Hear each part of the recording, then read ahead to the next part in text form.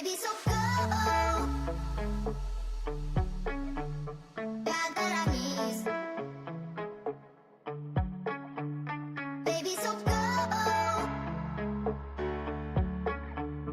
Gather our knees.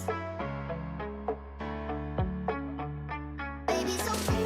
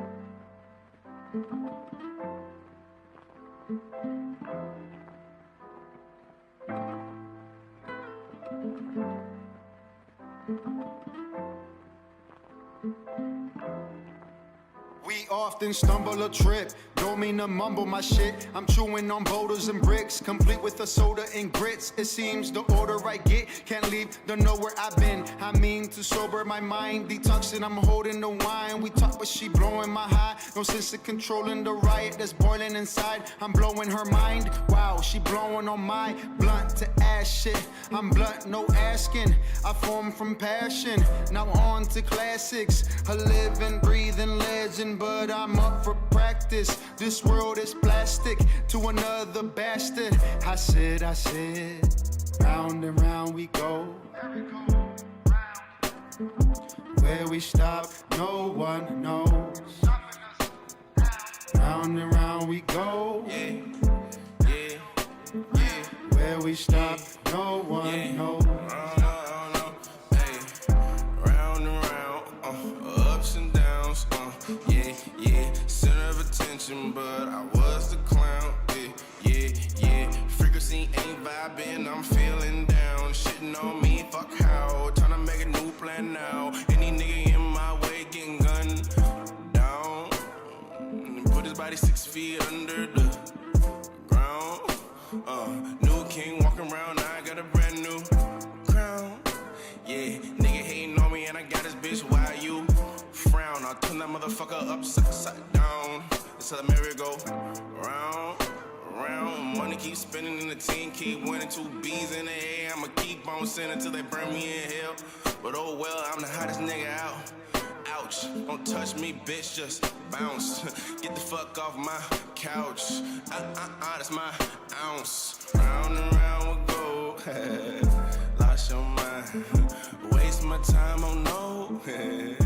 I'm on mine, yeah. 24/7 that grind. I gotta get mine. Make sure the team shine. We doing fine. Yeah. Fuck with mine. I'ma do time. I'ma stick with myself. I'ma do fine. Time gon' keep on spinning. Yeah, yeah, yeah, yeah, yeah. Time gon' keep on spinning. Yeah. Round and round we go. Where we stop, no one knows. Round and round we go. Where we stop, no one knows. A miracle in the making. Pen strokes when my soul feel vacant. Getting hard trying to find a replacement. Open up your vision, every verse does LASIK. It's hard to relate. Everything feels basic. Follow what my heart can't face this. You running out of time. Too easy when I chase it. I'm busy getting a grip. Finding a balance, no challenge will slip. Caught from a floor, she served me a zip. Loving her rise with a blade on her lip. It is I, the biggest bird, Third Anarchist, here for another glorious week in the UEL gameplay. And who's with me at the table right now? Let them know. The second biggest bird. Strix, what's going on? The biggest bird, the biggest bird, the biggest bird. And today we got a rematch between the Bucks and the Trollz. The growing giant of the South versus the fledgling trying to rebuild. Yeah, I think it'll be a good time. This was both of theirs first game of the season. They both played each other the first time. You know, Trollz put on a little bit of a show, but I'm happy to see where the Bucks are now. Yeah, this like with many teams, we're what 5 weeks, about 4.5 weeks into the season now. Oh, hold on. Ooh. All right, Havoc. All right, let me see this. Havoc continue his like 80% RPS win rate. Down 4-2. Ah! You see that? It was plus. Always, my man. Just bam. Gun right. is always plus. Let's go. So with that, the Trollz will get the choice of either playing or throwing it back, and we'll see what happens. But as we were saying, the Bucks did lose this match incredibly the first time. So this is just going to be more of a litmus test to see where they're at and if they're going to continue to grow going through the season, or it's going to be a rougher patch of growth. Either way, go look at the silver lining.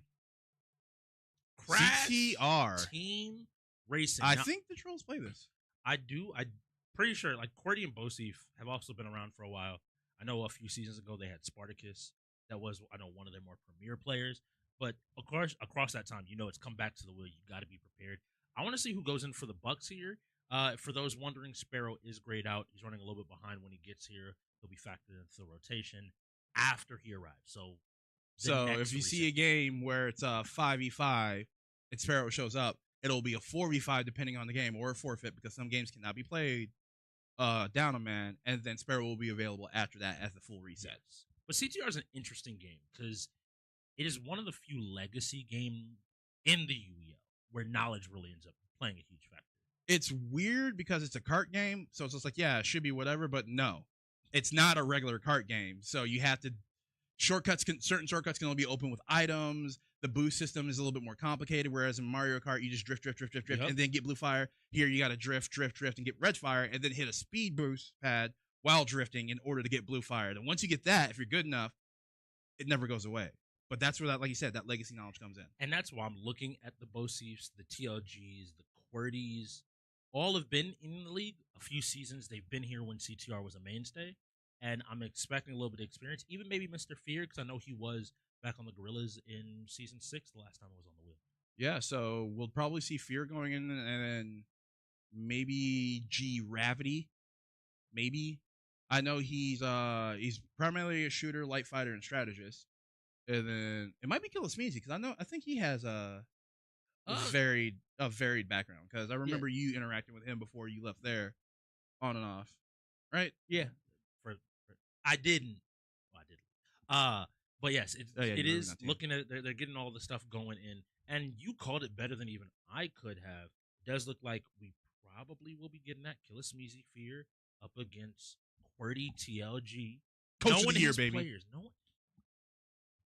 Oh, we need the coaching staff of the year award. By the way, I mean, that's a separate conversation. Honestly, if I get GM of the year, there's no reason either you and Juki should be online for coach. I don't know what you're talking about. All right. So, for those just joining us, if you've never seen UEL, what is it? We play a 4-hour game. 4 hours. 4 quarters, hour long, with only one halftime now. Yes, and we are based around 5 specific genres: sports, shooters, racing, strategy, and fighting. Books. And with those categories, we randomly spin a wheel of 33 games, and whatever lands, you have to send your players in, as you can see, anywhere from up to 7 players. You pick and send them in, try to win. Big thing to remember, though, lineups are like baseball. Where you have to go through the entire lineup before you can actually put other players back in. So if you notice with the Trollz having 7 people, 2 people went in. So if a prominent fighter rolls up and TLG's not available, there's a chance for the Bucks to go to the season. Looks like we got the next drill for the next game. Wreckfest is coming up. This is one of those 5v5 games I was telling you about, that having that man down is going to make a huge difference. If the Trollz wanted to, they can just race the race clean and win just off of 5 racers. They could, but they can also just bring one extra bus to a bus fight. Yeah, that's true. And that will also end up playing out. So we're getting everybody set up. We will let you know who is where. So I believe in the top right, we'll have QWERTY. In the top left, we'll have TLG, which means both of the Bucks players will be on the bottom. So that Trollz will be on the top, Bucks will be on the bottom. Yes. This should be an interesting thing. We haven't seen actually too much CTR this season. It's really interesting because I'm glad we haven't, because that means Hollywood's sad. I don't think Hollywood's sad. I think he's happy just to have it back on the field. I think Hollywood will forever be happy to have a game that he knows he might never have to practice and still beat 90% of people. That's fair. That's fair. So we will see here who is going to end up taking it. On a quick glance, who do you have? Do you have maybe some, and we're noticing something that we don't always see, which is a few different. So we have a turn setup for his card, player 1. Well, all that speed. mean? You can slightly modify the strengths and weaknesses of your cart by picking those choices. Some people like to play the balance cart. Some people, we saw a lot of times, the acceleration cart. Things like the turn or the speed carts. Each one has its own little nuances. So the fact that people are picking stuff makes me think, hey, these are people who touch the game and have a good understanding of it. Yeah, it's picking your buttons in the fighting games. It is, adjusting sensitivities, keybinding the shooter. So let's see. Up on the top here, I'm all right, looks like Smeezy and Fear, yeah, are off to a strong start. But coming up on top right, QWERTY jumps back up to the lead immediately. And it looks like he almost have Blue Fire going. And so I'm looking at this immediately just to say that if you don't know, these cup races are done by points. So being in first place does get you a large number of points. And if you're able to maintain that, you can sometimes win the game pretty heavily. But QWERTY looking incredibly comfortable, but is immediately being followed up. TLG thought he had a spot in third, but the Bucks were completely saying, nope, second and third are ours. And QWERTY, like you said, is pulled completely away. So the way... Well, weapon coming in on QWERTY, see if that resets enough of that lead. But I just realized how large that lead is. That blue shell lightning ball thing, they're going to need to hit at least 2 to 3 more of those if they're going to want to get him out of that first place position. I think this race is pretty much, this first track is done with.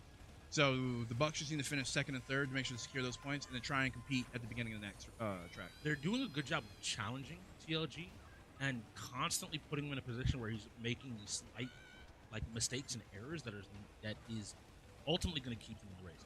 If TLG were to maybe get a first or get a second or a third here, it increases the Trollz chance of winning heavily. But you can see how everybody's just fighting. QWERTY is already done. Yep. As they have just finished their last one. So clearly QWERTY takes a 9-point win there, and then who gets those 6 is going to be the next big question. I think that's Smeezy right now doing a pretty good job of, distancing himself right now. It's looking like it's going to be the Bucks in second, and then TLG in third, and then Mr. Fear coming in at fourth. So as it stands right now, Trollz are up. They need to get a first place finish within these next 2 races, or it's going to be over. All right, we're on to the next race. You can see everybody looking over at the Game Master. There is the possibility of points becoming impossible to win. Exactly. So it's a game that you have to kind of really keep track of. That's what if QWERTY wins all 4 races, it won't matter. But what does matter is where TLG is placing, because the higher he places, the harder it is for them to have a chance. Exactly. You can't. The numbers won't matter if he locks in first place. and then TLG backs up that last point differential. Trollz won RPS, right? I believe so, So- yes. And they took setup as well. So then this is clearly we're seeing why QWERTY is so good. Like, this is This is his pick. practiced, ready to go. He's about to take. Good job dodging the power up there, Did he hop the edge of the map? It looked like he hopped the Think edge so. of the map. and he took Yeah. another shot. You can't always escape it. You can't just get away. Looking, players are doing really well, just keeping up. Ooh, unfortunately, Fear slides off the track and losing that little bit of momentum he had. Now he drops a little bit further behind TLG, and these gaps between each position start to slowly grow. You see QWERTY getting ahead further and further, and you see it, if you look at that icon on the middle of the screen, that's the representation of how the map is going, and that gap just slowly gets bigger and bigger. I think he's at about a 4.5, 5-second lead right now. Each turn, you can see that gap kind of widening each and every single time. The one big concern, if I was a Bucks player right now, is the fact that that person fourth, that lead is also spacing.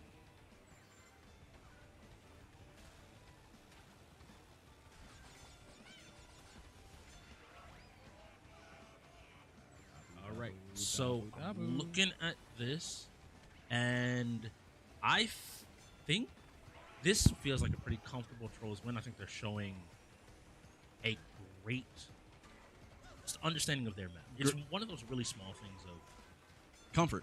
yeah. And when you're comfortable, how do you play even in a new venue? Ooh, Fear. That's rough. It's pretty difficult.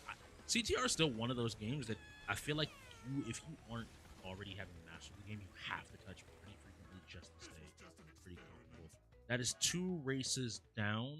And TLG just took second, so they have to take first, second this next race now if they want to go to the fourth. To statistically have a chance. It's interesting, man. CTR is a rough game also to start off the night with. I feel like it's one of those games that you would hope to roll later, maybe catch somebody off rotation, catch them in like more difficult situation. To have like, you very rarely want to see optimal lineups, even with the best people, right? Thinking back to last week's matchup, Clips and Reapers, when you get into those CTR matchups where everybody's really good, then every little choice matters. So Is this a shortcut? Or is that how the track? That was a shortcut. okay, let's go. And Fear is currently, I believe, in second place. But QWERTY once again running. Every time he loses it for a split second for just a moment, but is always able to get Yeah, that back minecart was a second. shortcut, so he cut off a portion of the track. Okay, I'm sorry, I was listening to you, but I was like, is that a real shortcut, or is that like a part of the track? It's the design is really interesting again for this game. And QWERTY hits it again Yep, there we perfectly. go. Oh well, he lost his boost, so Unfortunate, but you can still see the person in second place, a Bucks player, is quickly approaching, quickly moving up on QWERTY, and they're trying to catch up. That lead immediately widens back again. yeah, this is looking like a done Zeno because I think QWERTY's getting to his last lap now. Yep. All right, yeah. After 3 of the 4 Look at races, the gap. after 3 of the 4 races, them having not taken a single first place. and TLG managing to take the second place should statistically put them out of the running. The big thing here is you already know this, so you shouldn't worry too much. On the bottom, Ooh, QWERTY getting hit by the minecart, but yeah, he's just so far ahead it doesn't even matter at this point. that line in the middle is such a great graphical representation because you can see he is basically half a lap ahead of anybody near him, About a 10-second lead now. and he's about to finish up the race here any second. And that should be it. Even with TLG finishing in fourth, that second place he took earlier eliminates their mathematical chances. It's an interesting game because it really does come down to support sometimes. If you have a good support that can take a second or a third in a race, it does take a lot of pressure off of the person in first place. And TLG looking to come up now in third, and some of the item usage in this game was a little bit questionable as well. I noticed a couple times where you have to be a lot more aware because even though we're playing on teams, the game, It's still free for all in game play itself. and so if you're in second and your opponent's in and an opponent is in fourth, maybe your teammate in third doesn't want to throw something at you. They might want to hold off. Yeah, you don't want to like As a be in fourth defensive place tool. and have a missile, Yeah. and then your teammate's in third, and he's about to make an overtake on second, and you hit him, and now you drop back. But immediately into Wreckfest, 2 racers to start off the game. I'm sure Havoc is super happy about that. I think the Trollz in general are happy about that. They've shown themselves to be one of the stronger racing teams overall so far this season. They've consistently managed to put pressure on any team, whether it's Forza, whether it's Wreckfest, and to kind of show their prowess across the board. This also giving them a full reset. I think if you are playing a 5-man into a 7-man, your hope is to almost never really hit those even 2 to or 7 total games. So a 3 into a 4, a 2 into a 5, because now they're gonna have a full reset and you're gonna be off. Where whenever possible on that 5-man, You want to hit those 3s and 2s, and then maybe a 4, and then like another 3 they're or 2. always off, and there's always that chance that we sent TLG in for this and a fighter came up. Okay. Yep. Well, that's not a problem anymore. Yeah. But guess what? That was a Switch game into a PC game, so our 2-minute setup timer. And that's on the Bucks. So hopefully, because CTR was only 2 people, the coaching staff over there and those 2 free players were able to get the game started, the server started, and all that. It's one of those things you have to be immediately ready.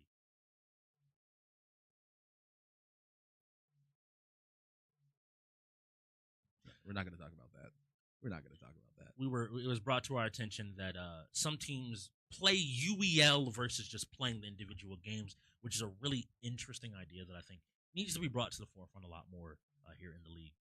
A lot of teams try and go for numbers or certain style of gameplay to display raw dominance, which every team functions and works its own way, but at the end of the day, the win is what matters. So if you're able to control the clock, keep game counts low, keep things in your pacing, how you win doesn't matter if everything went according to plan.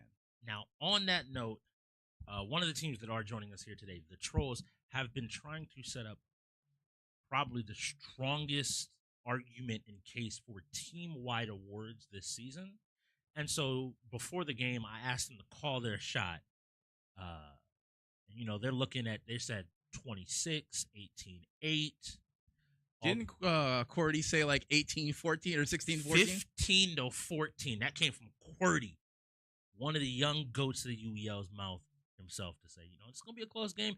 If he has faith in the Bucks, Yes, I do too. I do too. Hey, I think. If a guy who led the first whooping they got saying, "Hey, man, there's a chance that this is a close game," says it, trolling or not, you kind of have to put respect on it because it's his decision to say it. I also think this is a long season. Like, this is the difference between the beginning of January and the middle of February. There's a lot of games been played. There's a lot of practice time that's been put in. I do think that the Bucks have a lot to show, and we're going to get that opportunity. They ended up having to. It looks like someone burned there's either a technical timeout, I think, here, or one of the teams burned a timeout. Wreckfest is one of those games. So for those that haven't seen Wreckfest, maybe you can explain it to people. Why do you do this every time we commentate together? Because I know you love Wreckfest. I hate it. All right. So Wreckfest is a very it's a video game. Mm-hmm. The way we set it up here is a local area network game where you get everybody in. All right, so we got buses. All right, so going really quickly, we have on PC2 we have Smeezy, PC3 we have Fear, PC5 we have Gravity, PC6 we have Baba Yaggins, PC7 will be Psycho, PC8 will be Havoc, 10 will be Loki Brent, 11 will be 50 Cal, and 12 will be PC. Who's aptly named Bosif. So Trollz are red, Bucks are blue, and Bosif is getting dragged down the track right now. Lost a lot of damage on that contact. So here on PC3, Fear is being pushed around heavily. BC6 is catching. Hey, buddy, you might want to, move. I think Baba Yaggins is experiencing the most real version of Wreckfest possible, where you pick a car thinking this is a racing game, when the bus is definitely safe.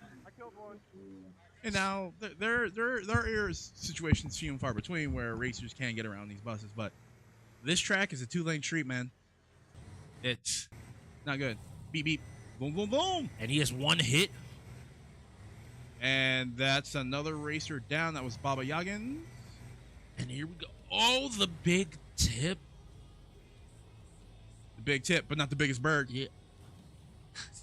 So now I'm sitting here, good reset, manages to avoid some more damage and is able to keep going.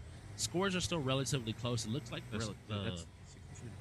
well, they're relatively close considering. To me, they're down a minute, right?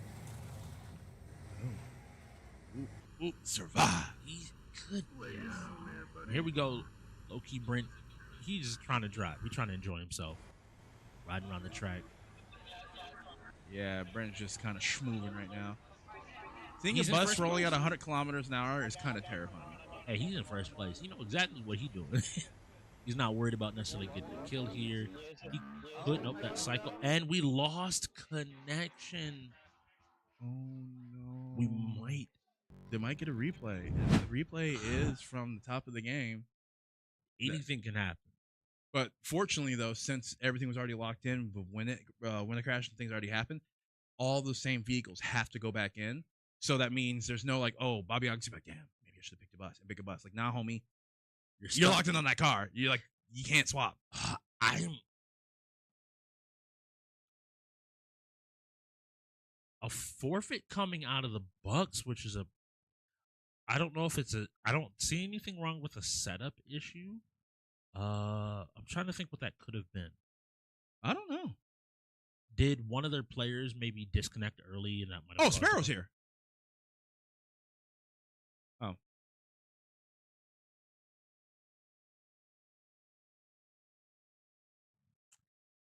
And so Oh, so he left? giving you a heads up, exactly what I was starting to say there. We got confirmation. We got confirmation that the Bucks were hosting the game, and because they were the host, one of their players left, and by leaving, Caused that- the entire lobby to crash, therefore forcing a forfeit. it's a small thing. These are we mentioned the baseball with lineups. There's a stat in baseball, I believe, called unforced errors. And Where, that's like- when you mess up. All you, brother. And there's so many times where in UEL we just saw one of those where, hey, Like, we understand the frustration. we Get up understand- and walk away from yeah, the we know the game is over. We get it. But, like, don't make it worse. Yeah. Don't in your anger like, that cost a forfeit, and you don't know if maybe there were 5 games you came in to Expecting the day. to not play. Like, legitimately just, nah. I'm gonna say the one that I think most people in the league look at, StarCraft. Now you have to play StarCraft. If you use your other 4 forfeits and then it rolls. And that's a 15-minute game. And you better pray Havoc, 50 cal, and Psycho aren't available. I want to see StarCraft roll today because I just love me some StarCraft. We get something interesting. We're following the Zerg player the entire time. Sure. Whatever Because you say. me and my sensei, Billy the Goat, are going to critique them. That's your senpai. Yes, actually, yes. Billy taught me how to play Zerg effectively. Okay. Yeah, like, I'm happy for you. yeah, man. I'm happy that people are happy playing Zerg StarCraft. bugs go burr. And a Penalty timeout. Sheesh. Sheesh. So not only did Fear cost a forfeit with leaving the game as host, lineup was not sent in properly. So now they're down. Correction. That was the Trollz that didn't send lineup in. Wait, what? What? And this is something I was Ah, you talking got- to. This is something that I talked to you before we got on. The Trollz are positioning themselves essentially as number 2 in the South. That is how they are holding themselves. That's how they're looking to be viewed. So they're the ghosts of the South of season 7 or 6. Yes. The ghosts were number 2. The ghosts were legitimately number 2. Last season. Yes. Well, let's say season 6 for obvious reasons. No. Because Season it's 6, season they weren't number 2. I thought they were season. They were number 2, weren't they? Because it was 3, but they were number 2 in the division because they were over the Bucks. We're digressing by making it really bad analogy. Either way, the point we're trying to get at is the Trollz are trying to build themselves to be the Yes. number 1 team, number 2 team, aiming for 1 naturally, but the number 1 team battle this out. And those are those small unforced errors that we're saying that about the Bucks. That's an unforced error and a timeout that every teams don't like burning timeouts for no random reason. No. Okay, so I want to ask you, both these teams have some shooters on them. How are you feeling about Gears? Now, especially with us, the way we've been practicing, being the same team. What are your feelings about Gears? How do you feel about the overall? I'm gonna give you my opinion as a gamer first. I personally do not like playing Gears, but I do enjoy watching it because third person over the shoulder shooters are fun and all, but the way Gears operates on the axis with the way the game plays with it having FPS settings in it, but then randomly decides when it wants to be a third person shooter. Like if you mount a wall and you shoot too soon, you fire where your barrel's at, which is usually behind the wall still, which is annoying, not where your cursor is. But as an end gamer, I like the game because it forces proper teamwork and communication, and a lot of shooters just find your comfort and go. This game also rewards knowledge on knowing where spacing is, how to challenge power weapons, and so as an end gamer, I think it's a great game. As a player of games in general, it can kick rocks. So we're on checkout. I like this map. I remember this map. When you get in this map, one thing a lot of people go for is one of the power weapons in there. We see Psycho going ahead and picking up. Now, for those wondering, PC1 is Sparrow, PC2 is Killer Smeezy, PC3 is Fear, 5 is G-Ravity, 6 is Baba Yagins. Beyond that, Flamemeister, who we're watching now, is Psycho Flame. He loves his shooters. He loves his game where he can start to really put pressure on and show off a little bit.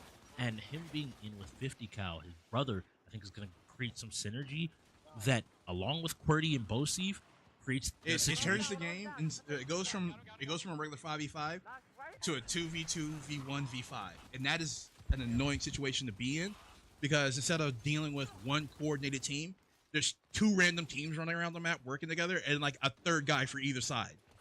So now it's like, all right, focus these two, and then the other two show up. It's like, all right, well, go after those guys, and then the third guy shows up, or the other two speed. Because it's a competition within the team, as a team, against the other team.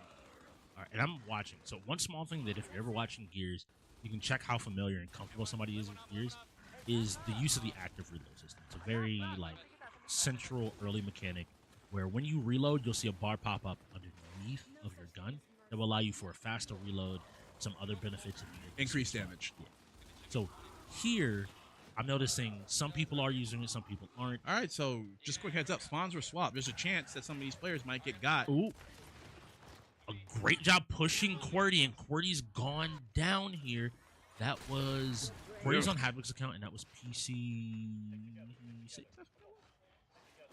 So that was all right, Baba so we got Yagins. Baba Yagins rolling in. Here we go. We've swapped back over. We're watching. Is that the Carmine skin? Not the Carmine.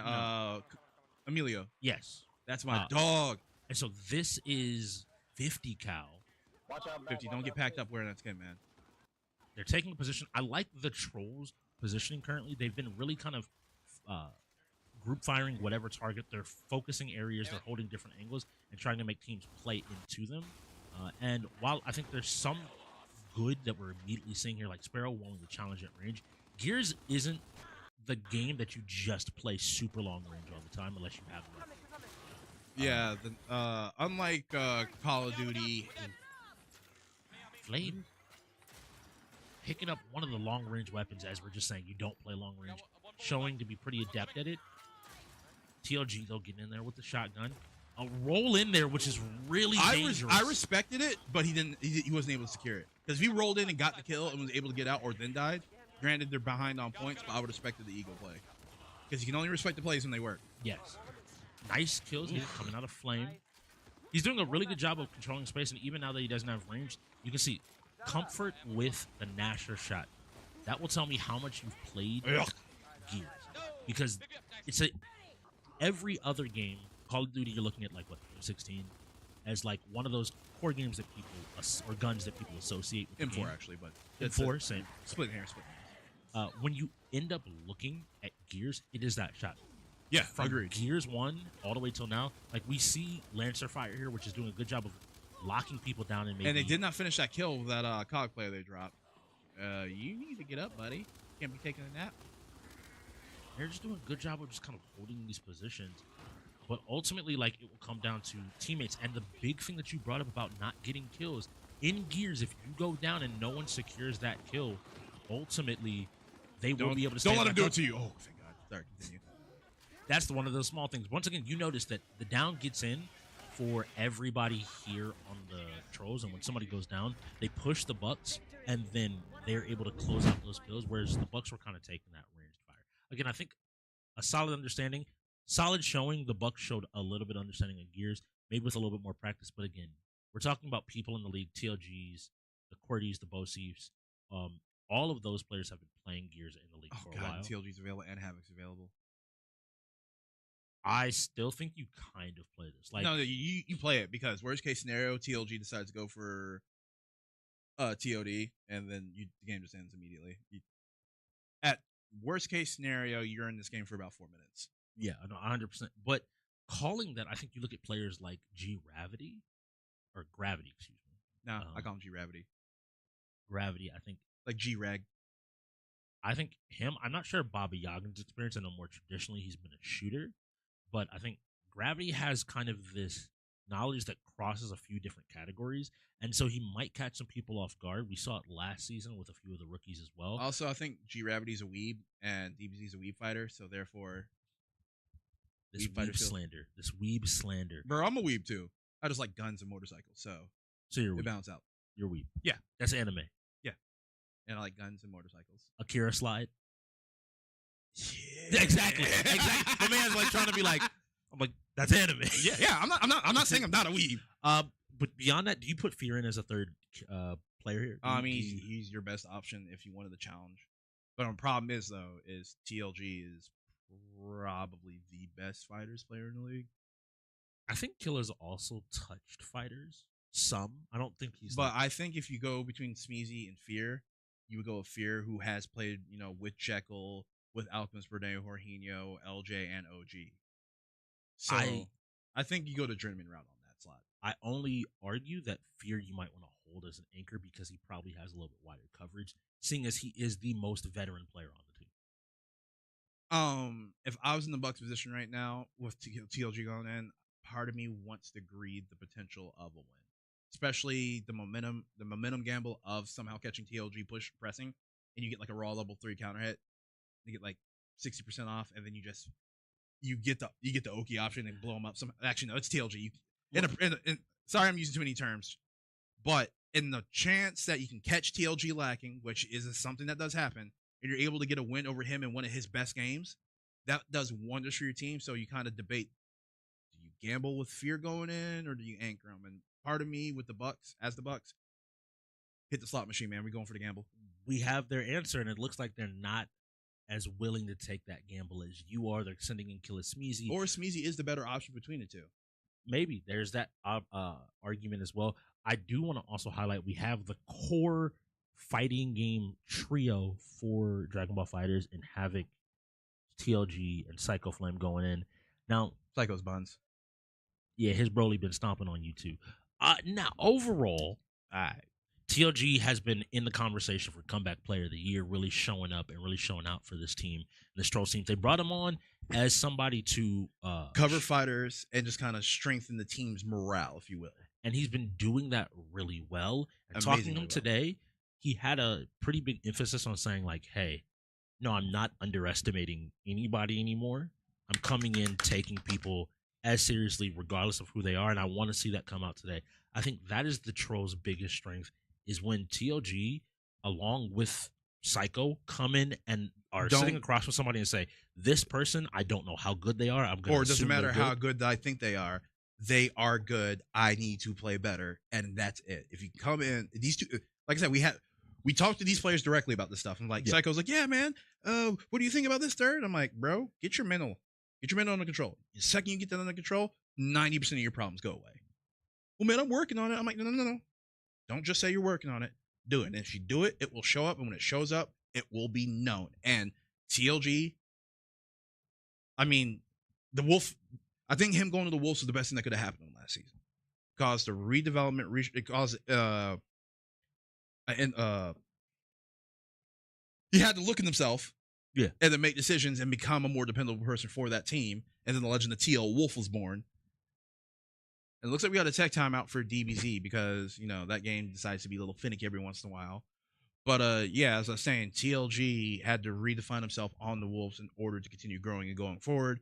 And now you have Psycho here on the Trollz, who It's actively known in the league. Bit of a hothead, easy to tilt, but we haven't seen that now. So I think that that's something that's really common with the younger players in the league. Like, you and I are, for lack of a better way, people that don't know, we are on the older side of people that have played in the league actively. But Except what for is- Havoc's the oldest. Havoc and Pop, they're old men. Old. he will. I'm about to. I see when you start getting to that, I'm like, you know, you're gonna get washed. Oh yeah, down the 100%. boat. But ultimately, what I see out of a lot of the younger players when they come in is, you feel like you're a goat. You feel like you're godlike at whatever. Man, game my you friend play. group, I'm this. My friend group, I'm that. My friend, I'm this rank. I'm this rank. I'm this rank. And then The UEL is a new pond. We always talk about big fish, small ponds, whatever. The UEL Frog is in a a well. very different pond for people to come in and realize whatever your game is, the pond you is might full of run people. into somebody fighting game wise. Okay, we will be getting started here shortly. But place where there are people that compete on the biggest place in the world, just as much as that person that's never left their room and stayed home. So here we go. We're watching TLG and Gravity. So we have Havoc on the adult Gohan, TLG on his patented Super Baby, and then Psycho on his Super Broly. And then who's this TN that's getting? Gravity is the TN Oh wait, or is and UI Goku. So currently, TLG is on the adult Gohan. okay? Never mind. That's Goku. That was Goku. That was the Yes. Super Baby. Boom, boom, and here we go. And then UI TLG going. Damn, I forgot UI Goku buttons. Bobby Yagan seems to have started to work on some things, Oh. getting a few hits in. TLG feeling a little more comfortable. You can see the kind of focused look. Normally, this comes back to that whole talk we were just having. We can look at TLG and sometimes he's laughing, having fun, kind of just playing around it. You can see him kind of toying with his food a little bit. Here, you can see like the smiles are coming out, but at the same time, he is straight up focused, looking to do as much damage. Last time, he didn't even get a chance to touch this game because Cycle Flame took out everybody on the enemy team before. And you can tell that he's a changed man and a more focused man, because when he was getting hit by the UI Goku, it wasn't like, oh yeah, I messed up my thing. It's like, all right, I need to respect this character's buttons. Yeah. And now Killer looks like he's played a little bit, but one of the big things is that TLG probably has seen this matchup more than almost anything else in the league. That's This could TLG's be- dad. yes. TLG's dad. Confirm it. Oh, Nice job actually catching the finishing the spark. string. Finishing the string saved him, because I don't think if he finished that string, it wouldn't have killed. He could have killed with Super there. He has plenty. But this is the thing about Super Broly Zow. is if you aren't safe, he does hella damage, and we'll see Havoc able to confirm here and get some more damage. He isn't able to. Maybe. Ooh. This means you stop mashing. Take your time. Ooh, you should have chased after that. Vanish. Just roll him. Oh! The big call, but the level 3 catches him. This is going to be a kill. Now, here's the thing. It's a situation where Psycho's going to come in and stomp. Psycho's going to start with stomps and win. Stomps can be beaten. The big question is, does Killer recognize that? Has he looked at what? I mean, he has a magic He does. pixel. He just stomps. I think I was going to say to you, toxic. I love it. so I was going to say to you, you're overthinking it because I will level 3 somebody that's been pressing buttons all day. On reaction. I'm not going to even think about Ready? Fight. Dead. it. Just scream. A great job from the Trolls. Maybe a little bit closer than some people expected, but I think Wreckfest that's was the looking last pretty game, good. right? Yeah, Wreckfest That's was up good before right now. this. And when it rains, it pours. We're going into F1 with Havoc available. I want to see, who do the Bucks have? Normally, we see Solo as their racer. Yeah, Solo Normally- Dolo. He's not here. Yeah, he's not here currently, so I want to see who maybe has been touching this game, maybe been experimenting with it just to see. It is free over on Game Pass, so even those PC players, if you have Game Pass, go ahead, hit up EA, hop on it, get some laps on it. And Sparrow looking Xbox. comfortable, ready to jump in and play. Is that man wearing a turtleneck, or is that just like a really comfy looking sweatshirt? I don't know, but he looks comfy. He's here for business. Sparrow looks like he just did an Apple product review. He is giving promo. Apple, Yeah. He's Check giving it it out. big Apple AirPod vibes. 8s. It costs 4 times as much, and the volume's only at 30%. You're welcome. But the aesthetic and the ecosystem. The ecosystem. Eco. All right, this is why I can't. This is why I can't with you. But it is Trollz set up for F1 as you see them with their magic tablet. Their tablet of commandments, if you will. The UEO commandments. Thou shalt set this game up properly or forfeit. The Bucks will be player 2. The Trollz will be player 1, with Havoc going in for the Trollz and Sparrow going in for the Bucks. There's comfortable and there's uninterested. Does Sparrow play racing games like that? Because he looks like he's like, yeah, cool, whatever. Like Sparrow, I think, was one of those prospects that was really looked at pretty heavily coming into the season. So it wouldn't surprise me, especially with him having been around. He was definitely available in and watched a lot of last season. So I'm expecting them to have to like maybe pick up some of that and learned exactly time just ran out on setup. So that's going to be on the Trollz, I believe, if they want to call the timeout or forfeit it. Oh, no, looks like they got it in time. Yep, they just got right into the race.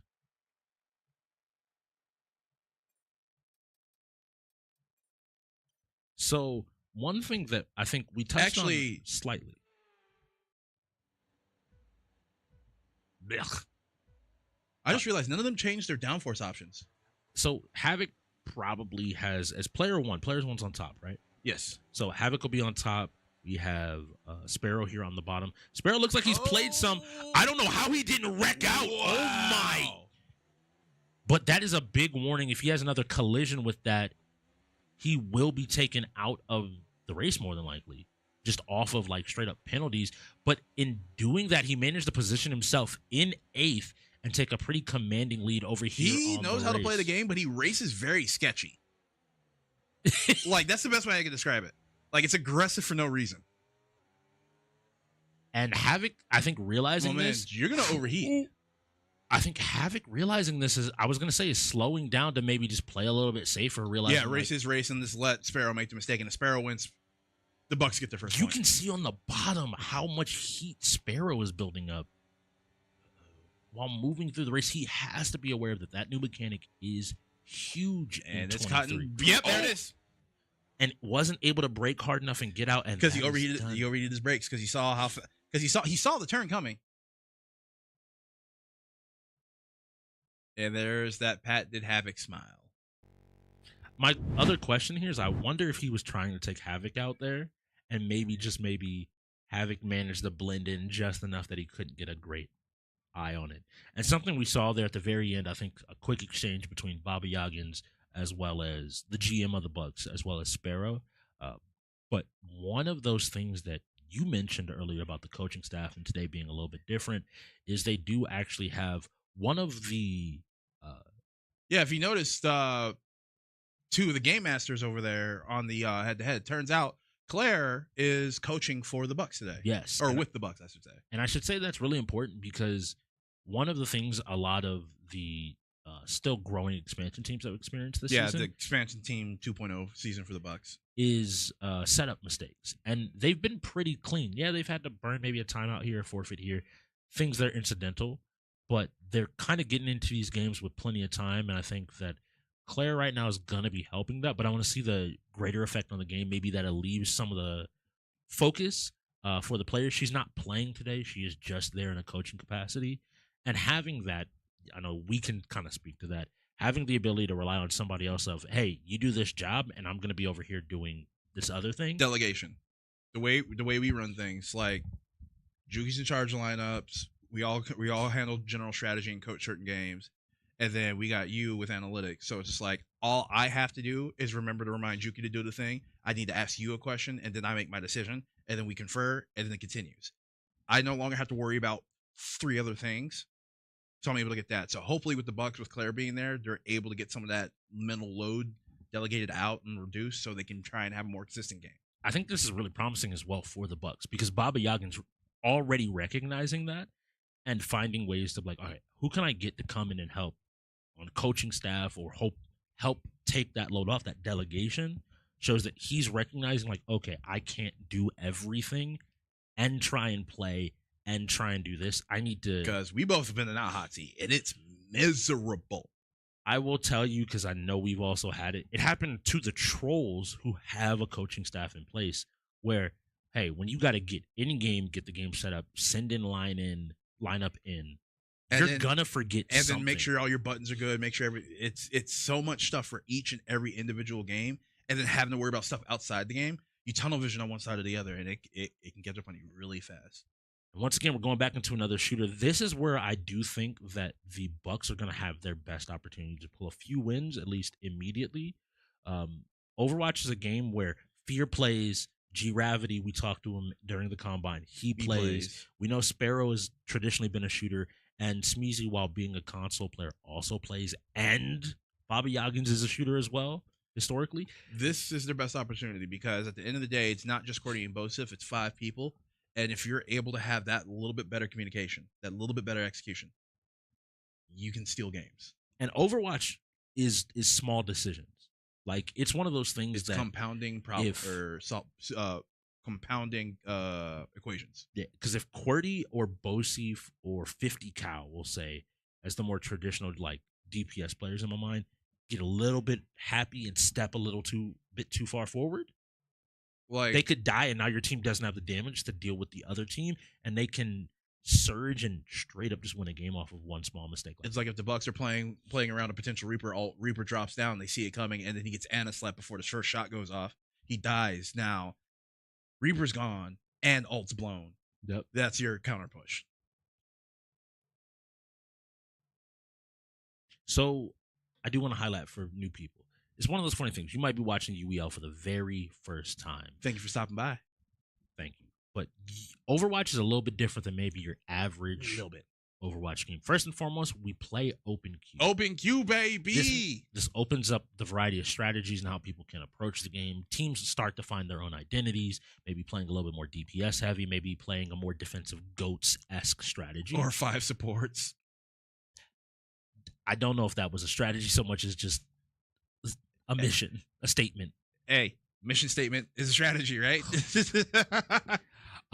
And so ultimately, what we end up having to do is we will pick a game mode. So the winner of RPS and setup, in this case, setup should be Setup's on the Bucks. So Bucks give the choice of either map or mode.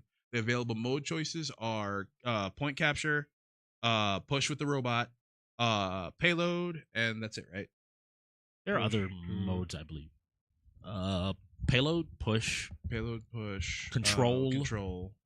There are some other game modes. The big But those thing are is the main 3 we see in Yeah. the league. people tend to pick one of those 3. Now, the big things with those as well, in something like Control, where both teams can play for the point, that will be one round. But if we play something Payload. like Payload, where One team you're gets escorting to the cart, escort first. The other team has the opportunity to escort back.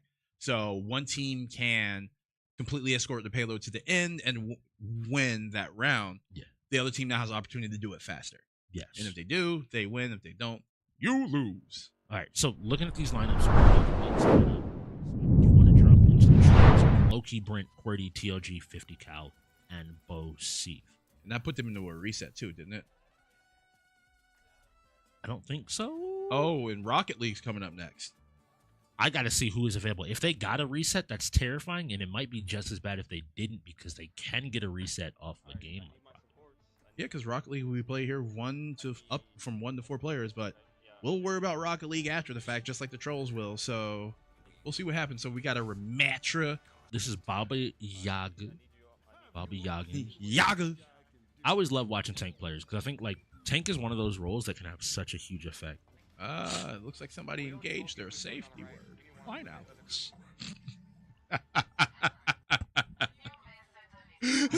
We all hear a lot of very interesting speech here at the UEL. Pineapple being one of them. You might hear people yell out tempo. Or Siempre.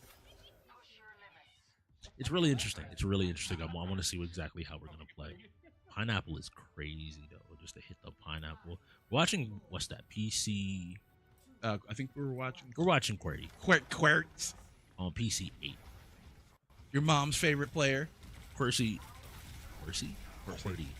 All right, as they step up here. All There's right. a joke in that, but I'm not going to say it. So, really quickly here, I like the decision to send QWERTY to just kind of attack this middle area to get to the cart. We see a lot of teams get caught up on the cart right at the start here by trying to push through those direct front doors and just take front to back team. Good fight. hook on the Bastion, but are you gonna finish it? Yeah, I think so. You got a good healing and wow, and that's what we're Great talking about. Bastion gameplay there, and great support from the healer. Yeah, looking for an opportunity to play, and the Trollz' momentum has already been stopped. I was gonna say coming out and attacking kind of their defensive wall early on, And there into a goes the Bastion ult. That was good timing with the Ramacha punches coming up, and that Bastion ult to push him backwards. Great teamwork. And like we said, this is their one opportunity. This is their opportunity to show their level, to see if their teamwork is better than the Trollz' teamwork. It's Overwatch is one of those games where that ends up being huge. Once again, they're still trying to come out of this side. Punches. Trying to he got the heal off. Bobby Yagin's taking those fights, but I love to see more and more. And he pops the ultimate. He's getting punchy.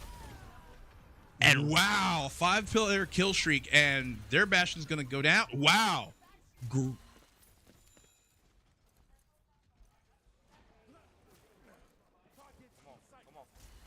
So it turns out the Bucks, Baba Yagin's really digging into those resources that you can find on the internet. Got a full-on coach for the team for Overwatch, and we are seeing the fruit of that work right now. This is what I'm talking about and how the league is evolving. People are recognizing that, hey, I play some of the games level. If I'm not a specialist in it, why don't I bring somebody else in? Why don't I have them help me come up with a strategy? Ooh, but the but that QWERTY Roadhog ult just pushed everybody up the hill, and then you have cost damage behind that, and good to go. TLG on Lucio with the Killmonger locks. You know better, dog. He's out here fighting this Orisa and buying so much time for his team. The Orisa is, if you're a tank here, you're looking to kill the healer and get back. No. You did not just let that happen. You just got 1v1 by Lucio. And you hear TLG's comms coming towards the end. I will not repeat that.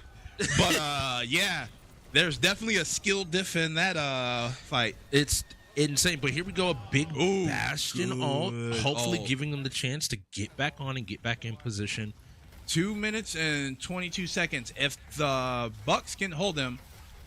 Bobby Yagens is getting low. Yeah, Bobby Yagens with the punch. I think he got the trade off, and I think that trade works in favor of the Bucks way more than it does the Trollz. He managed to stay alive, I'm pretty sure. Oh, no. Did he get the 3 kills, too? Healing, yes, all 3 of those.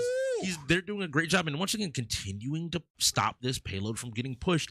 They're forcing the Trollz to refine the momentum over and over again.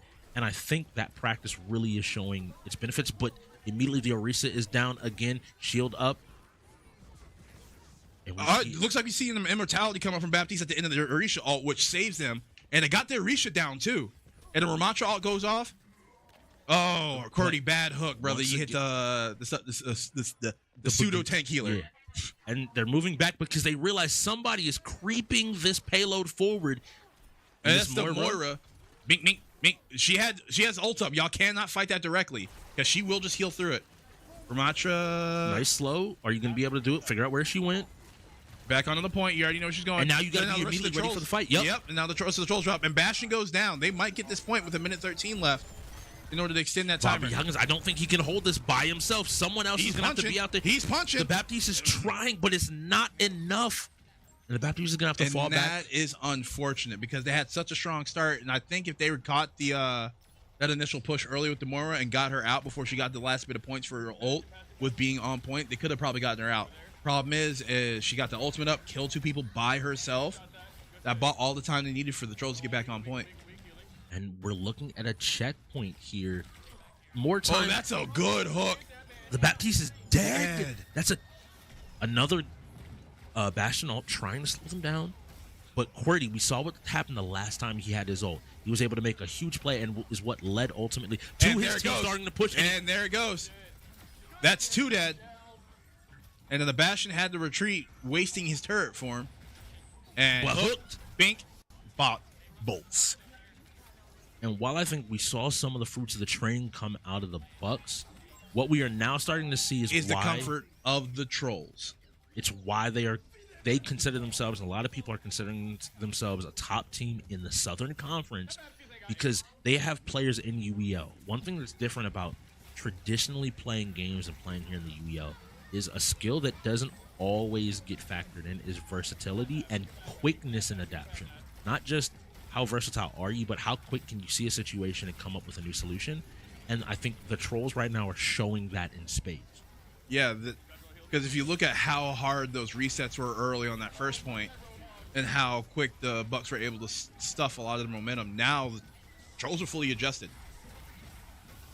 What is he doing is what's being screamed out in the arena, and like that, Bobby Yoggins goes down, and it's looking like the strategy of the Ramatra, because it looks like the strategy they learned was Ramatra based, with Ramatra being your main counter pusher, and then everybody funneling their resources and the support into him. Now that they realize that, get rid of everybody else. Let the Ramatra run around for a little bit, have your healers heal whoever he's focusing, and then once everybody else is gone, get rid of the Ramatra, and it's been working. And if I was seeing that correctly, unfortunately, Bobby Yoggins had popped ult on Ramatra and won't have it as we come around this last corner. And that's something Unless you would he's able to build definitely it. need. And QWERTY's 85% of the way to another ultimate already. And then QWERTY has yet to kill less than 3 people with his ultimate, or less than 2, and displace 5. 95%, they're calling behind, so we see some flanks coming out. He has the ult. I think QWERTY's starting to look for that opportunity. Brigitte got hooked and killed. Bastion is dead, and if they get them all in the spawn, QWERTY can just ult. Yeah, he can just ult and push them all back. And you see him stepping up now, getting ready for it. They'll probably rotate left. All right, so we'll get the kill on the Ramatra, and now that you should just be go. game. Yep. And there we go. just Like you ult said, into the space. Pop's ult just makes a space where they cannot walk out. Now the question is, do the Bucks have a different strategy for pushing the payload? Because if they do, they definitely need to break it out now, because they've already figured out how to deal with the Ramatra strat. It looks like Bobby Yoggins, does he not realize that they have another opportunity to play? I think he might be actually talking to his team right now. He took the heads up off and he's adjusting them. Or addressing them, I should say. Well, Escort is 2 rounds. We heard it coming out. Once somebody again, left the game, though. this is why I'm saying that. So are they giving up another forfeit? Ain't no way. 2 people from the Trollz left. It might be a forfeit Trollz.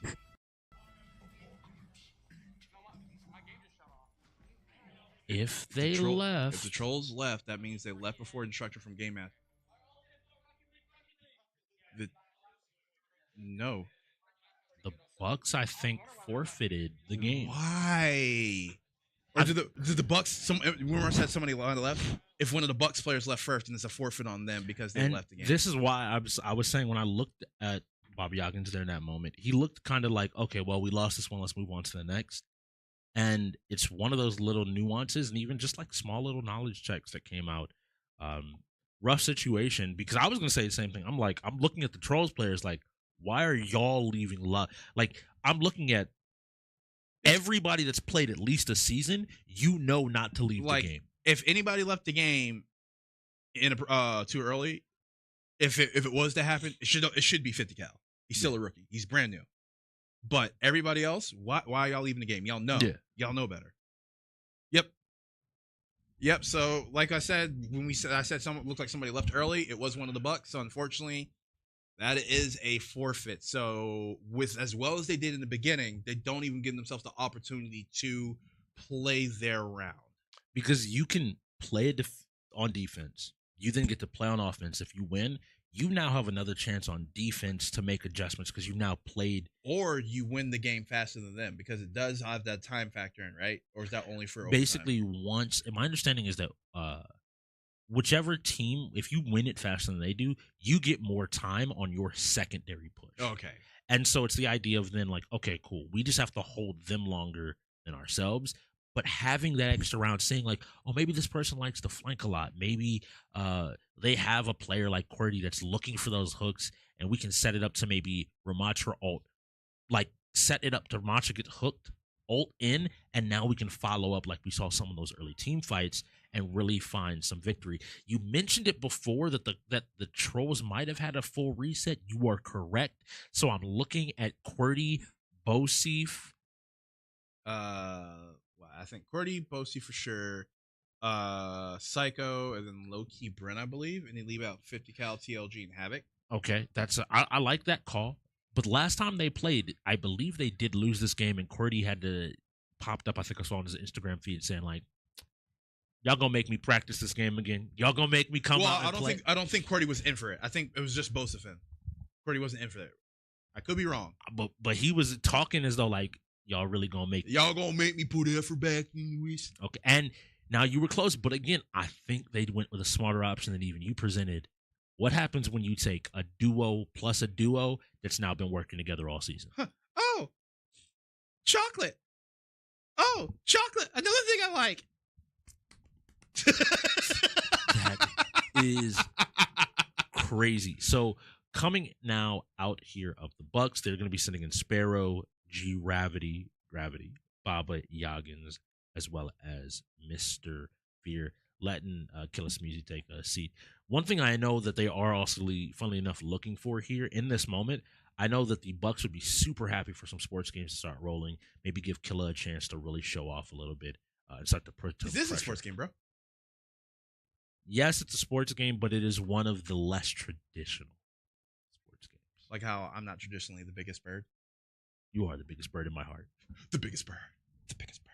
The biggest bird. And here we go. We're coming up on setup timer. For those that don't know about Rocket League is as well a little bit different RTS-wise. Pick map and mode. So it looks like we have traditional Rocket League coming out for whoever ended up And making this the is decision. 50 cal. Oh, no, they're Oh, playing Heat Heat Seekers. Seekers. Oh, Oh. Heat Seekers is going to be fun. Demo. Psycho Flame demo somebody. 50 cal and Psycho are just. So this is a patented strategy when it comes to Heat Seekers. If you are able to, Demo enough people.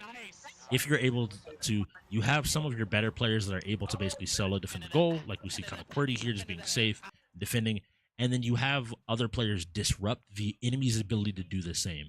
It looks like they didn't even have anybody back. I think they were trying to avoid getting demoed. And that chaos is really good for being able to just stop you from being able to play the game at all. While we watch QWERTY here, again, he's just watching. Notice, he's just looking for the ball. He doesn't have to care about anybody else coming from the other side. I need one of the Bucks players to maybe look across and be like, hey, maybe I should threaten QWERTY. Don't just let him sit here for free and line up this shot. Because you look over in the goal and what's able to happen, one of the Bucks players a little bit slow there, playing a little bit far back. This mode, I think, tests your ability to play defense pretty well.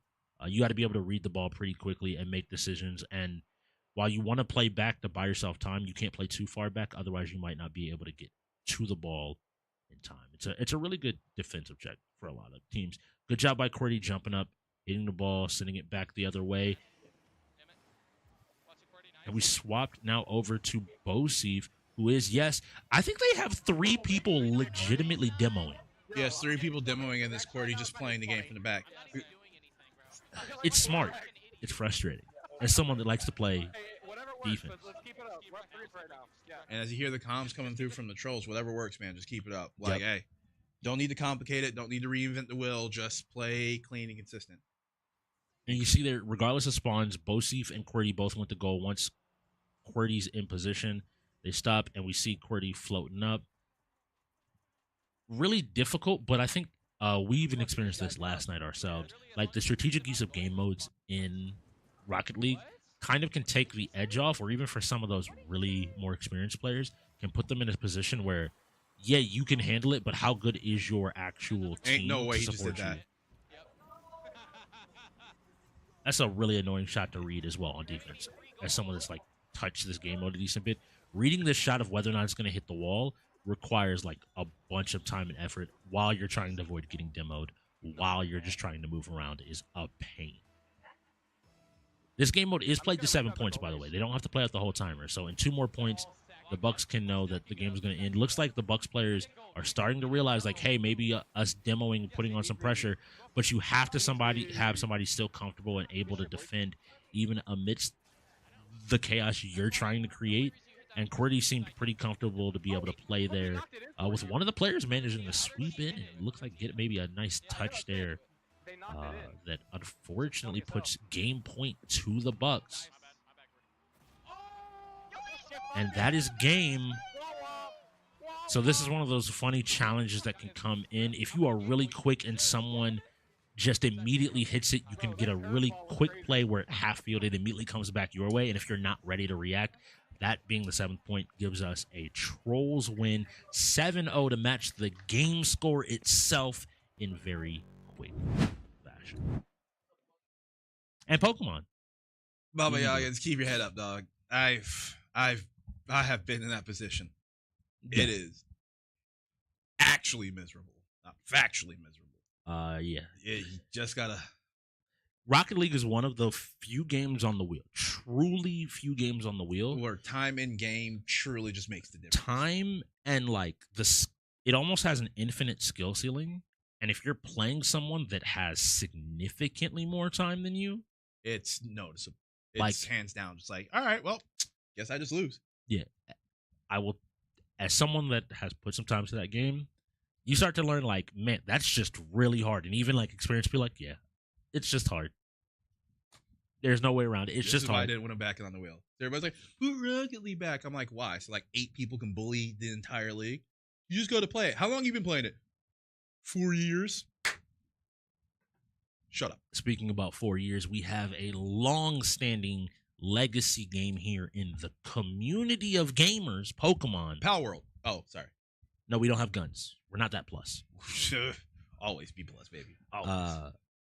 Overall, though, Pokemon, I'm interested to see. I'm wondering. So it's Gravity and Havoc going in. So No, I think I've heard that like Havoc, having worked with him as well, he's traditionally been kind of one of the strategy specialists for the team. He's really been helping out there. Gravity, I want to see what he has to bring. Once again, he admitted. I wonder what website sponsored these Pokemon. One of the things that Gravity did admit after being drafted was that he had been a little bit more conservative when talking to teams. Gravity was ducking us. He didn't want to be a Cobra. Forget that guy. I didn't say any of that. Nah, I'm just kidding. And honestly, Gravity was really candid during his interview and gave us good information, but he didn't want to oversell himself or undersell himself. But And we get the chance to see some Pokemon. I'm happy to always see Pokemon.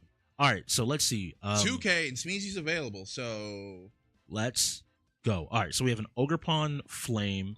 We have a Rillaboom with an Assault Vest, so Hey, should what's be that pretty third tanky. Incineroar with heavy duty boots. Booties. Urshifu with Choice Scarf. This is a pretty mainstay. Farigiraf with Throat Spray as well as a Fluttermane. I believe Third Spray's a wild thing. Farigiraf actually. I feel like that's a slur. It's a. I can't. Even. It's the evolution of Gurgafig, which also sounds like a slur. I hate it because like I want to say it, and now you've messed up my ability to pronounce Pokemon's name.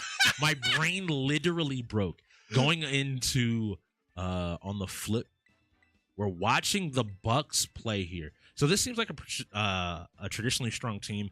Actually, one of the longtime famous Pokemon players won a tournament fairly recently with Farigiraf. So it doesn't surprise me that it's starting to get Speedy, some play. where are you? I need you. Strix needs a competent co-commentator for Pokemon. I'm just gonna scream Darkest Larius memes for the next 10 minutes. Oh my goodness! But overall, like looking at the Bucks team, it is meta in terms of general Pokemon sound. Now on the Hey, that giraffe got a hoodie on. flip side of this, the Trollz pick is a very interesting team. Farigiraf, yes. I don't know if you can say that during February. Oh my goodness. All right, so looking out here, we have the Rillaboom coming out. It sets up Grassy Surge. This gives him the opportunity to maybe use that Grassy Glide at priority, but he's going for the Fake Out. This will make whatever he hits flinch, basically making whatever its turn is irrelevant. And now he's trying to decide how he wants to set up with this Farigiraf and see where he's making a point. I did not see what he picked, but we'll get to it here in a second. Waiting now on the Trollz to maybe make a decision. The big thing about Pokemon is even if you kind of know Pokemon, because of the way that things are played, setting up will matter here. Maybe I guess he expected, like we saw yesterday, maybe the Garchomp trying to set up here. A Reflect setup, Exosaur going in. I like to Reflect early because you see in the Garchomp with the potential Draco Meteor and potential Earthquake. I don't know if Earthquake is meta right now, but Draco Meteor is It's something. always meta. Okay, true that. But respecting the potential Draco Meteor, which I believe is Draco. Somebody just quit. I don't know if that was intentional, but I think the Bucks player just accidentally quit the game. The run option is how you surrender, I'm pretty sure. Ain't no way. And I'm pretty sure he meant to hit Pokemon and accidentally quit the...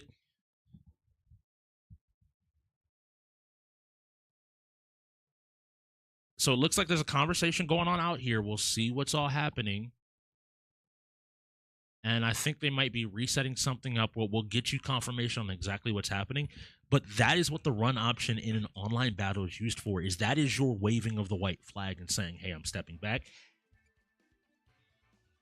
Were the rules set up incorrectly?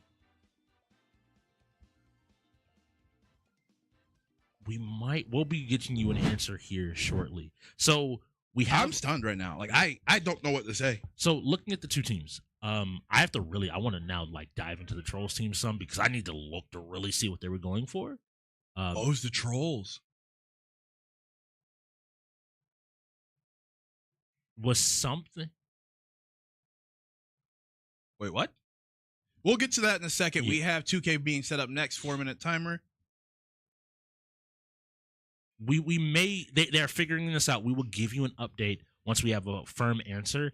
But Pokemon is a very interesting game. I think something may have been set up wrong, but I will say that one of the less traditional teams I think we've seen in the league this season was that team coming out of the Trollz there. We've seen the Grimmsnarl before, and we've seen a few of the other Mons, but we didn't even get to see what they really wanted to do. I like the use of fake out, and I expect avoid the chance of a Draco Meteor or whatever WoW button he presses. It's one of those small things of both Rillaboom as well as Incineroar right now are being used kind of as these tankier options that both have ways to, when they first come in, set something up with its terrain or an attack debuff, and then an option to support their next move. So Intimidate on Incineroar into he runs Fake Out as well, and then U-turn too, right? Sometimes U-turn, or they picked the wrong team. Picked the wrong team and forfeited because of it. I mean, that makes sense. And this is something that I was actually having a conversation with just in general about UEL. To people watching, playoffs are coming. Figure it out. Get this stuff. Make these mistakes now. It's not even just that. Now. It is fine to forfeit this now, because if you pick the wrong team, that's better than going back in and showing them what your actual team is. It's another game where we don't know what the Trollz are playing in Pokemon. You don't know what they're going to bring to the table. You have to go into and play them blind. And I think they should have played it out. They had a Garchomp and a Mantis thingy with X-Scissor. With X-Scissor is crazy. Just to say with X-Scissor to really understand, like... Well, it's a super effective move against that racist Pokemon. It was, in fact, not a super effective move. It was super effective. Reflect was up. Rillaboom did Fake Out. The Giraffe went Reflect. Then X-Scissors went off. And X-Scissors did just under a quarter through Reflect with super effectiveness. That Reflect kept that Giraffe healthier. I'll trust you. Even though that does not sound right in my brain, I'll trust you. We watched it live. Because I got to think about Fergraph's typing, but we're not going to get into it. We heard it.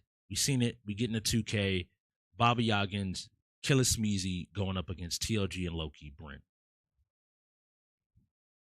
All right, it's February, boys. Now, you seen the movie.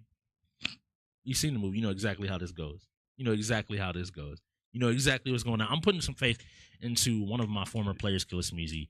I always said last season that he was a very good 2K player.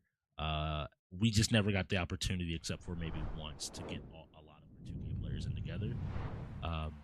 And now with 2v2, players have a lot better chance to dominate as long as they have someone else that's pretty comfortable in the game with them. That one player can take over a game a lot easier. So we have Smeezy over here on LeBron. TLG will be on Shaquille O'Neal. You went Shaq, Kareem, and then LeBron. No, okay. We will get this cleared up because the names are a little bit flipped around. Both teams have a LeBron. LeBron James. And then it looks like Low-Key Brent is on Kareem and Baba Yaggins is on Shaquille O'Neal. So otherwise, both teams have a LeBron. The Bucks will be in the black shirts, and the Trollz will be in the white shirts. All right. So setting set up here. We play half court 2v2 to 21 On All Pro or whatever it is. on pro. Not all pro, not Hall of Fame, not superstar, pro. Woo. One thing that happens to a lot of 2K players is they overthink the game, not realizing the game is on pro, and you can make a lot of things that you should not. There are normally some make. egregious shots that go in because we play on pro. All right, here we go. We're watching the Trolls almost lose the ball. A rough shot, but they're able to get the rebound into a quick. Nope, take it back. But they lose the ball almost immediately. You can't give up that many opportunities under the basket, but a good job by the Trolls to score the first point. Now, Killer Smeezy has the ball in his hands and just immediately takes it. Yep. This is what I'm actually expecting to see here. I think Bobby Yoggins has some experience on the game, but the big thing that's going to end up being here, doing a good job of just trying to lock up the big man, is I'm looking at Killer to take over. If you know you're the most experienced 2K player, you got to be willing. Why are we doing all this jumping, boys? Stay on your feet. And why is there a mismatch of LeBron on Kareem like that? Because they started jumping. That's literally why they have to be a little bit safer.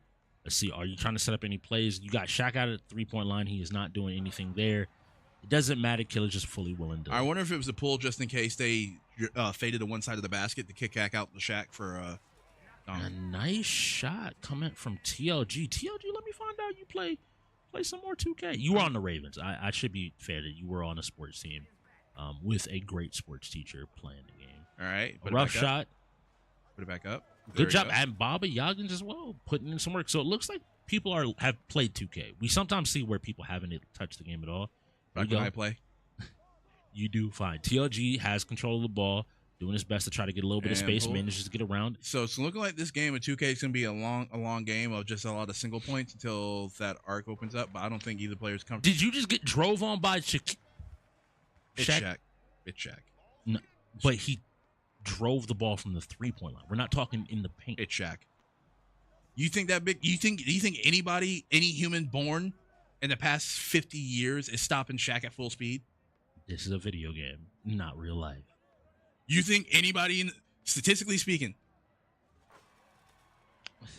And the game is tied back up. So we might see a lot closer of a game. I do still think that Killer probably is the most experienced player. I could be wrong here. Okay, nice job putting it down. And we're going to see. It's going to come down to who can play better defense and get a few more stops. That's going to be what determines this 2K match. Just, I'm trying to tell you. Okay, I see you. That's a little pick and roll. All right, Kareem.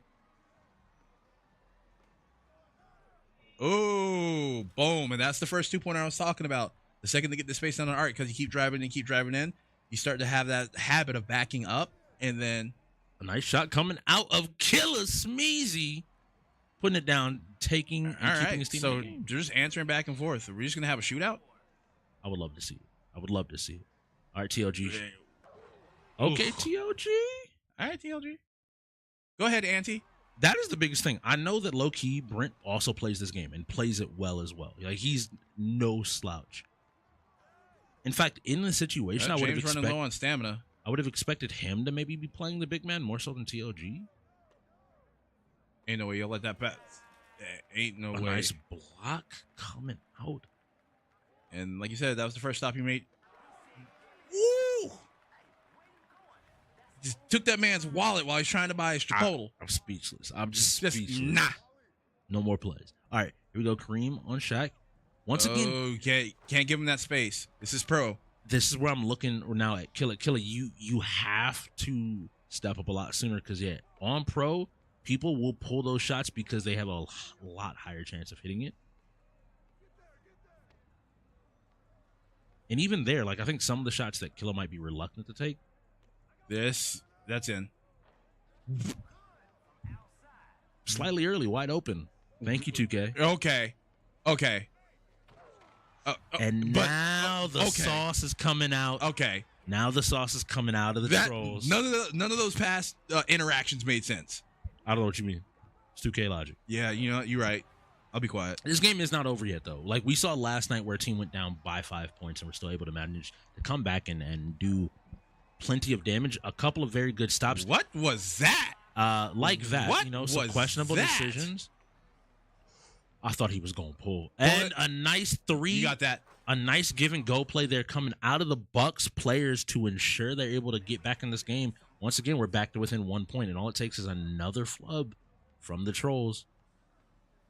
And I'm looking at the Trollz because the Trollz know that, hey, this is a situation. If you're playing into, say, the Eclipse with some of their better sports players coming in, some of these mistakes will definitely punish you, and you gotta tighten it up now.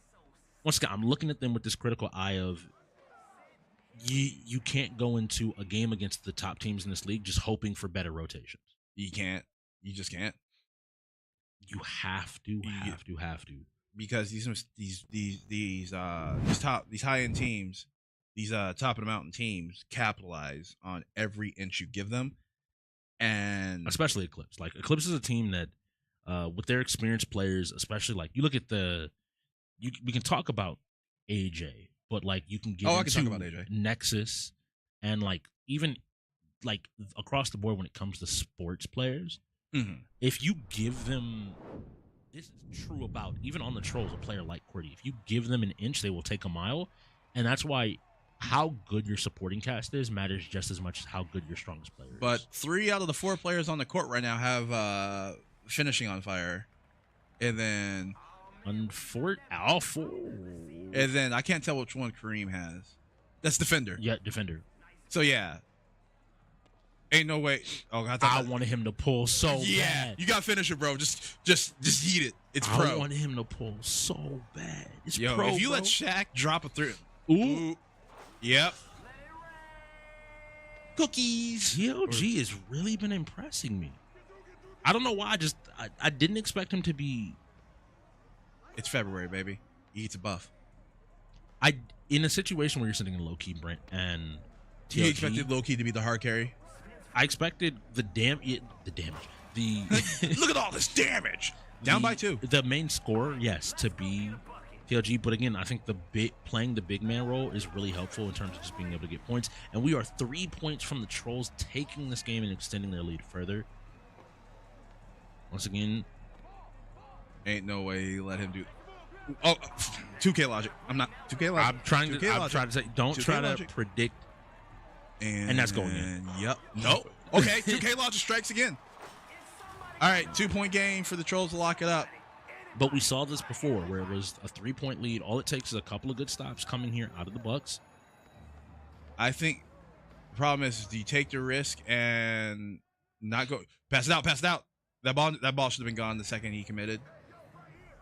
Nice job. Now you just need to get a stop. Don't worry at all about anything else. Just worry about getting a stop. If they get a 1, you at least can still stay in. No, that's off. Woo! Great job. Qwerty looking about to pull his hair out.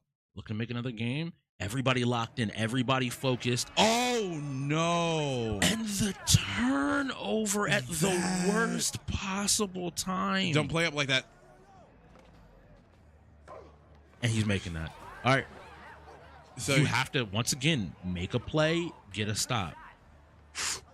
You are playing Shaq, and I get it's on pro, but just you don't get. Pass that back. Pass. Watching Shaq hit a crossover is crazy. What? 2K logic and animations. You ain't never stood still and just hit a mad animation. Good defense. Okay, a foul. You get a reset. Just keep stopping them. They have to find their opportunity. Don't give them too much space. Don't give them too many opportunities to just get a free shot off. Yep. Nope. Take that out. Reset. Opponent's ball. Okay, that goes back to the Bucks. All right, now here we go. Bucks opportunity to attack. They got to get points here and get another stop. If this is the issue, I think, with running somebody like Shaq in the 2-and-2 environment. Oh, no way. Ain't no way. 2K logic. So now they have to get another stop and score 1 because they're still down by 2. Yes. Don't. There you go. But part of the reason I don't like the Shaq pick, that's good defense. And that's it. Oh. They managed to close it out. Once again, a great opportunity and great showing coming out of the Bucks there. really small things they need to clean up. One of the big things is I don't like the Shaq pick because unlike some of what we've seen with some of the team compositions we have, like your Durant's and your Embiid, there's no threat from the outside, which meant every time Shaq and LeBron swapped places, Kareem just backs up and says, I mean, pull if you want to pull. If you want to pull, go ahead. But there's no threat that forces kind of that constant rotation to where you can maybe get an open player to get an easy basket. Not impossible to do, but I think a much harder team to execute. Whereas you look at somebody like Kareem that has a little bit more finesse. He's not shooting from three. but he has that mid-range jumper that he can hit from inside the arc that he can just dominate with, where it's like, all right, well, Shaq, you kind of have to follow him, and if LeBron ever gets space, we already saw what would happen? TLG was ready and willing to pull. Like a layup from 15 feet out. But once again, I think a good showing. There are teams that definitely should see that, and if you're playing the Bucks, know like, oh, I might need to practice this. I might have need to play. Respect them in that 2K. Too many people do not realize, and that's kind of the story I'm already seeing for the Bucks. I think I would hesitate to tell people to just look at the score and walk away. I think they are playing cleaner. They're playing more together. They are looking more like a full-blown UEL team right now than they did, even though the score doesn't represent that. Yeah, except for Overwatch. That was... Funnily enough, no, like in Overwatch, I don't know how many teams in the UEL just find the play like... I'm talking about the forfeit with them leaving the game. Yeah, that's the emphasis. Actually, no, that's very UEL. I mean, that's actually... I don't think I've ever seen a team leave a game in the middle of it like that. I legitimately don't think that I've ever seen that. Granted, you've been here a little bit longer than me, but from season 6 till now, I've never been like, all right, it's our turn. Oh, we lost. Boop. But I think it's a very easy thing. But this is something that I'll say about the Cobras, for example. The Cobras as a team don't do that because we have the understanding of until whoever game master is makes a declaration, we sit there. Don't close that game. Whereas I think some of these newer teams, players, just feel like, okay, well, I know we lost Overwatch, it's over. Especially if you've only played Control every single time you sat down. True. And looks like we're getting the fours, and we got this next wheel spin coming up, and we got UFC. Now, I'm looking for a treat. I may have talked to Havoc to your face before the game. And, oh boy. We might just be getting a treat here. So Havoc to your face might just be running a Honda Civic.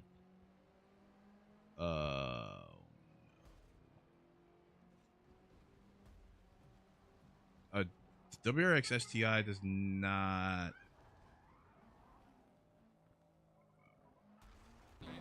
The WRX STI does not keep up with some of these cards, by the way.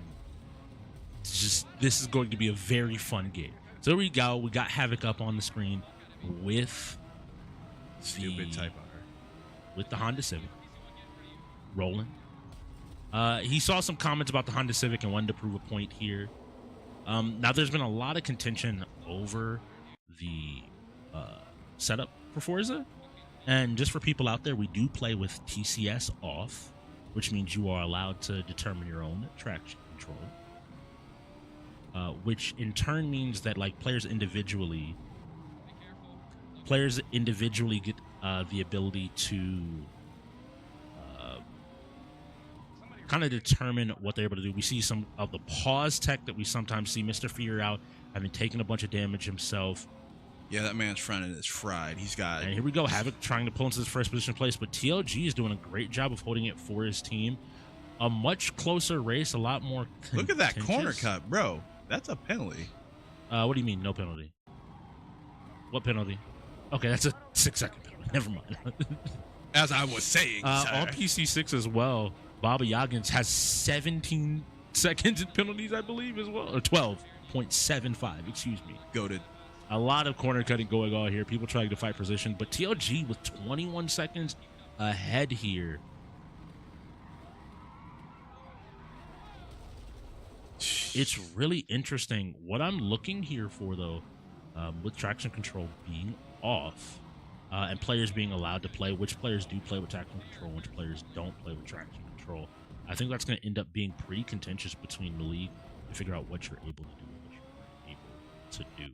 Which one works better for your team? Some of the more experienced racing players, and you kind of explained this to me, like to play without traction control because you know when you should force your car to lose traction for more optimal lines. So just for people who aren't gearheads, like for the people who are non-gearheads, traction control is when your car starts to lose traction on any of the wheels. It reduces power to that axle so the car can regain control. So with traction control off, you're now responsible for how the car handles through turns when it comes to braking, traction control, traction, and dispersion of power to your wheels. So in situations where you would normally be able to force through a turn because traction control causes the car to reduce power to the wheels and either downshift or allow the car to correct, that option is no longer there. So without the ability to kind of use that crutch, you will, the only way to get good with it is, like you said, is be one of the experienced players and know how your car reacts at high speeds at certain degree turns. And as it stands right now, we're looking at Psycho and whatever car this is. Suspension shot in 3 corners of the vehicle. But already looking at this, TLG's in first. It looked like 50 Cal was ahead of him in Psycho's in 5th. 50 Cal's ahead of him in 4th. TLG's in first. Havoc's in 2nd. PC2, which is Mr. Fear, is in 2nd. But if all of the trolls are making up that top 5 beyond Mr. Fear, this is a really hard game to win because they're probably going to manage to finish the race. Problem is, it's going to be, as long as everybody on the Bucks can actually finish the race, it's going to be a tale of the penalties. And as you see right now, Havoc has a +10, +1 on PC2, and then, like I said, the bow coming out of TLG. So yeah, if you look, it went down. It's a lot going on in this game when it comes to how things are going. We're looking at Fear, who gets hit with the pit maneuver and recovers and uses the block to actually stabilize the car. So what was done there was actually something really subtle and really good. They're trying to force Fear to not finish because if he doesn't finish, his team won't even be able to show up with a time. He has 25 seconds. He's on this final straightaway. He's gonna finish.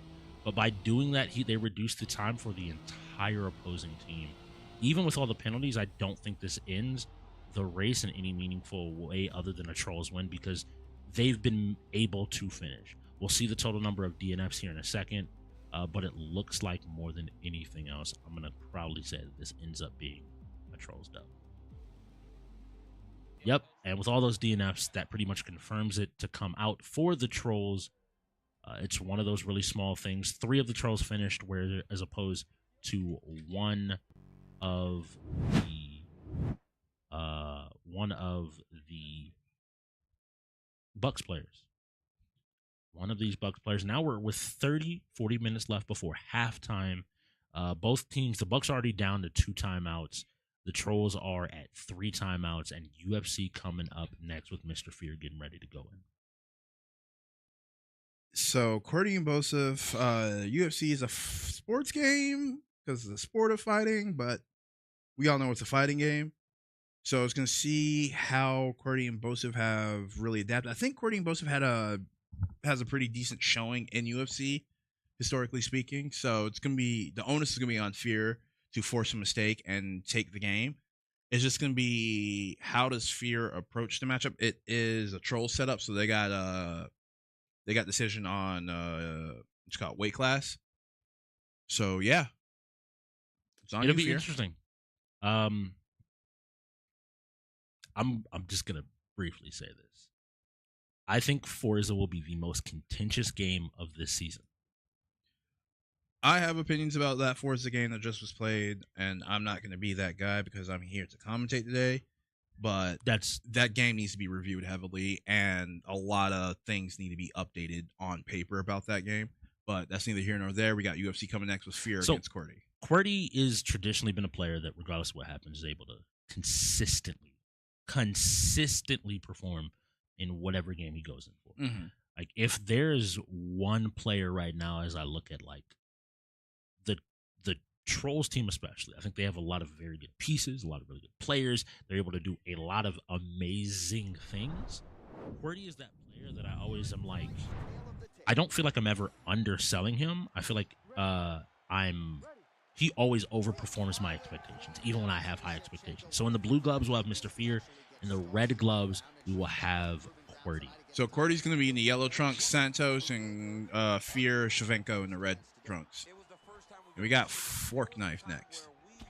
Bosif's available, and I think they get a reset, so QWERTY will also be available. Yeah.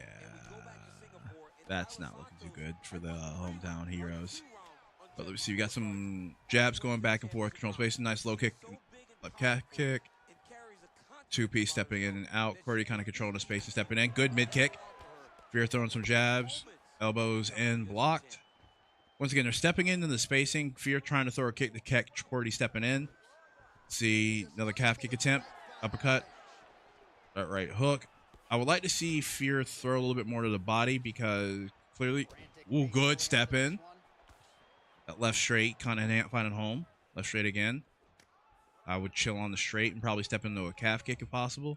So high kick and then the side kick. We play a fairly normal game of UFC here.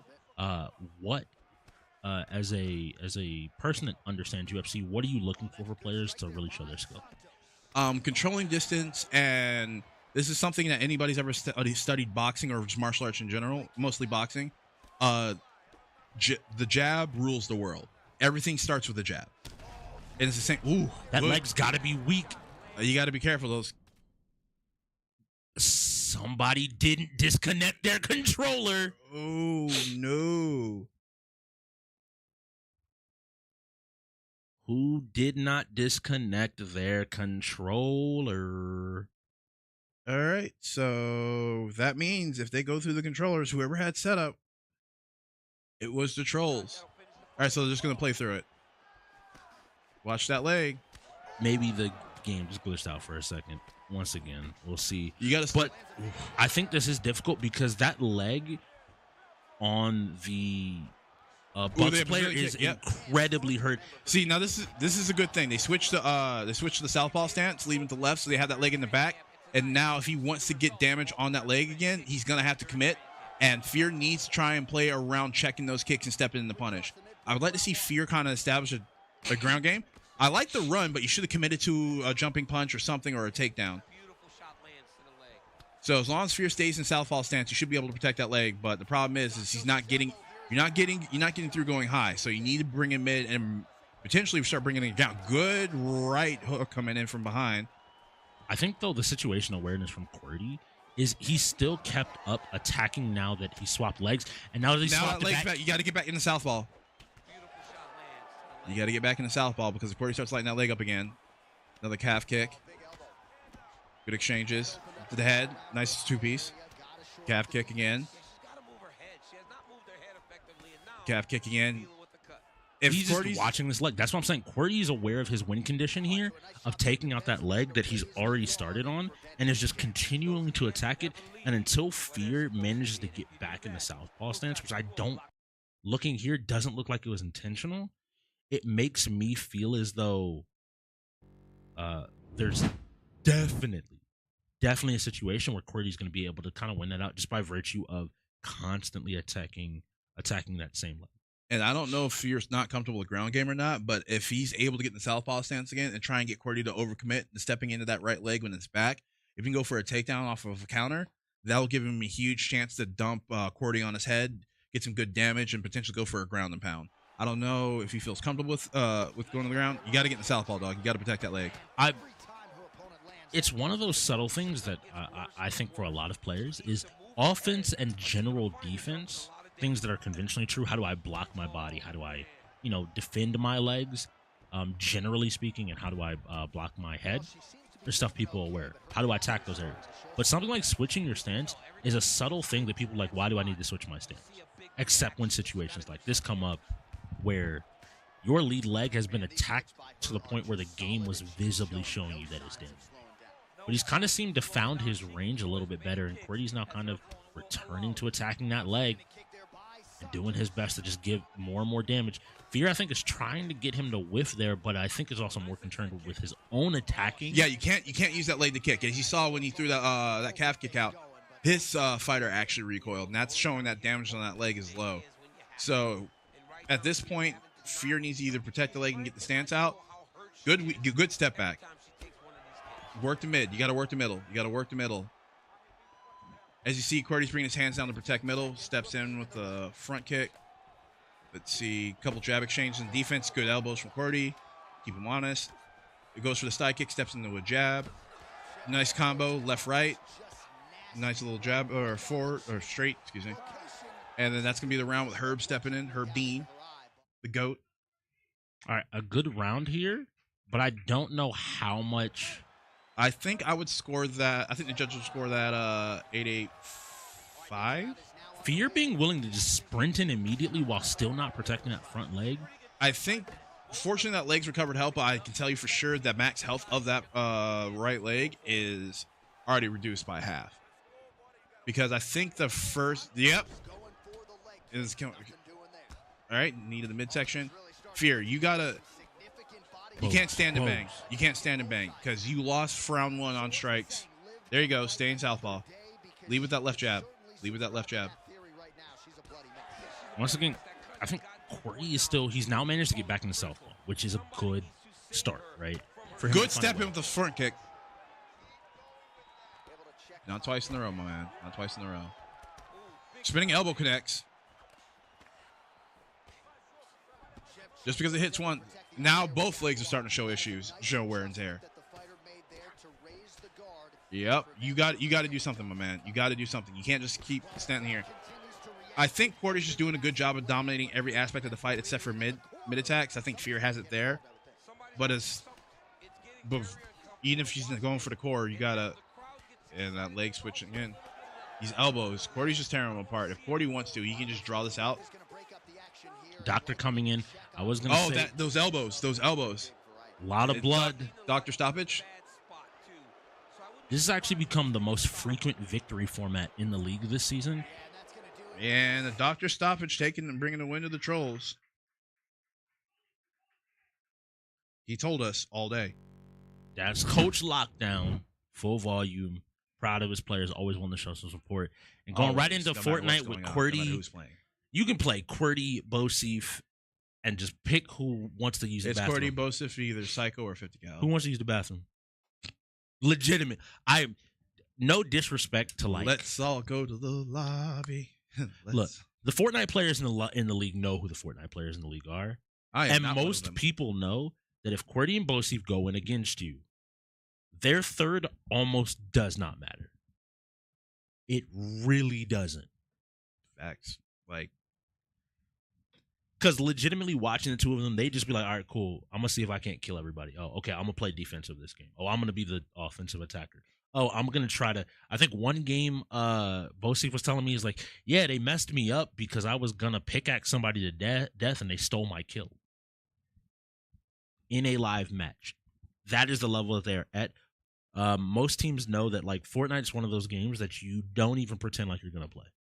You can sit down and like QWERTY, Bosif, and Psycho going in, and then G, Ravity, Mr. Fear, and Baba Yagins. Sparrow. And this is something that like is really small. Like, I don't think that QWERTY and Bosif and a lot of the Fortnite players in the league are as dominant as they are because they shoot better than the average shooter in this league. Like, you look at some of the shooters in this league and they can shoot. And it looks like that was forfeit bucks. Good call. Let's go. Good call. Only 2 forfeits left for the map, though, or match, excuse me. But it has a lot to do with their ability to build and to play Fortnite. Building is what separates Fortnite apart. And with no build mode being available, Madden 24 Killer Smeezy, Baba Yagins. I liked what I saw coming out of them in 2K. And we saw Baba Yagins go in for Madden for them before. So hopefully the two of them can find that synergy to maybe go ahead and take a dub. I'm expecting low-key Brent. And Bosif. Bosif would obviously be an opportunity. I think you can kind of pick who you send in with low-key Brent here. I think you can let low-key Brent kind of have the reins and just play the game that he wants to play. with anybody left on this team. Everybody here, I think, can play that secondary role pretty But soon. most importantly, for the Bucks, this will give them a full reset, so it gives them an opportunity to try and attack the game with a full, fresh roster. Yeah, and if I'm picking one thing not to do, the Trolls cannot send in TLG. Only one fighter has rolled so far. If you open yourself up in this moment, anything that is not Street Fighter or Smash, TLG will not be available for. And that could be a difference maker on a game being stolen. And that's why I'm looking at it right now saying, hey, you can have your choice, but do not send in TLG. You have to be smart with your lineup. Like, as confident as the Trolls are, you have to still be playing this. The Trolls should be approaching this game as either, if they're going to experiment, fully experiment. Send TLG in because you want your other fighters to possibly get some experience. Or, if you're saying we're playing this super seriously, don't send them in. Play the best lineup and, like, try to win as cleanly as possible. Agreed. But I want to see which avenue, because so far this game has kind of felt like, and maybe I'm misreading it, I feel like the Trolls have started to relax. Like, oh, this is a free game. We don't really have to worry about this. We can kind of start playing. And I don't think that they're, like, inherently playing worse, but I think that the comfort of the environment means that in a game when they play Eclipse, which is happening this season, you might not have a moment to breathe. Whereas in this game, you do. And the problem is like you said, do you take that respite or do you stay locked in the entire time? Because habits form, and when habits get formed and they start to get reinforced, it opens up gaps that you wouldn't normally have. And it might not matter against the Bucks, like we said. But I'm looking at the Trolls for that for one very big reason. The biggest criticism anyone has levied against this team is the softness of their schedule.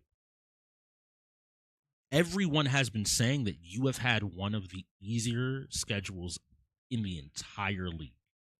Yes, you might be a top team, but you have not truly been pushed. so kind of like the Dallas Cowboys. And what All jokes aside, like they had a pretty soft schedule from what I was hearing. No, the Dolphins. The Dolphins had a really soft schedule this past season. And then as they got in the later part of the season, they went against some of the tougher teams. And if you are, my entire thing should be, and this is a benefit that I'll have this conversation very candidly with you. We might not have had these overpowering wins in every single game, but we have fought close-fought games to the point where if we get to playoffs and there's an hour left and the game is within a point or two, we've been in that position all season. yeah, like we're good. We're not in a position where maybe we're seeing that once, maybe twice. And that's what I'm looking at. So, looking at the Bucks are the Buffaloes and the 49ers are the Trolls. So we'll be looking at Loki Brent on yellow, Bosif on green, Baba Yaggins on blue, which I believe leaves red for Killsmith. So we'll start off seeing who is the quarterback. So green, so that will be Bosif as quarterback in here. Mr. Irrelevant Brock Purdy going to the Super Bowl and gets smoked at the line or just behind the line of scrimmage of the run with Christian McCaffrey. So that's a loss of 2. Let's see, single back. So of these two teams, say I don't know anything about them. How does San Francisco traditionally like to play? How do Buffalo traditionally? I'm still we'll talk about San Francisco because they're easy to talk about since they got the Super Bowl coming up, and their roster's that one. They have George Kittle, one of the great, best tight ends in the league. They have Christian McCaffrey. They have Deebo Samuel. So they have a lot of disguises that can. Ain't no way. Okay. They have a lot of disguises. What that means is they can have Christian McCaffrey in the backfield, Deebo Samuel in the backfield. They can be sent into motion, or they can play out of the backfield. Deebo Samuel is one of the fastest players in the league. I'd say top 5. Tyreek Hill is probably still one of the fastest, if not one of the. But he can take off from the backfield and just burn that safety or that linebacker who's trying to sit on him at the line of scrimmage and make up plays going up the field. Yeah, George Kittle, who's known for his amazing blocking and his curl routes. And then Christian McCaffrey, you can run. And Bosif, before he's able to get the playoff, gets hit, putting him at 4th and 22, meaning we're going to be seeing a punt, sending it on over to the Bucks, who I think performed pretty well when they played a couple of other teams that have solid Madden teams. and have managed to perform here. All right, so that goes out of bounds. That looks like the San Francisco 39. So very short field to work with. We'll see how Smeezy attacks this.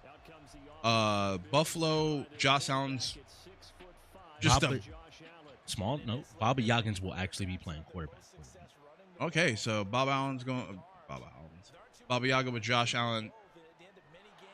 Yeah, he gets smoked throwing that. Realized he was going to be hit there. Was originally going to scramble, but wasn't going to get much yardage, so tried to throw it. I think I can't remember. I couldn't see who the defender was, but I think Josh Allen beats that defender on a one-on-one like that on the side. He's known to truck defenders and then extend plays. So I would like to see him square up his shoulders and steps over. His line falls apart. He gets hit now, and now you're in a 3rd and 19 situation. Super conservative Nick Bosa with the sack there. So now I'm looking at it and saying neither one of these teams' first drive have really paid off in any meaningful way. Hopefully, Bobby Third Yoggins and long. Allen going 3 outs with one halfback, picking up an extra defender. I don't know why you threw a slant there. And looks like the ball's going back to the Trollz. Guess what? 4th and 22. That's crazy. Again. So both teams ultimately tried to set up a passing game and weren't able to do so. And just basically kick it back the entire first drive. Basically ate up first 2 drives, ate up the majority of the first quarter. We do play 3-minute quarters here. So we'll see. And looks like we're going to keep these punts going out of bounds. But we'll see how this second Trollz drive starts with how they approach it. Once again, the Christian McCaffrey run was stopped for a loss. They immediately went to the air and didn't find success there. I would like to see them actually, instead of running plays with just Christian McCaffrey, get Debo and Christian in the backfield and then see how they see the defense reacting and either run an audible or a switch behind the line to try and get one of those gaps opened up. So looks like we have Christian McCaffrey back there again. Debo out. George on the wing. Actually, no, both of them back. Few audibles. Yep, Debo Samuel. Whoop. Stiff. Gone. Stiff He's arm? gone. He's gone. No. Nope. Wasn't able to completely get away, but that's the most meaningful game we've seen out of any offensive play from either team today. And I want to see if the Trollz can start to build on. I mean, this is what the Chiefs have to deal with against Brock Purdy and the Niners. The ability to get Debo moved around the field, Christian McCaffrey in the backfield, and once again George Kittle as a safe option for those short gains. They have threats at every distance, and they're fast. Like George Kittle's the slowest weapon they have, and he's still pretty quick. There we go. A few more audibles. See, boom. All right, Rick. I would like to see that get dumped to McCaffrey instantly because that's looked like the design of the play because he went for the fake. You go through your first regression as you're getting ready to plant, and you just try and get a quick pass off. And McCaffrey has the hands and the skills to make that into a positive conversion. So the fence was already there on the hard read, but maybe he could have gotten the ball out faster. Makes sense. So they're on the 44. It looks like 2nd and 10 on their 44 still. So they still have a good distance to go. Let's see. Is he able to find? Again, that's Christian McCaffrey. Once again. Oh no! One person isn't able to do it. But Bosi finding a lot of value on these kind of shorter routes, which you were kind of talking about, being able to just start the game rather than what we've seen where picks have been a little bit more frequent in the league. He's willing to commit to these less risky plays, but just, hey, consistent gain, play out the clock, know exactly where he is on the field.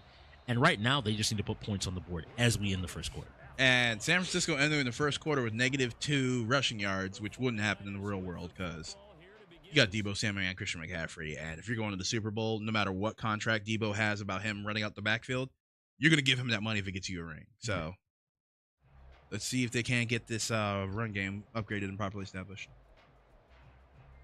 And we had just a quick conversation there we saw between Bobby Yoggins as well as Killismeezy. So it looks like maybe they're trying to adapt and see what their opportunity is to maybe stop a couple of the plays here.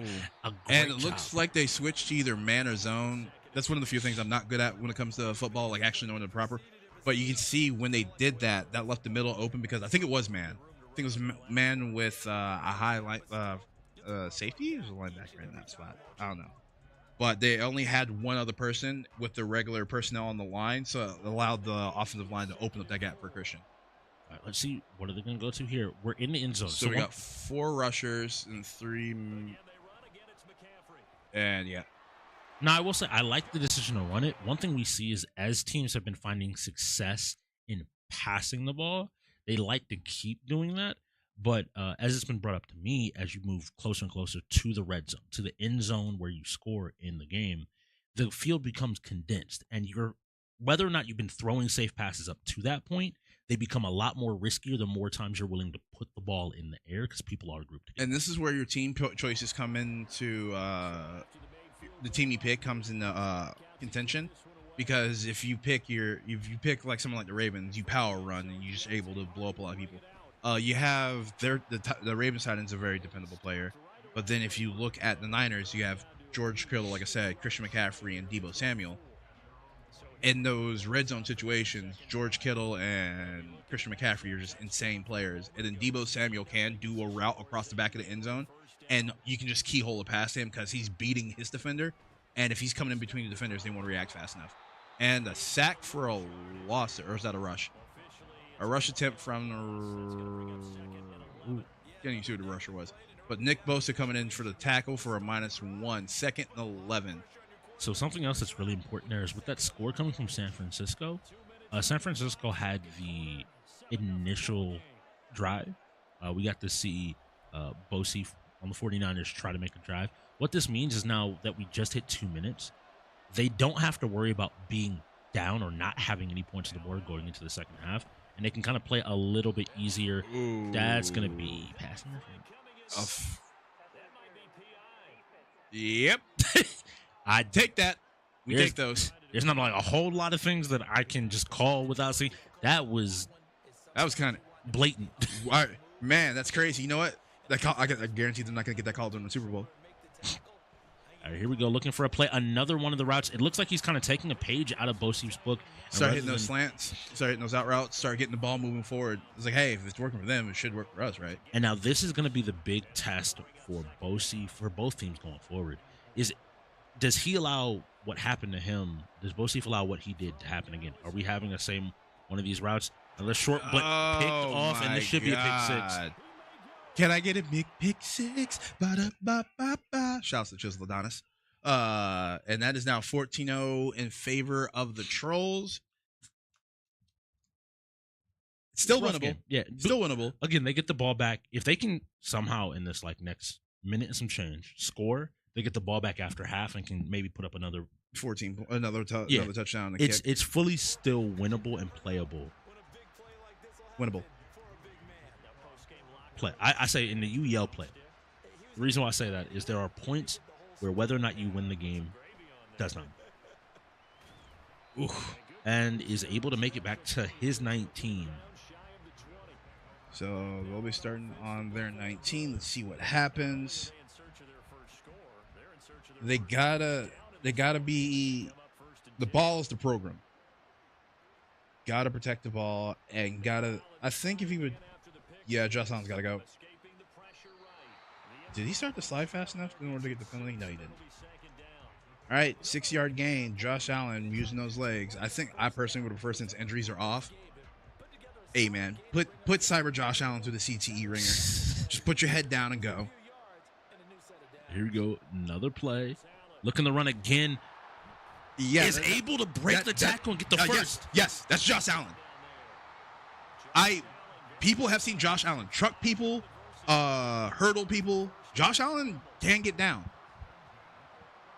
All right, first down extends the play. 42 seconds left in the half. Bomb. Josh Allen has a powerful arm. I don't know if I feel he's accurate enough to throw in that particular situation, because I don't think that was Stephon Diggs. If it was Stephon Diggs, it's worth going for. But if it wasn't Diggs, See what happens next. 2nd and 10. 37 seconds.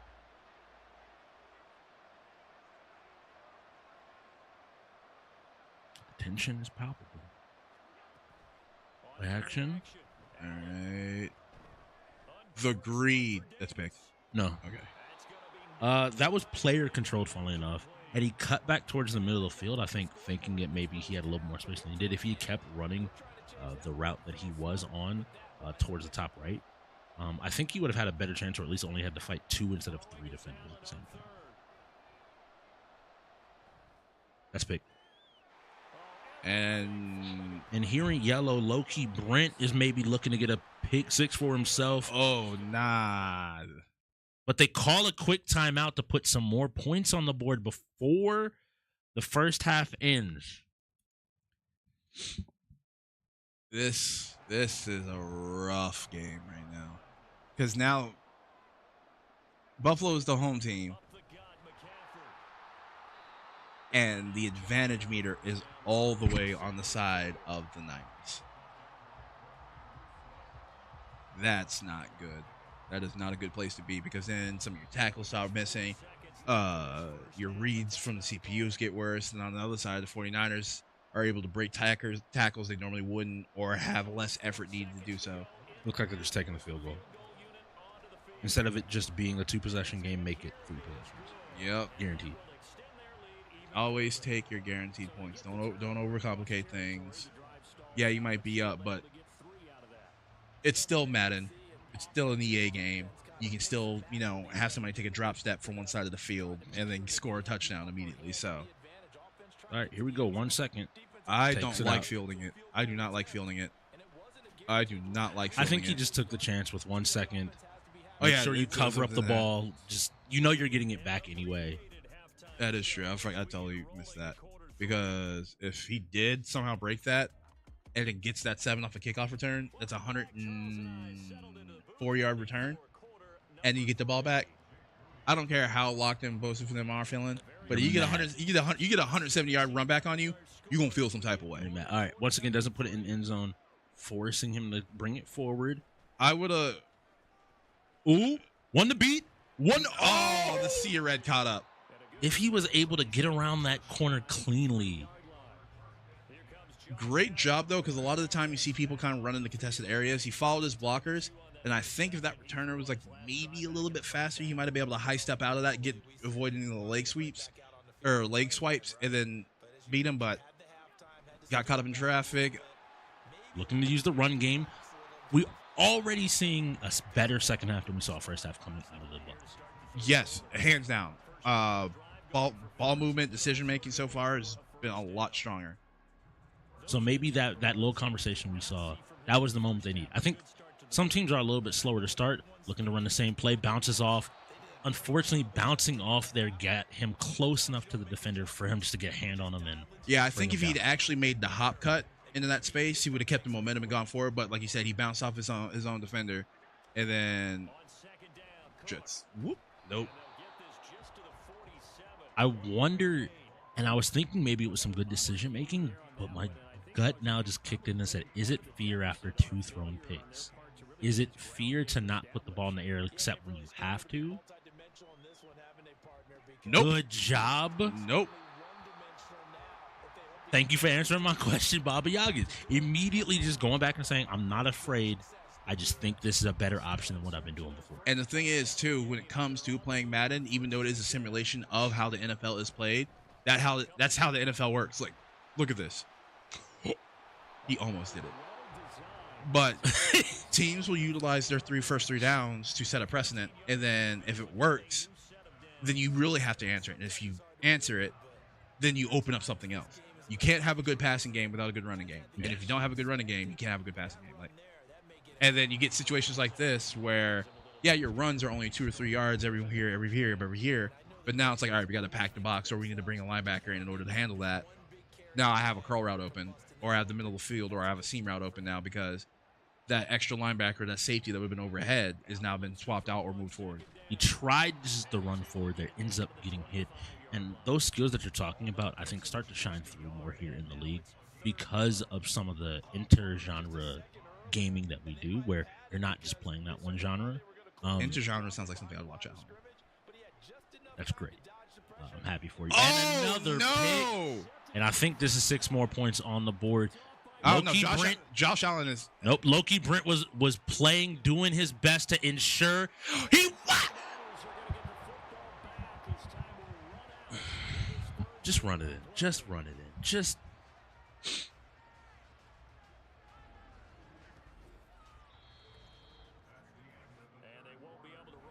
I'm not gonna say anything negative because it's a win more. But honestly, goal line, I would take all four of these downs because they're on the one. That's what Take all four of these downs because that was the end of the third, so they would have scored and immediately sent the ball back to him for the fourth. we have. No. This is the smart part about. And yeah, McCaffrey's Watson.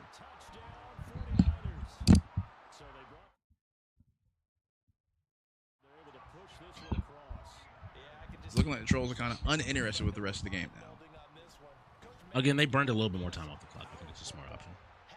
Yeah, I agree completely. You gotta control what's going on, and then clock control is always a core part. But what I was kind of getting at was knowing that like Killer plays a few sports games. You know, we're looking at Bosif, who plays a bunch of sports himself. Same with low-key Brent. When you start to get in like sports and shooters and especially racing, where moment-to-moment decision-making does start to come into decision, in terms of like very quick reactions, and you have to react to a specific moment, I think looking for that in players becomes really important if you maybe are learning, but they take a big sack going to 2nd and 23. Not a great position to be in if you're looking to try to make a comeback with, what, 2.5 minutes left on the clock? It's looking like it's just and that's about, another pick. Yeah, before that pick was thrown, I was about to say this game is just about over. 2.5 minutes left, and the way the Bucks have been playing, there's no way they can actually run up that large a score that fast. If they had been playing consistently, it was a game that would become a shootout and gone back and forth. Then it might be more believable or more feasible, but with the way game's been going now, This is one of those moments where I think like how you approach and think about the game does end up mattering pretty heavily. Because if you start taking chances and those chances don't go your way, as long as you just recognize like, hey, I took a 50-50 and it came up for him, that's fine. But if you start to be like, I'm just always making the wrong choice, you will create a negative feedback loop that is just going to keep reinforcing like, oh, maybe this decision that I'm making here isn't right. And a second guessing that decision will make a lot of times a worse decision. You got to know when you need to second guess something and when not. And I think now he's kind of taking those risks with, I don't want to say without confidence, but with not a whole lot of confidence. And they managed to score once again 21-2 or 30. 31. Take the L out of love him, brother. This game is over. Just honest. Yeah, like good start. And they're going for 2. Childish. No, I mean, honestly, and the thing is, if they don't convert, it's fine because they each time off the clock. That might be the plan. Or they convert it. Yeah. Once again, oh yeah, I forgot about Ayuk. Another very dependable piece on the 49ers offense. See why they're in the Super Bowl with all you said. Like their offense is insane, and then they also had, like I said, the super conservatives, Nick Bosa on the defensive side of the ball. Man is a problem, both politically and on the field. I do also realize now why they may be playing a little bit more conservatively with the clock. If at all possible, they can ensure this is the last game of the first half. It's not happening. We're going to get another game in because the Trolls lose that last time out. So, depending on what rolled, which if we can get a reminder on what's getting played next. Ooh, a nice spin move. Spin move! And also, for those out there, we are playing some Madden right now, but for those all out there that are excited for the Super Bowl tomorrow, please catch us an earlier time for our Sunday game tomorrow. Which is the Ravens and Eclipse, right? I think so. Yeah, because they always play on Super Bowl Sunday. Oh, that's for some nice. reason. That's nice. But yeah, feel free to join us. We'll let you know more, but feel free to check the schedule, check our socials out. And here we go. You can see the real biggest bird, Herb. Once again, that's what I'm saying. Taking those chances. Yeah, don't get skunked. At least just don't get skunked. Still willing to go ahead and take that option. Are you just going to cover against the deep ball? All right, so you're a madman. You had a dude on the right sideline over there on the numbers that you could have hit that probably would have gotten you more yardage because he was on an island. You gotta let them know sometimes. I'm willing to take the chance.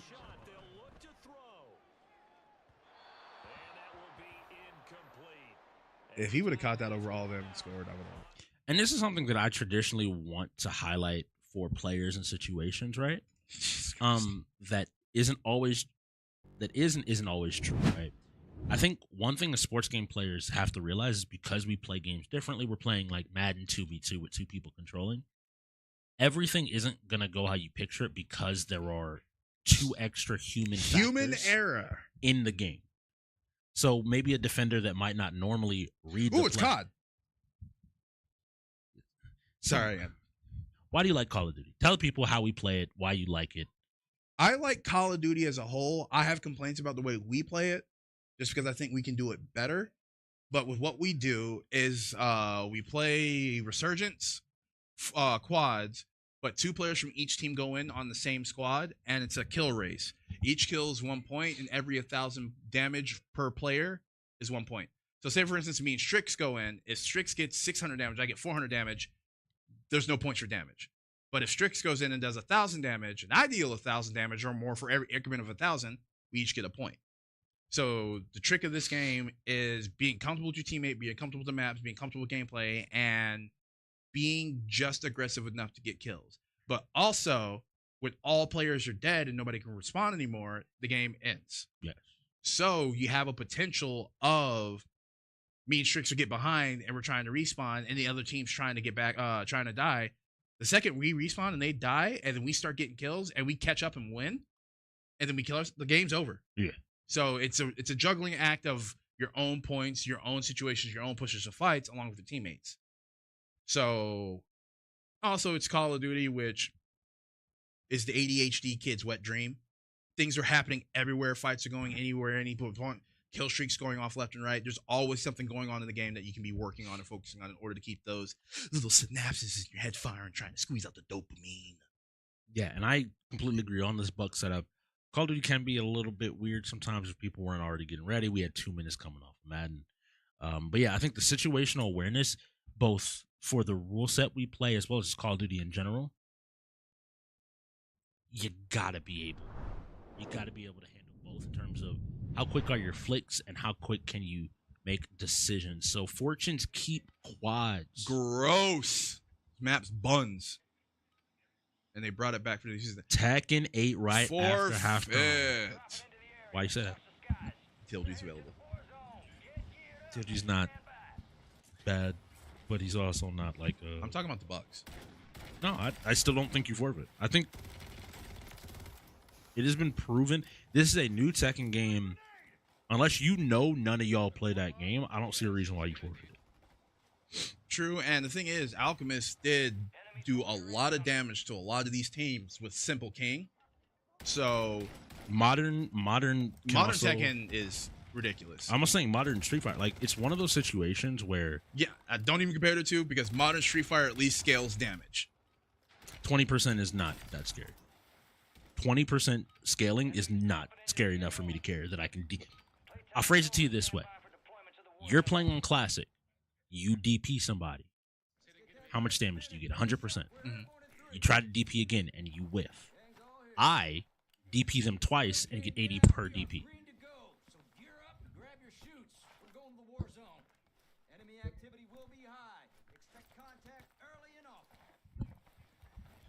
You DP twice and hit both for 80% damage. The DP you hit because it's on one button for 80% is more than the DP you whiff because you messed up the input. 80% is not that scary that I have to worry about, oh, well, I only hit 2 DPs. Well, the reason why I say that is not so much like, the damage scale is important in Street Fighter 6. It's just in Tekken, there is none. So you can just get blown up. Like, granted, we've had a conversation about optimals and non-optimals, but if I get a suboptimal combo for 3 buttons, or for minimal effort constantly. But all right, let's get in. Talking about optimal, Baba Yagins is moving. Baba Yagins is pretty good moves. It looks like he's using the tier and the Bruin setup that he picked up off the ground loot with the red dot. Yeah, there you go. Get that FOV up. Ooh, and here we go. We're over on to Shmeezy. Killer Shmeezy. Looks like he's picking up the pick up that M13 and get rid of that damn gun. Oh no, this is Havoc actually in the water, picking up a few kills. Havoc with a double kill, So already like giving Havoc us 2 already points. finished it. So that's 2 points. I think that should actually be 3 because you start off with 2 plates plus full kill damage. So that should put him at about 3.5, 4 points already. And the Trolls were one of the first teams we saw to implement the, oh, we're ahead really early on. We're getting out of this game. I'm not making Call of Duty a long game. We're just done.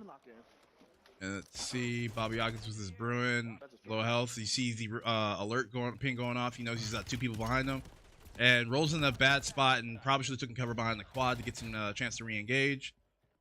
We're at Havoc now. Havoc's rolling in towards the villas on the I think north he's side of the looking to map. just take a fight in the game. I think he realized they might be up, and this is why we're seeing like the firing every so often, just to try to get some attention on himself, so that hey, if we can die fast enough, the game will just end. But the trade-off with that is when you're moving and firing like that, and he's still looting, you're reducing your team, reduce the entire team's respawn cooldown. So now everybody's back into the game, and now Bobby Yoggins and Killa have a chance to get back into it. Havoc with some clean beams that M13 from distance. Swells to the AR-9, gets that reloaded. Now he's going to push up to the left side of this tower here. Plate up. He's only got 1 plate. All right, so how are you going to handle this? I don't like him taking that fight with the AMR-9 from that distance because with this, the ground loot version of it, he does not have the range for it. Got it. Just beat him up. Yep. And with that, Havoc, okay, yep, they thirst him out. So Havoc is down along with, who is Havoc's teammate? His teammate is 50 cal. So Havoc and 50 cal go down. And this is the Bucks' chance to get back into this fight. Low ground, get some loot. Not looting, like I said, it reduces the time of the other team to get back in. So if I was the Bucks, I would probably take this time to just loot up, try and get a loadout going, and try and make some of these engagements a little bit easier with more comfortable guns. Because as it stands right now, ground loot's not working for you. Yeah. Ground loot is absolutely not working for you. You're down and behind. Get your loadouts. Try and get some kill streaks from a buy station, and try and just cheese like an A10 airstrike to get a quick knock and get a couple of points going for you. I will mention this because you mentioned earlier that Havoc being a little bit older. One of the things that Havoc did do in his younger years was he was one of those earlier Call of Duty Modern Warfare sniper montage players that would make those montages. So he does have some experience on Call of Duty. With the dubstep and the Mountain Dew in the background. So yeah, I would tell you, people might underestimate how good Havoc actually is at something like Call of Duty, but it's definitely one of those shooters that... Nah, Havoc's an absolute demon. And if you think he's not a demon in most of these games on the wheel, you've been living under the rock. Because the dude shows up and shows out just whatever you put him in. It's it doesn't. ridiculous. He will learn whatever game he doesn't know well enough to be able to beat the players he know that aren't specialists. Or annoy the good players to the point where they have to sit up. Don't know what you mean. Yeah. Man, I went for him not being able to play DNF and not being able to play Street Fighter properly to being super annoying in like a week. It was insane. All right, here we go. We're now back on Bobby Yoggins. And he's in the main cathedral, which is one of the more aggressive spots. Making a play on a team going for their white. I think maybe trying to get them to maybe chase him. Is that his? I think that went. Yeah, I Is think that that was his? his. That means he got loadout, and that's a huge. And he pushed the cluster mine. Yo, get out the game, bro. Get out the game, Brody. And this is what I'm saying. Like the ability of them to play shooters. He very clearly with the bagels. Hold that, Yoggins. And I think he's starting to get comfortable. Hit the gamer lean. Had to pull in fully. This camera's nothing but forehead because I'm big brain, dog. And is doing really well. Once again, we see that he is really. It looks like somebody just hit his cluster mine trying to come back around him. So he's gonna play. Ooh, bad. Gets pushed. Bad. Tries to rotation. make a play. Ends up going down. Still able to put a lot of damage. Havoc out. dropping with the MTZ. Ooh, reload. Reach out. You get 7 plates, dog. Reach out. PKM's gonna get you smoked from that range. Ooh, who we got? We got Smeezy on the back side of the map, just kind of enjoying the beach. This honestly is in some ways kind of smart. If you know that your teammate can frag out, if you can just maintain being like that respawn beacon almost. One thing that's said a lot in these in Call of Duty, especially or just in battle royales in general, play your life. Yeah. If you think you can do the aggressive thing and get away with it, then you do it. If not, stay alive, brother. And again, he has made sure that Bobby Yoggins gets another chance to respawn. We saw what happened when he got his loadout. He started playing. He started doing some damage. He can absolutely wipe some of these squads by himself. Give him a cluster mine in the good space and give him the space to control. Because I think the only reason why he ended up losing there is instead of plating at the bottom of the stairs and making Buddy jump over and have the mantling time, kind of give him a chance to get back in the fight, is he went to play on the stairs when he knew he had the high ground. All right, playing main cathedral. We got on the roof. Let's see. Baba got his... Drops back down to where he was fighting before. He really seems to like this area. It's one of the more popular areas in the map, and that's where a lot of Easter eggs start and end. So playing this area, especially with Circle being as wide as it is over this area, he's playing the middle of the map, which is good and bad because a lot of your good quad teams will play middle of the map and just try and dominate people pushing in, or they'll just be in the middle trying to be thirsty kill pirates, and that's where you get a lot of these high kill games you see on TikTok and YouTube and all that. People just playing the middle, playing these high ground points, just picking fights constantly.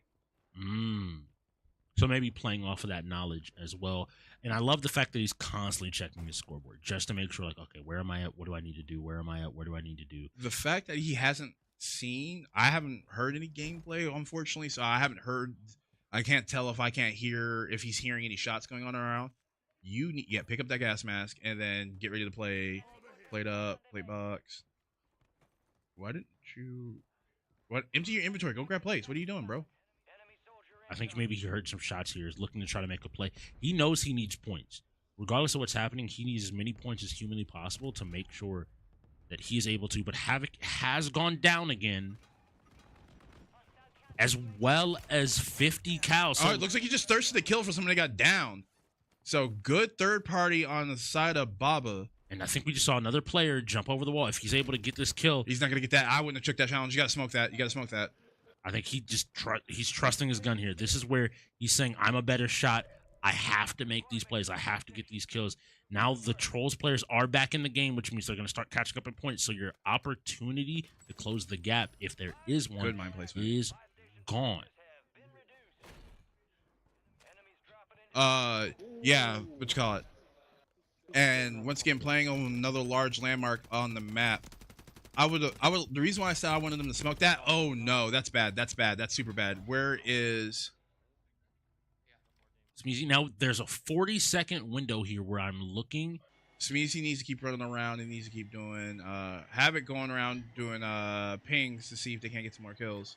Or get some people marked up, so if they need to get the kills, they can. This is a very actually smart tactic to enable, once again, another really strong shooter player on your team to be able to get some pings for yourself, as well as for them to kind of know, okay, this is where we can move to next if we need to keep fighting and getting some more damage, getting some more kills.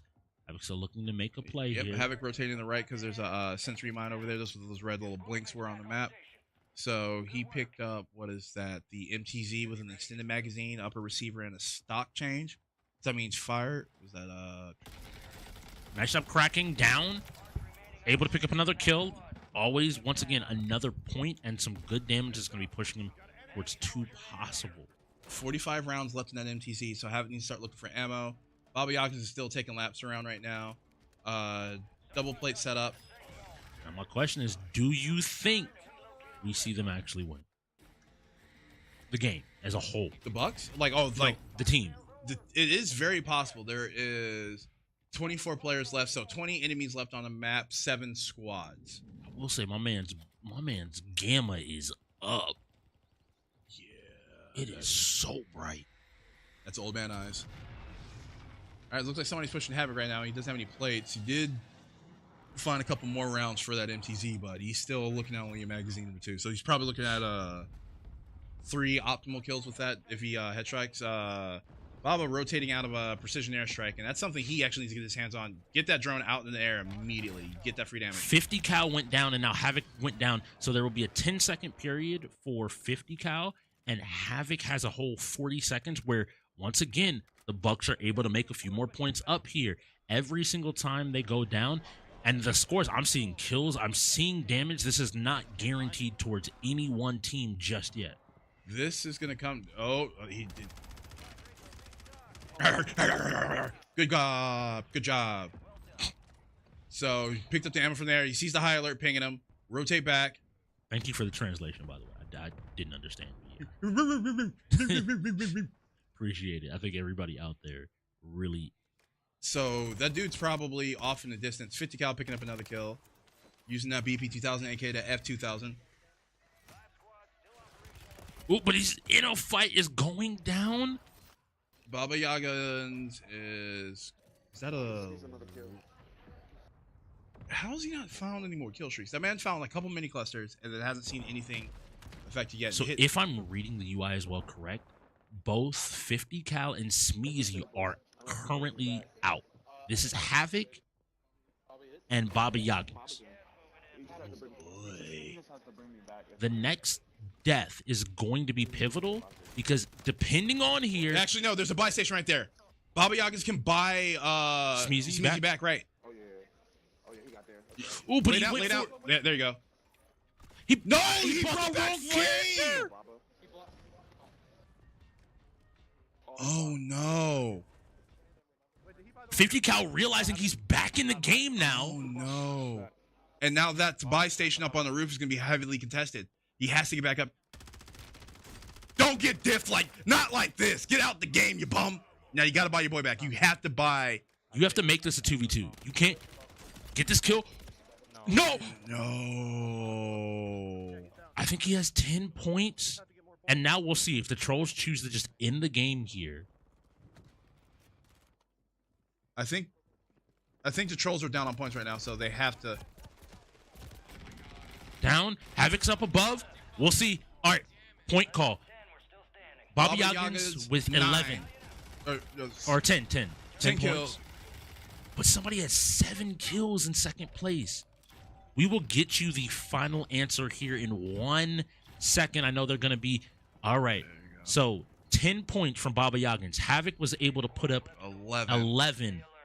Yeah, that's it. Killer Trolls Smeezy win. put up 1. And the Trolls put up 12. That should be enough for the Trolls to take the game. Havoc with an amazing performance. 8 kills. That is 3K damage. If Bobby Yagans had bought back Smeezy's a completely different game. that would because At least more damage. At least more damage. He out. doesn't have to go back up on the roof, take that second challenge, die trying to get him back in the game. A very small decision that could have ended up changing the entire game. But I think we're going to be heading towards halftime. And we'll see you back starting with Tekken and TLG being the lone person before reset. So quality Tekken coming in about 15 minutes. See you soon. Pain is a beauty and anguish. They cannot fuck with my language. I enjoy when it's dangerous, so I hang from the cliff. One hand pulling strings when I switch up the riff. The other a torch to light up the spliff. Leading the pack as I fall to the ground. Land on my feet, then I float in the sound. Can't skip rotation with merry-go-round.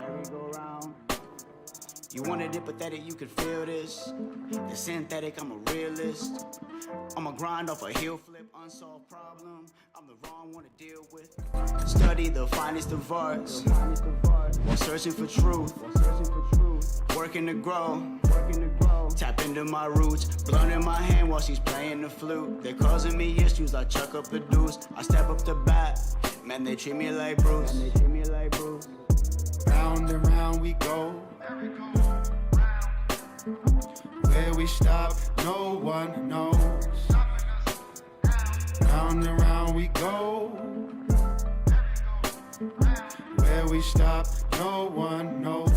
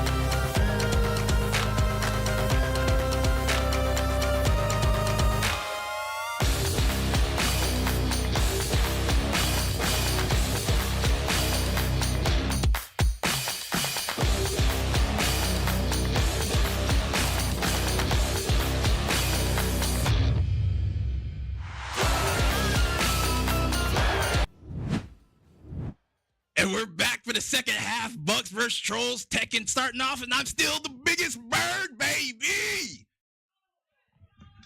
What? So we got Tekken coming up. Tekken. They were yelling out there. I wonder what they was yelling about. I don't know.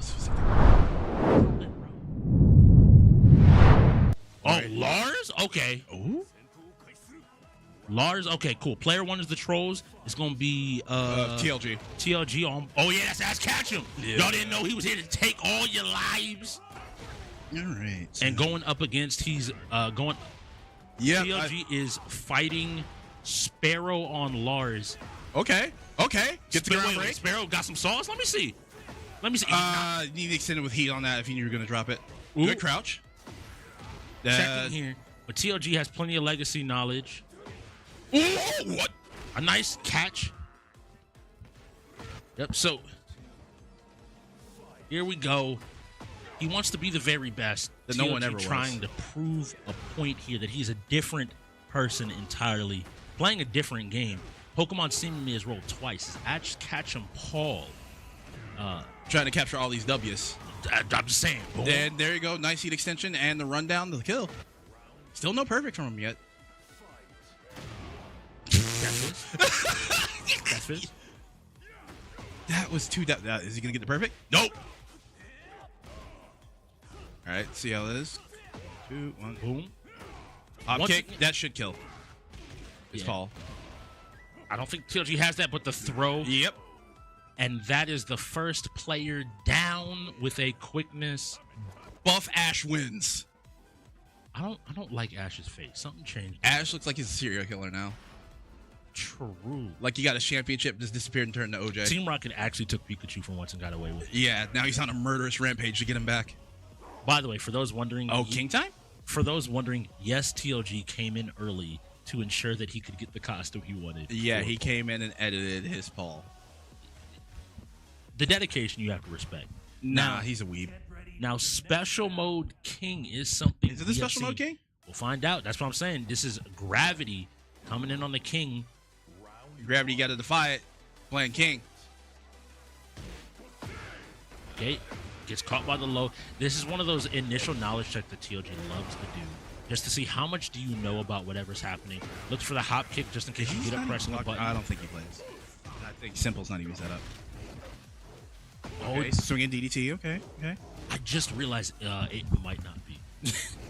I can say it might not be set up for one major reason. TLG was running some sets with me earlier before the game. I do not use Simple, and I don't have it bound. So this is why you always call button check and reset the default, just in case. Even then, Special's not bound. Yes. Oh, it is? Yeah, L1 by default. Oh, yeah, I just bound mine off immediately when I Yeah, started the game. Okay. it's one of those things that if he's looking for it and not there, this is why you have to call that button check. Because it wasn't me just trying to be malicious, but tons of people play on the setup. People warm up and practice with different things. And unfortunately, you don't have that opportunity if you don't check it. Where a button maybe you are looking for something you expected might not be there. Gilge, you look like you're going to be the second person to do a full Tekken sweep, right? Or no, third. Fourth? Because, again, I believe a Wolves player did it. Alchemist. A Phantoms player did it. Poe. Oh, yeah. It wasn't Poe. reverse sweat.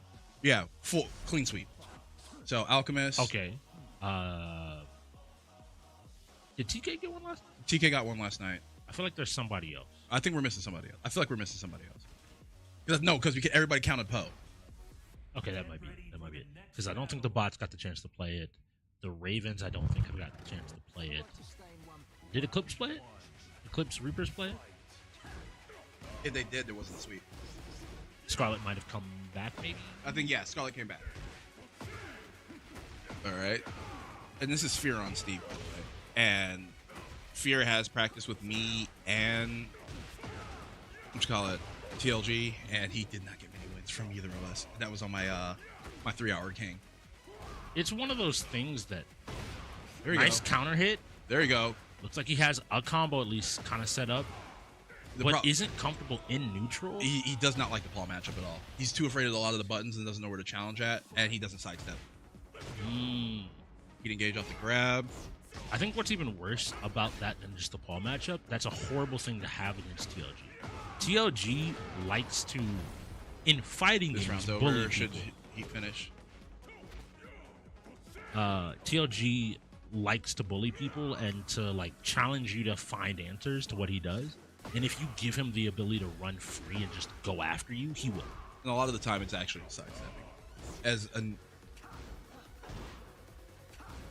all right, so is that forward two? Nice job. Tried to catch TLG, but again, TLG understands that space Fear, really that's well. one of Fear's go-tos, and there goes the perfect to wrap up Tekken. Yep, Fear, you know this matchup. And the second bow of TLG on the day.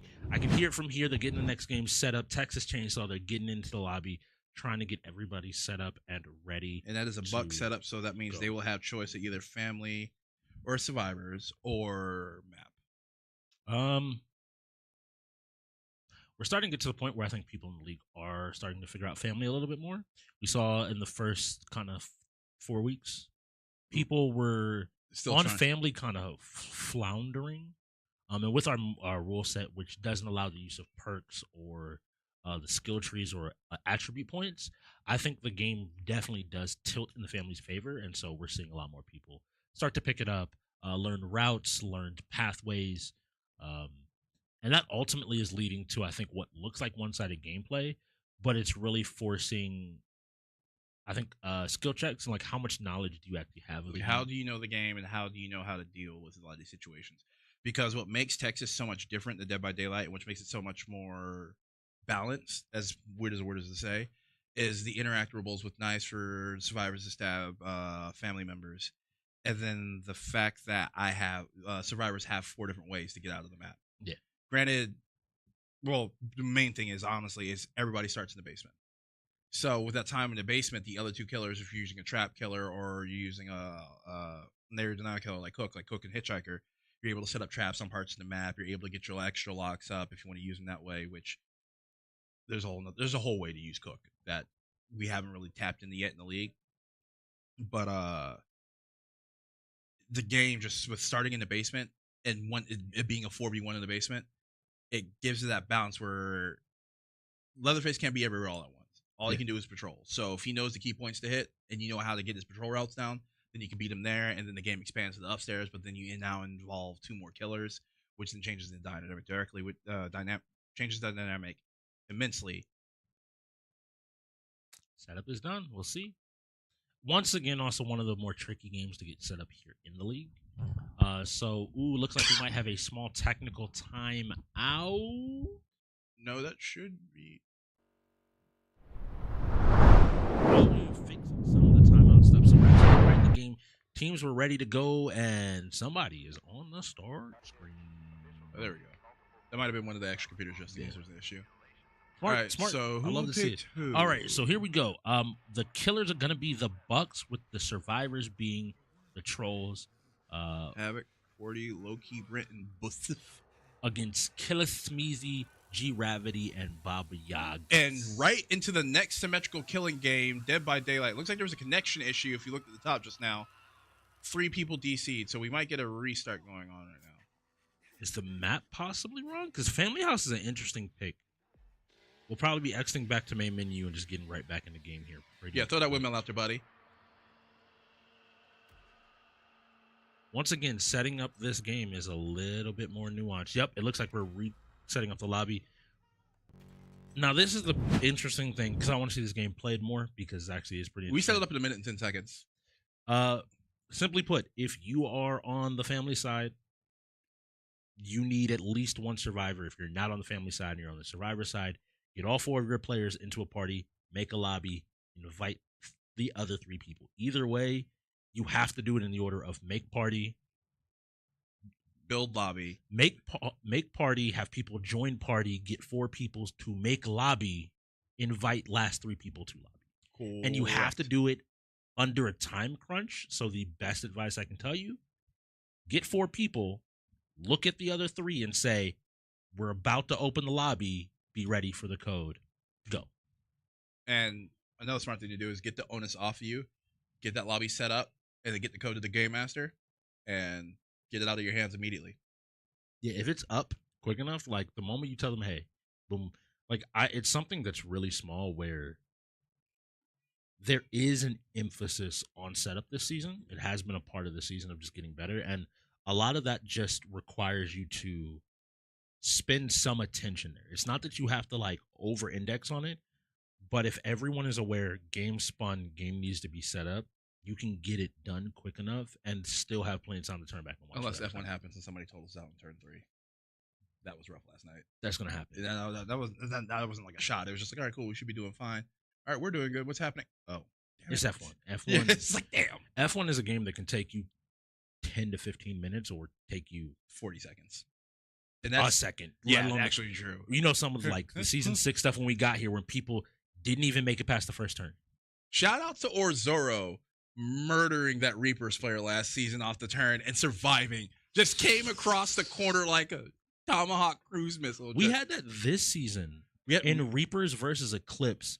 Scarlet pulled up by, I think, behind Jury, pushed Jury into the wall. Jury's car went dink, and then Scarlet face planted into the wall and died. Oh, so 2K physics. Layup. I love that. I love that. My man, I'm standing still. Actually, I'm running. Instant transmission. Yeah, it's great.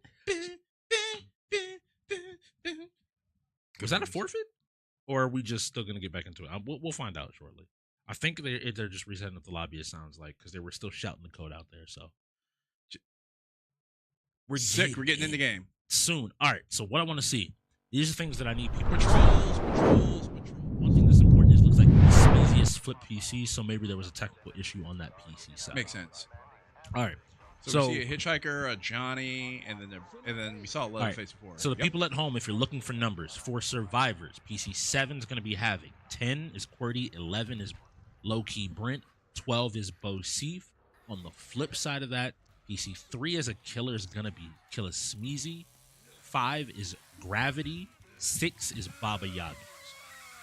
Yaga. So my first question is going to be is who is the killer in the basement? It looks like it's going to probably be Baba Yaga. So I want to see if he's able to put some pressure out. All right, so we're not going for jump scare Leatherface and starting to chainsaw immediately. One of the fun things to do as Leatherface to really scare survivors because his footsteps are loud, but because of the way the bass works in the basement, the sound works in the basement, or you hear the thumping, and like you get the heart alert, but you just don't know where he's at because the chainsaw's on. You'll scare a survivor and ruin their entire pacing for like a good 2-3 minutes while you start the chainsaw. So we have Havoc on Connie already getting to a door, getting ready to pop it. I don't think he was using his ability there, probably because he realizes he doesn't immediately need to. Bobby Yaggin's doing another thing that some Leatherfaces do, which is just get rid of those blocks. Open up the pathway, let yourself kind of have a little bit more freedom in the basement. We are playing on Gas Station, by the way. So I want to see how they're going to ultimately play. So and looks like the first person to escape the basement. Yes, and so this is one of those things that's really interesting to me. And just like that, not listening to the grandpa warning, Bosif gets lit up, and that's 2 survivors right next to each other, already alerted. And, buddy, something that's really subtle there is Leatherface was there to already pressure him, so he didn't really have an option to sit still here. And he's doing the very simple loop that you can do to keep Leatherface. Leatherface has to commit to something. You walk but he back. got hit going through. And while he heals up there, are already outside. So this is something we actually saw last night as well. Some of the more conventional, straightforward strategies to get out of the map don't really work. A great job using that ability to slip through into a locked door to buy himself a little bit more time. And that door was actually latched by Havoc early on in the game. So that's understanding of routes and knowing like, hey, this is a safe pathway if we need to get out. Maybe thinking that he's at a different place. He's in North Tunnel as opposed to South Tunnel, which has one of those ladder exits that are really common for teams to use. But actually is now just taking the time to go ahead and grab a lockpick. Now, I don't know if we have a cook on the defensive team, on the family team. No, we have Hitchhiker and Johnny. Okay, so once again, this is also something that's really small that while I appreciate the Trollz really doing and showing they have a mastery of getting out of the basement quickly, making sure that you have plenty of tools when you're ready to execute ends up mattering, especially if you're going for a speed strike. Yeah, there was no pressure. There's no they have no pressure on the killers if Because the killer saw Connie walk up to that gate and not open it at all, which if a smart killer is going to call that out to their team and like, hey, I don't think Connie has lockpick, which Connie is your main lockpicker of everybody. And then with that being said, that information being out, that means as a killer, you should start looking for those. And there, one death already down. Loki Brent out. Great job coming. That's crazy. Killed Loki Brent first on this month, on this day. Hey, he chose to play that man. He chose to play that man. And 50 cal as well, also being chased. Once again, I think that the Trollz ran into the same thing that we did yesterday. The gas station as a map has been talked about on commentary as being very survivor favored. People and teams have leaned into it, but teams now know that this is a map, if any, as a killer team, you have to have some knowledge of. And even if they were able to beat out Bobby Yoggins in the basement a decent bit, the people upstairs were ready. They had ideas and eyes on what to keep watch of, and is once again putting the Trollz in a difficult position. Because now you've already lost one. If you lose two more people, and we already saw damage being done across the board, remember, your health decreases over time. And he's chasing. Bobby Yoggins is good knowledge. Julie's running. He's about to stall out, though. He has to let go of that left trigger. He can't keep revving it. Yeah, he got it. The very last second, he manages to go ahead and get a hit. Is that 3 kills, or is that 2? That's 2. All right, one more. And everybody knows at least one is still in the basement. And this is where things become this is where Johnny comes down, but this is where... And Leland is found. Yep. I was going to say, this becomes really difficult. If you weren't already doing it, you then have to play for points. Because with 2 people, the best you can do is trade and have a point conversion, and 2 of your players already died early, which pretty much means a nice slam to force him to stop. You're going to be able to get up this ladder in South Tunnel and get upstairs, but if I'm Leatherface, I'm calling to my team immediately. Hey, no! You fell off the ladder because you got hit, and this should be game. He's not going to be able to get out. He's going to have to run back away. I think as long as Baba Yoggins is willing to commit here, as he revs this chainsaw, it gives him extra damage on his swings. He's whiffing. Leland is the toughest character, but he's not going to be able to get away. You have to play for something else. Incapacitate him. You have to kill him. You have to end him. It's not just free. Did he press the A button? No, there he goes. And that is game for the Bucks. A great job coming out of the Bucks. This is the second time, I believe, this week that we have now seen killers on gas station win. And I think it's off of some early pressure coming out of, and Havoc managed to get to the car battery. This is still the easiest exit here in the game. But the big issue is it doesn't matter that he's able to get out here for free. What does matter is, because he still has one more gate to go through. Yep, and he has to have the lockpick and the game's over. Yeah. And that is a clean victory to the Bucks. It's one of those very small things. I think Texas is a game that is slowly starting to be more explored. I think the big change, and for teams that are wondering, the big change we've seen in this last week is willingness to, one, play Leatherface and understanding how pressuring that area of the bottom of the map, and then knowing these are the easy exits, right? It's twofold. The people up top know these are the easiest exits for them to get out of. Leatherface is pressuring, hey, chasing somebody South Tunnel. Okay, I ran away, but it looked like they were opening South Tunnel door. I'm going to go check the ladder behind the house because I know that's where South Tunnel comes out. Let me see if somebody's there. I lost track of somebody in North Tunnel, okay? Check car shed, tool shed. Yeah, because they could get close into that room, open that door up, and go. Once again, just knowing that, and then beyond that, people still working on Grandpa, moving a lot faster.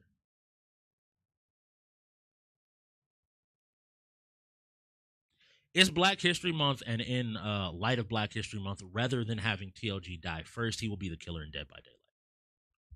We stand together. We shall overcome. You gonna get a message? I ain't do that. I ain't do that. No. But jokes aside, we're seeing a lot of these primary fighter and sports players getting into these strategy games and having success. Pop, LA, Smeezy in the last game. Smeezy was in the last game, wasn't he? Yes. speaking in the last game, and then just across the league right now, these sports fighter players who have been typecasted in being just one of those two, and then maybe like a little bit of like racing, are doing a really good job breaking into the strategy part of the wheel. And I'm hoping TLG has a strong performance, but I do ultimately hope the Bucks win. I was gonna say we have played with him some, so we know that he is. I don't know if you remember from last season when you all were helping me work on my DVD a little bit. He is a survivor main conventionally. I was interested to see if maybe he'd put some time in the killer. But just in general, it's one of those things that I agree. I think people are starting to realize the strategy and the racing part of the wheel are underrepresented in the league. And whether it's a starting role or just being successful. Vomit. Guilty Gear Strive, I'm happy. And I'm TLG, excited. they took killer with TLG and then forfeited it. So that gave them a full reset. And that was now Guilty Gear's out. But this is something that's really important. TLG had to stop Fear last time they played. And my look now here is that, hey, Fear, did you take that matchup, work on it, learn from it? And are you ready to go ahead and maybe pay TLG back a little bit? Get them receipts out, dog. And we have Sparrow going in, and I don't know who you send in for a third. Mr. Fear twice. Mr. Fear twice, if only we could. I do think that would be an interesting strategy, but I'll talk to you about that offline. An interesting rule. You could, like, wager double or nothing on points, but you send in, like, one person. Nah. They're not going to go for that. But I know that. Speaking of going, fun. the Bucks are going to play. It looks like Baba Yagas is going in. So it's going to be interesting to see what we see on the Troll side of things. Because it should be Psycho, TLG, and then third person. Now, we have to hope that Psycho's stick is working this time. I know he had some trouble in the very first week when we were playing this. And for people at home, we play Guilty Gear 3v3. You basically get one game, so two rounds. If you lose 2 rounds, you're out, and the next person comes in. Until you lose 2 rounds, you keep going through the gauntlet of the other team. Whichever team loses all 3 of their players ends up losing the point. Now, why this matters, characters that you can kind of expect to see here. Kai Kisk, or no, Elfelt Valentine, Potemkin, and probably Chip or another Kai because low-key Brent's going in. And then Fear plays... Gold Dick Lewinson. Gold Lewis Dickinson? Gold Dick. Gold Dick. As he's colloquially called. And then we will see out of Gravity and Sparrow. I believe they've played before. But one of the things about the league, we have a lot of overlap. And unless you play some of those niche characters, it can be, or stand out really quickly. It can be a little bit more difficult. Yeah, it's just to kind of remember. Because Guilty Gear, like, you see people either conventionally on Chip, Kai, or Soul. Soul. Chip, Kai, Soul, then Potemkin. That's the 4th most popular. TLG and Sparrow. So this has been kind of like a story that's kind of been brewing throughout this match. Like, Sparrow's been kind of poking at him. I'm not going to say he's beaten him, but he's definitely been a recognizable thorn. I think, yeah, it's across the season, the most developing genres you can have. Ain't no way. Ram is a good choice. Like, Sister fight! yes. It's about to be a what? A girl fight!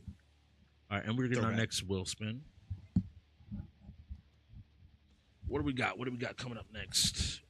Football the company. All right, so who's on player 1? Who's on player Player 2 is the Bucks. So on the right side of the screen, We got Sparrow on Ram Lethal. and TLG on. Elfelt. I think TLG was kind of joking a little bit, then got hit in the face and had to chill a little bit.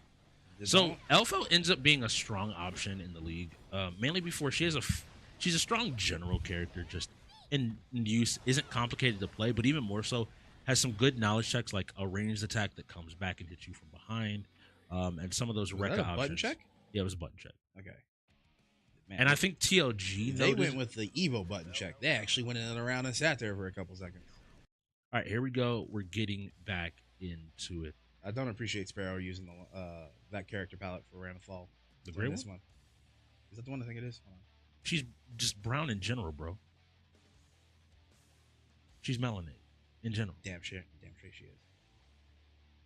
I'm not talking. Baited. I'm not talking to you. I'm not talking to you. Somebody Yeah. come get my co-commentator and Wait. GM. At least she doesn't have Killmonger locks. All right, on to Nope. this Guilty Gear. Round start, TLG just jumps back, and this is what I was starting to talk about with the projectile. Before TLG will fight you at all, he is going to... Oh, no, never mind, it's TLG. He's not going to just Yeah, stay he's not full gonna do screen that. and chip you to death. Good burst from Sparrow. He's going to run in, and Sparrow, once again, once TLG gets to this milling range, if Sparrow can start to find the buttons, he can be all right. It doesn't look like Sparrow knows that you do take chip damage generally in Guilty Gear, unless you spend some of your tension gauge doing what's called an FD. You'll see a little bubble pop up around his character, and that'll negate some of this damage. I think TLG realizes, though, that he can play a little bit more loose and free, and is now just going to keep swinging, but that damage is very real coming out against Ram Lethal. A nice jump to avoid the shot into a quick Rekka series. Jumps in, once again making Sparrow guess. This is a character that is very interesting because to newer players, it can be really frustrating trying to deal with all the different things she throws at you. And to non-new players, TLG looking for the throw. And What a bum. He did he did the grab super. Hit him with yeah. She's perfect. TLG standing up. Who's going next? Looks like G Ravity ready to sit down and play. Got the Frieza Saga t-shirt on. I know he plays Guilty Gear. I hope. Never know. It's an anime fighter made by Arxis after fighters, so you know it's always up there. A Giovanna. All right. Now I'm looking. Okay. All right. So Giovanna is a character that is classified as rushdown. She uses her speed to get into ranges and has deceptively long normals that she can hit you. So what he wants to do is close that gap quickly before TLG can really get comfortable to start shooting, and maybe catch him with some faster buttons, and especially if you know how good she is, really put the pressure on. That move right there does beat projectiles, but as TLG showed, it is pretty susceptible if the player knows what's happening. And TLG is now just kind of using some of his fighting game. And it's looking like I was hoping, but Gravity might not be that comfortable with the game in general. And Giovanna pick was So that's what I was gonna say.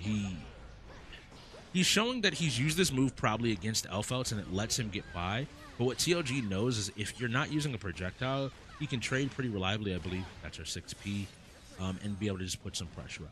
TLG is absolutely just knowledge checking some of these newer players, and rather than trying to necessarily sauce himself, and mixed bullet mix guns plus baby.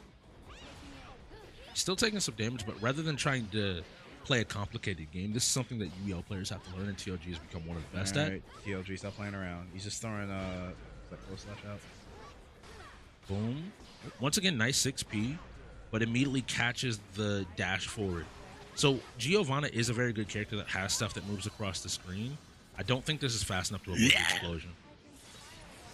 She has stuff to move across the screen very quickly, but one thing that is really difficult You put it back on that screen. I want to see Elfelt yell. to understand is just being able to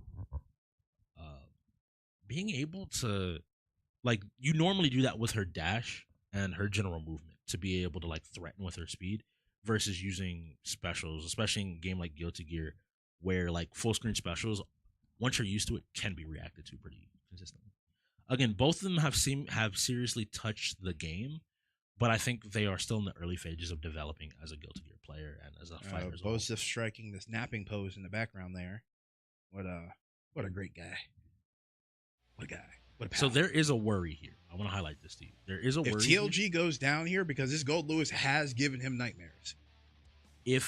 But my thing for fear is, have you practiced The Elfelt matchup. Elfelt matchup? Last time, Elfelt was a new character. I'm not as worried about like if you get caught off guard by that. This time, You know better. You've seen the popularity in the league itself and her popularity online. So this has become the go-to like character to put people on. Nice block. one of those bullets change direction. Here we go, catching him with the dust. TLG, notice how immediately more reserved he is with his button presses here against Fear. He recognizes that Fear understands the game a little bit better and is willing to Yep, play. and it burns the burst immediately for Gold Lewis pressure to start. Ooh. And I don't think Fear necessarily knows the Rekka and what he's supposed to be looking for. He baits the ult here with just a simple jump, ready to block just in case, and goes back into his own pressure. This should break the wall. It won't kill, I don't think. And we get one more guess for game here. Into Gun being shot. plus. Gun is always plus. So it looks like, yeah, Fear isn't super acquainted with the Elf Out matchup. It's really annoying, but once he gets started as Gold Lewis, it is really difficult. Look at you that. can see the damage. Look at that. Gold Lewis. And then that slow overhead. Nice. Oh, Yep. this That should might connect. kill you. That You should swing, you hit in circle. He didn't crank enough 360s. Oh, no. This jab, I don't know if it's going to hit in time. Yeah. Just play the round. Don't greed. There you go. Good burst.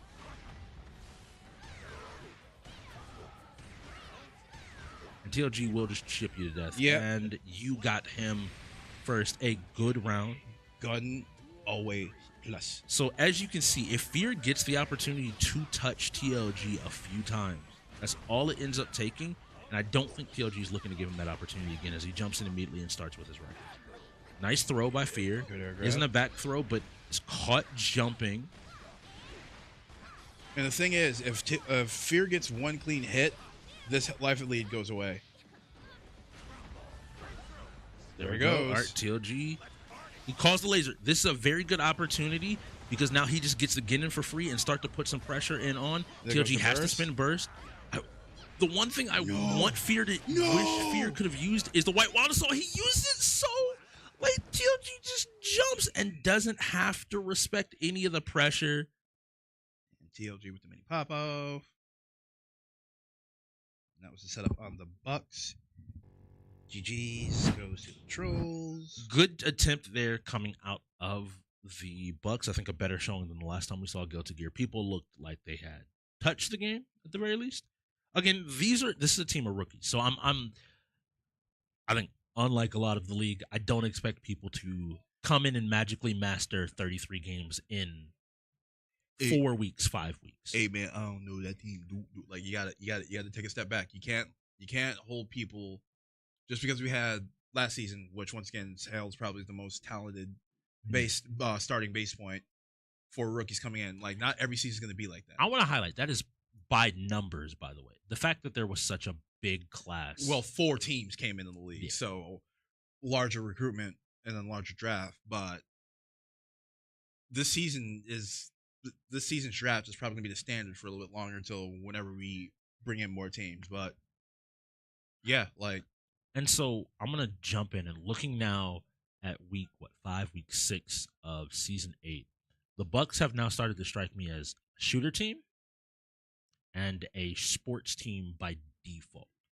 Those are the two strengths that we have seen from them. I can agree with that. I think in terms of games today, especially if we're taking a test right now, those are the games where I looked at both of them and I'm like, cool, I see you have players at least currently in the lineup that play both of those genres pretty well. As y'all continue to develop, like again, you'll get better at racers. That's a genre that we maybe see 5 racers at most in a season really start to show up. You'll get better at fighting games every season that goes on in this league. Fighting games are probably the fastest increasing in skill. And then I want to see some more strategy games because they looked good in Texas. That bodes really well if you look good in Texas. I mean, they won it. Yeah, no, like they won Texas. Yeah, convincingly. And so that tells me that, hey, they have a lot of those pieces in place.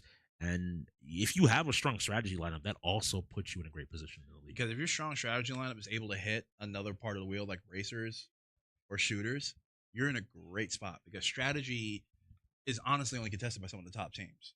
Yeah. Like And even then, most teams do not have a across the board strong strategy team. You might see a team that has 5 league players.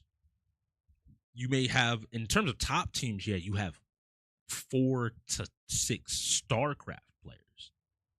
But those are far and few between. And if you're able to be like, look, we can play Texas Dead by Daylight, we can play League, we can play StarCraft, we can play all of the strategy, Yu-Gi-Oh, Pokemon across the board well, because their Pokemon team didn't look bad either. I think the Bucks Pokemon team looked like they understood the current meta of Pokemon as well. Mhm. If you can show like, hey, if the strategy game part of the wheel comes up, you have to be worried about us, regardless of who's in.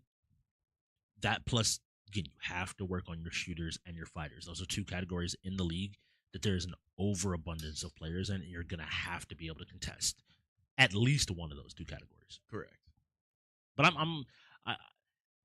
I always feel weird and I always feel bad because I think Bucks players might look at this or players new to the league on any of the developing teams look at this and might be like, okay, well, so what am I supposed to do? And I'm like, Collect your lumps, homie. That's the best we can say. It's not a matter of you're supposed to be good immediately. This is a process.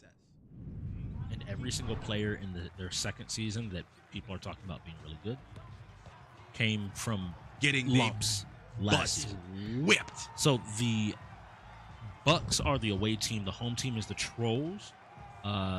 Smeezy is yellow. Bobby Yoggins is pink. The Trollz are the dark blue jerseys. Which is sock red. All right, and Bosif is red and QWERTY is blue. As you learned firsthand last season, playing against Bosif and QWERTY in any sports game is It's fun. annoying. It's fun. They definitely earn the accolades they have and the respect they have in sports games. And we got DNF Bill coming up next. Is And TL, what do we have before this?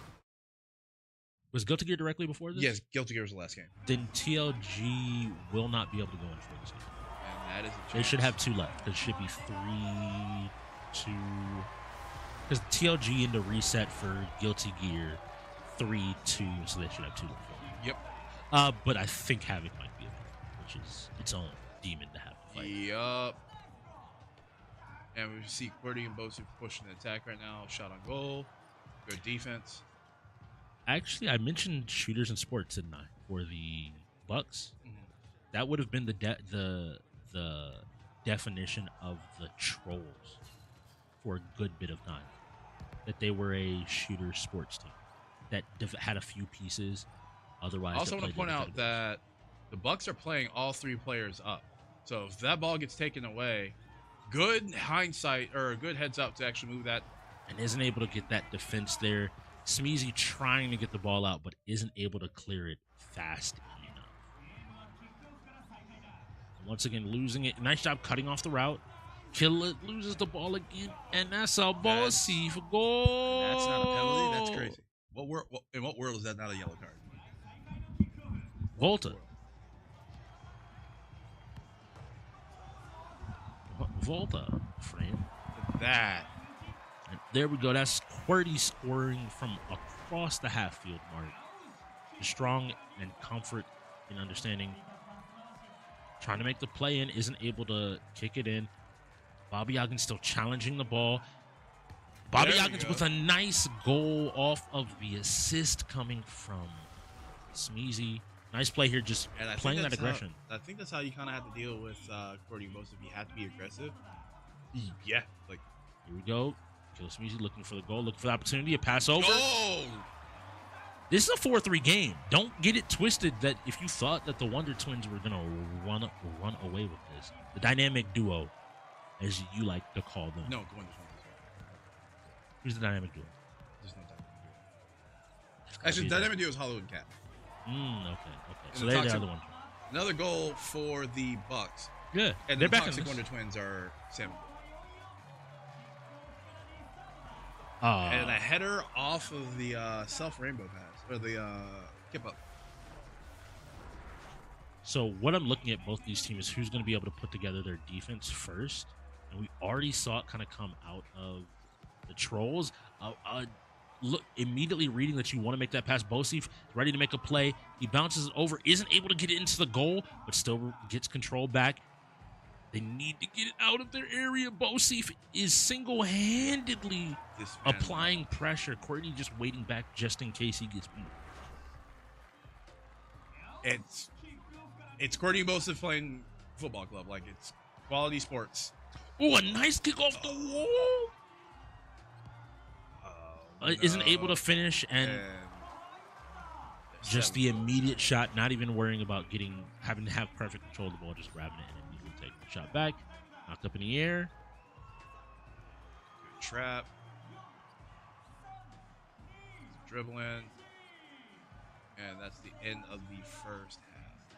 A good job as well, not just having the goalie, but keeping both of the player-controlled characters in between the ball and the goal, giving you 2 opportunities at least to stop it manually. He bit.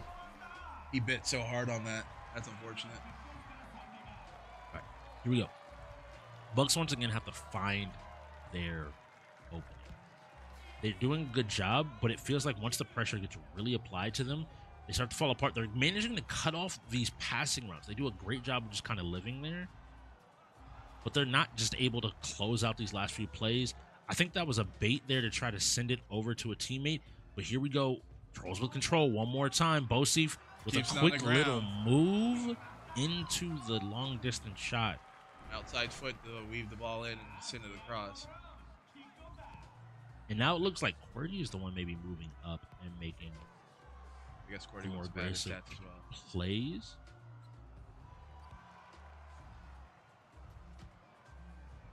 All right, 2 minutes and 10 seconds left in the first, or excuse me, in the second. Ooh. Oof. And just kind of knowing and seeing and knowing how to follow each other up and make these plays. They are a duo that is noted in the league for very good reason.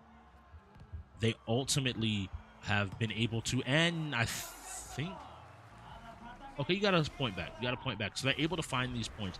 It is a little bit difficult still for them. I think they're still trying to figure everything out and put it all together. But ultimately, at 10-5, you scored 5 points, so there's something there. You have an offense. You just have to kind of get the 2 players starting to work together a little bit more and learn where you need to push back. Good job ensuring he couldn't make a play on this, trying to get an angle on it. The defender gets back in time to make a hard shot. You end up sending it back and helping the opponent. And Bosif, once again, Bosif doesn't need to kick the ball hard. He knows I've already beat the defender. I just need to roll the ball into the goal and make it as accurate as possible. They pass up. Once again, Bobby Ogden's looking for a play here. Ends up losing the ball, and QWERTY is able to score again. And that's the downside of trying to play 3 up to move the ball around. The second you lose that ball, they just get a free chance to shoot. And like you were saying with Bosif just doing these nice little taps. That is unfortunate. Doing these nice little taps. That's a level of mastery and comfort with the game. So where you're not just mashing the button to shoot, you're just a little tap. You just need contact for the ball to go exactly where it needs. A lot of people you see hold the button down or make some of those early mistakes, right? Just football company, BPFC now. Even there, like, he recognizes, hey, I don't need to do something super fancy. It's, to me, one of those small, subtle things. In sports games, like, there is skill in doing, like, the big stuff, but it's almost like in physical sports as well, where in physical sports, it's some of the finesse that ends up requiring a lot more of a touch and a lot more, like, individual skill to be able to consistently do it. Jesus. It looks like the two of them are both laughing to look at each other like, man, they playing this game. They play football club, and yes, they do. Because it's the old military saying of KISS. Keep it simple, stupid. Don't need to do all this crazy stuff. Don't need to do all this extra stuff. Just All right, you got a 3-on-1 almost. The goalie wasn't there. Doing a good job of just fighting and managing to get another goal. All the players laughing. Only down by 8. It is. They can come back. Only enough, yeah. Like football company is one of those games. Off the wall, beats one of the defenders. I love the play there. That was a great look and a great play. A little bit rush on the shot there, kicking it back up just to buy him and his teammates some more time. They keep kind of kicking these long balls, which ends up trading it back and forth. Bosif looks for the shot, isn't able to complete the pass. Got to get it out, and that's the second half being done. And Trollz take football club. All right, I need people to start beating Bosif. I need to stop seeing his stomach after games. I can't keep doing it. I can't. All right, so it's Havoc to your face and 50 cal, and 50 cal being Psycho's brother. That means he has played DNF duel. They've played with each other. They consistently like have touched fighting games and play with each other. So the question is this a game that Sparrow plays comfortably, or is this a game you depend on Gravity for? Because you definitely send Mr. Fear, because I'm pretty sure he plays, right? Yeah. I'm looking. I don't know. They both look too honest to be a DNF dual player, to be honest with you. Havoc, it's not that Havoc looks dishonest, right? I love Havoc. But Havoc Cap, looks like dishonest. he looks like Havoc's my boy. I have a lot of respect to him. We're both fellow vets. that. I'm gonna say, But it's the he looks picture. like a used car salesman. I'm gonna say that picture Does not gives do him him justice. Does- used car does salesman not vibes. it does not do him. He justice. looks like he's like, yeah, come on in. yeah, we got. I got you the new Vanguard right here. Go Yeah, ahead man, and step we on up. We did all the maintenance on this new engine, new transmission, oil changes are update, got a service record, and everything for you. Because Havoc will sit there and look you straight in your face and be like, yeah, I don't really play this game.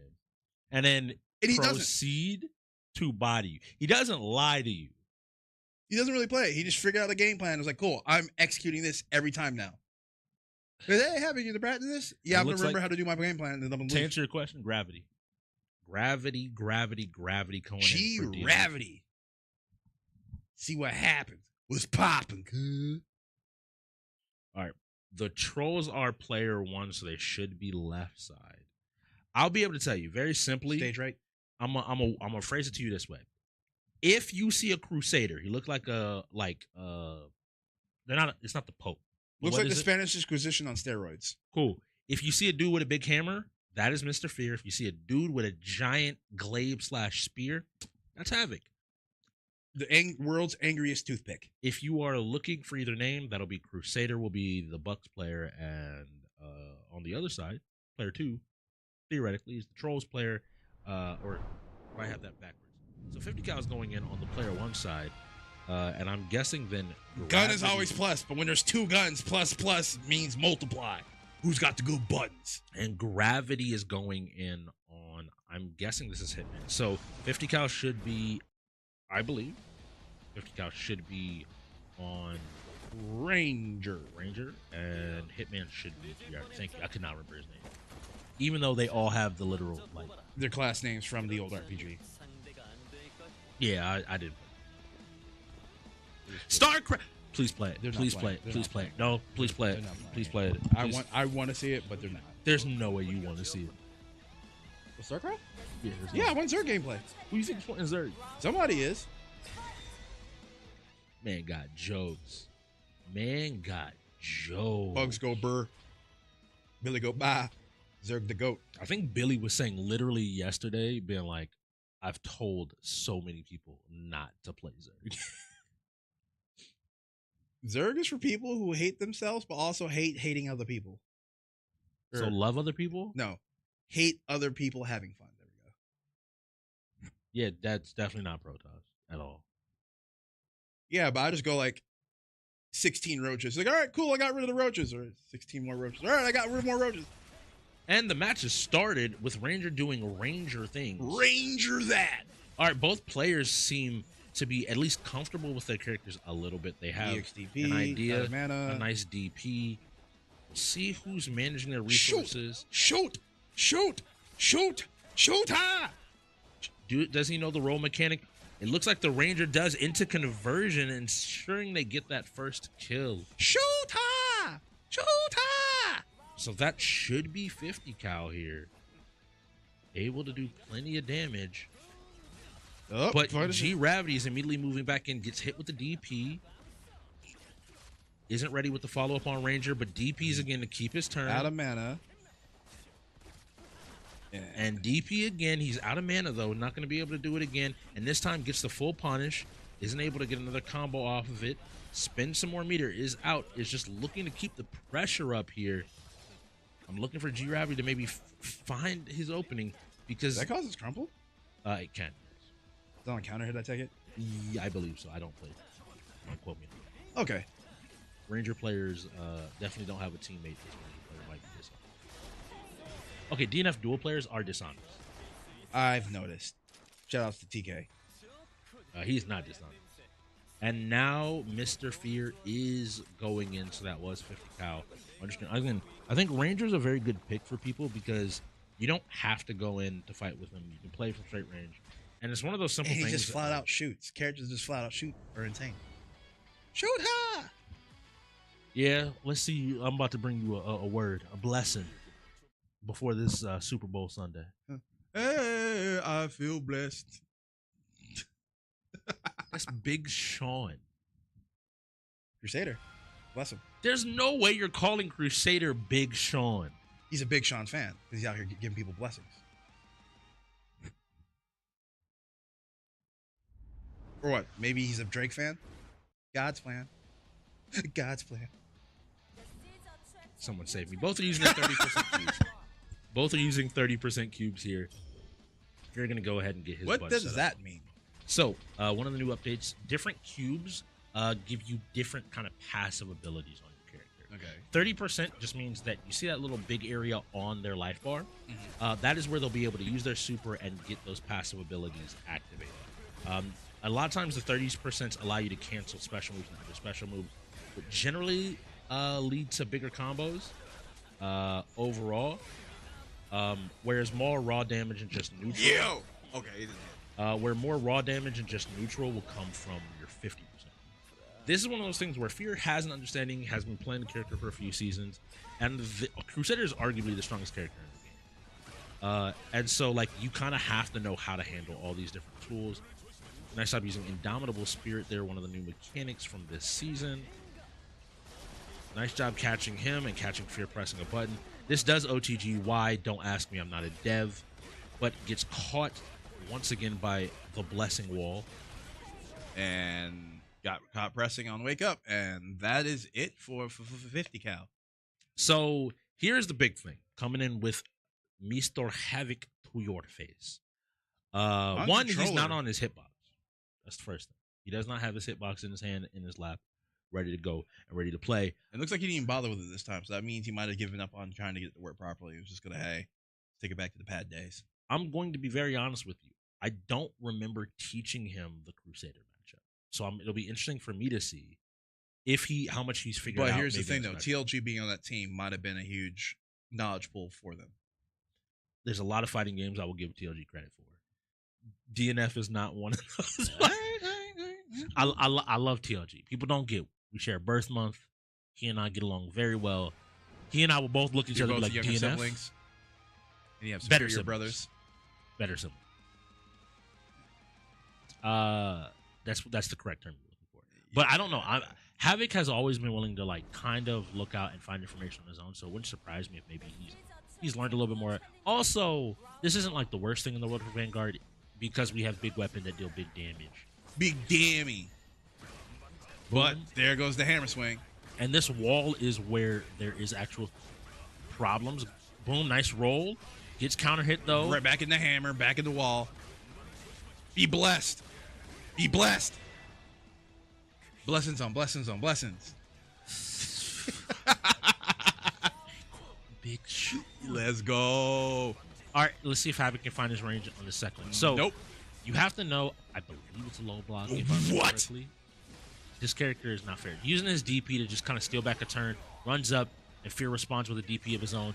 Fear looks for the counter, doesn't end up getting damage. But here we go. Havoc can start to make some options happen here. Then the wall drops. My thought here, really more than anything else, is it looks like Havoc still is not comfortable. Goes ahead, hits. Look at Fear praying for more blessings on blessings. And a on great blessings. job by Mr. Fear. Definitely showing, hey, I do this. I do the DNF. And for the trolls, y'all have gotten better at fighting games. But Fear saying, hey, yo, bring me TLG or bring me death. Actually, I don't die if he's not in, so don't even worry about it. In the StarCraft, let's go! Somebody let Billy know. Somebody call Billy right now. Tell Billy to show up at the building right now. I have a third commentator right here. No, it'll be like Dead by Daylight, the Freddy pool. Billy just rises from it. Just like StarCraft, I heard. Who forfeited? Bucks, I'm not mad. I'm just disappointed. I'm not mad. I'm just disappointed. Yu-Gi-Oh! Sorry, chat. Sorry, I might have hurt your ears. I'd love me some Yu-Gi-Oh. Don't lie to me. I am hoping we see Exodia. I have not gotten to commentate an Exodia game, and I know that chat, of all people, loves to see Exodia be played. Chat doesn't like anything cool. Okay, I don't know if I'm going to call Exodia cool. The ending effect is cool. There's a lot of animations. Did you know it's like all the god cards, Dark Magician and Blue Eyes, like when they win the game with their attacks, like it does the like literal attack. Oh, that's dope. It's actually like they have special animations. It's super sick. Super sick. You know what game has all the cool animations? What? MTG Arena. Just put Arena on the wheel. Only starter decks. Titus, make it happen. Okay. I mean the original starter decks. Like the green and the red and the blue. Okay. I'm trying to think which deck is on there that you would like. Oh, I can play all of them. I don't care. You said you're getting to play. I just want to play. I don't care. And I'll probably play red because I just laugh as I use Goblin? 6 mana burn spells for 5 damage. I don't think any of those are actually it. We're getting into the nerdiness. Yu-Gi-Oh! For those that don't know, we play an unlimited format here. War in the crimes for league. everyone. We do know that the Trolls have run an Exodia deck before, and Mhm. I can tell you You can tell me. that the Bucks The Bucks. have, for anybody that's been watching the stream more recently, you may have had heard the lovely voice of Jameson on the mic. He's been working with some teams, and I know the Bucks as well, to help them.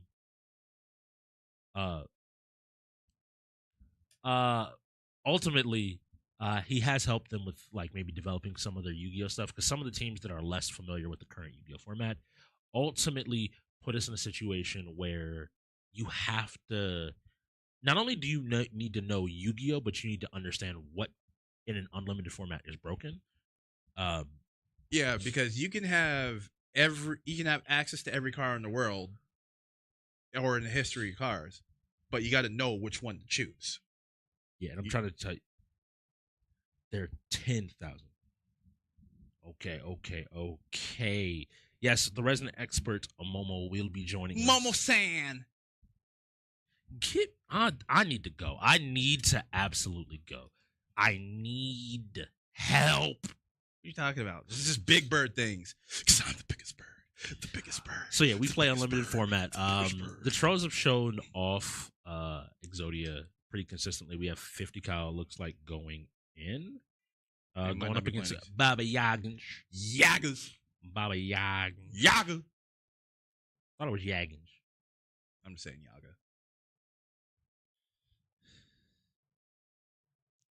We're just gonna sit here. Wow. not dealing with it. Not dealing with it. All right, here we go.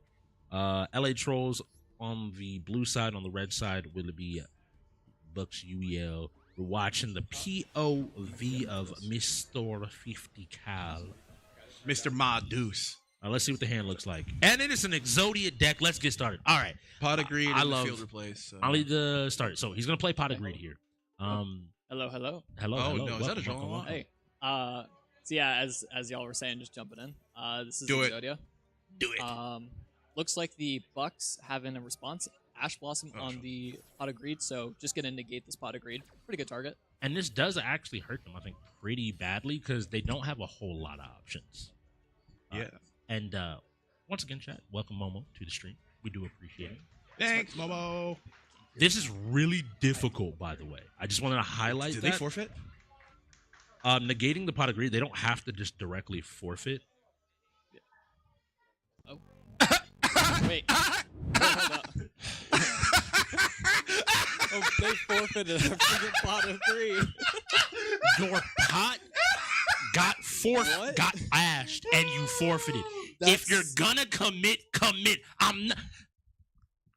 What they could have done is they could have pitched one of the pieces of Exodia and the other spell card, and then gotten back the Pot of Greed to use it again, continue to go deeper. But it looks like they wouldn't even want to entertain that. Just they're gone. I had a whole conversation planned about why Exodia and UEL was a thing, and they literally just went, card didn't work. Right, well, my pleasure. Thank you. Thanks, Momo, for stopping in for that and very, very deep and in depth That casting might of have been Yu-Gi-Oh. the longest game of Yu-Gi-Oh in the league. I can tell you right now, it's the fastest game of Exodia in the league. That's for damn sure. Buddy said, "Pots out. I'm done here." Look. I'm gonna take a very brief moment. Last night, I had to explain to my teammate why we may have lost turn 1, and we still played it out with probably the worst possible opponent opening. That was the if you could personify that high roll of them drawing in both of those They also got an Ash, by the way, like that just happened there. So they had an Ash plus 2 draws plus something that banishes cards randomly off the top of our deck upside down, so we don't even know if we have it. There's a lot of things that went wrong. We played it out just in case because Yu-Gi-Oh takes 30 seconds if you're going to lose in 3 turns anyway. Sorry. Can you tell I'm a little... You forfeited. In the Halo, but y'all like shooters, so it doesn't matter. We're going to go ahead and see some more shooters. blicky blow, blicky blow, blicky blow, blow, blow. Please make sure to mark that down. I'm going to have a conversation with them about that one. Nah, that's on them. No, we're going to talk about that. We gonna talk about it. Pot. When they get in here, Dread. if they win this game, because right now we are Bucks Nation. We're on the Bucks Grove. 12-point comeback. Hour and 3 minutes. Yeah, they got this. Actually, it is mathematically. I do believe it's still possible. Oh, Possible, yeah. but not very probable. They only got two timeouts left on the Trolls and 2 forfeits. A few mistakes is all it takes. This is a Troll setup. Let's see if the Trolls can get them in and get everything set up. We are getting lineups going in, so because this is 4v4, Mr. Fear will be sitting out, and those other 4 players, Smeezy, Gravity, Baba Yagins, and Sparrow Gravity and Baba Yaga will be going in, and they'll be going up against QWERTY, Bosif, TLG, and 50 Count. Now, you might not think TLG is great at shooters, but being one of the older gentlemen, Halo is a classic shooter. So I assume, back in his day while walking uphill both ways in snow, he was able to get a few reps in. I'll smack the fire out your mouth. I didn't say nothing about you. I didn't say nothing about you. That's crazy. The 2 strategy players on commentary. One's using unimplied words, unsaid implications. Unimplied? I think implication can be found. But I never said any of that. All right. Somebody help me. I'm going to be doing suicides in the parking lot till 2 a.m., please. Front, back, on the go. whistle. 42 seconds left on the Halo startup. This is going to be an interesting game because, like you said, this team is definitely identifying as an early shooter team. Did they? So this is another reason why I'm mad about Yu-Gi-Oh. You could have literally waited until you saw the next spin, got it set up, and then forfeited, versus even if you know you're going to lose, versus forfeiting immediately. And that's one of the things the Trolls have to get used to, because as your team, because let's call a spade a spade. The Trolls' growth and the Trolls' skills are brand new. I think they're still good, but yes, they're still newish. I mean, the skills, like the power of the team is still brand new. Yeah. It's like a anime character waking up and being brawlic the next day. It's like, yeah, I just ripped my door off the wall. Yeah. The problem is to get cocky, and then they forget the things like, oh, I've been going to the gym for 4 years, and now I have all the strength. Yeah. My mans, you've been practicing, you've been focusing. Remember all the stuff you did that allowed all these results to pop up. You got to remember all the fundamental things. But I think that's, to me, a coaching thing. Like, the coaches just have to be aware of... And looks like we got a timeout coming from the Trolls. Yeah. So the way I'll say it to you and phrase it to you is this. I think in UEL, more than anything else, the players should be focused and on individual games. Mm-hmm. The coaches are the people that are instructing them in the scope of UEL, the game. So, like, Baba Yagins is probably talking, Baba Yagins and Claire, GM and the coach for this game, should be talking about how do we win this? How do we start to score points? How do we come back in? That can be their focus. But the players are thinking about, okay, how do I play Halo? What do I need to play for? What map are we on? What do I need to remember? And then that meets in the middle where you might say, in this case, to the Trolls, oh, we don't want to play this game because our pot of greed got negated. All right, well, we're going to forfeit it. Wait, just sit there, focus. We got set up next. Let's get this game taken care of. Once Halo is ready to go, then we'll come back to finishing up or forfeiting Yu-Gi-Oh. Another thing is too, why not play it out? You're up 17-5. Because for one very simple reason, there are still people in the UEL that believe that the purpose of UEL is to win as many games in 4 hours as humanly possible, which technically it is. But the purpose of UEL is to win the game. They are playing Slayer. We're getting some team deathmatch. On Aquarius. Oh, watch, the shotgun's gonna spawn. We're gonna get the shotgun spawn. And Hogeki is gonna punch his monitor. Shotgun? Well, technically a type of shotgun spawn. You know what I mean. And Hogeki's gonna message you tonight and be like, come on, good, you know what I mean. I don't know what you mean. All right. Hey, did you get him his cocoa bread? No, Golden Crust is closed. Make sure next time he picks you up, you get your cocoa bread. Man, you better talk to TK. He's the one who lives right next to it. All right, Nope. next spin. We got Lego Legends. We might actually see this played. Because I know that Sparrow's pretty good at it. Baba Yagas has been playing. Oh, yeah, they've all been playing. I know they've been. Yaga. Now, Baba Yaggins has been a competitive shooter player. So anytime like Call of Duty, we saw him start to put off and show up. We saw him show up in Call of Duty. I'm expecting to see a similar performance here in Halo, where once he's able to get started, we already see him talking with his team. You love to see it. But remember, the last time QWERTY had access to the middle of the map uncontested, he started just stacking bodies and stealth camo. Yeah, so about that thing that you mentioned about stacking bodies in the middle of the map uncontested, it may be occurring. Smile. Yeah. I guess I didn't stop playing Pokemon because I used Future Sight. So, man, making references. But Bars. being completely serious here for a split second. Halo is a very team-based game. Sorry to interrupt you, but it's 5-5. Oh, I tried to, like, the Bucks are shooters. They out here? They on the block?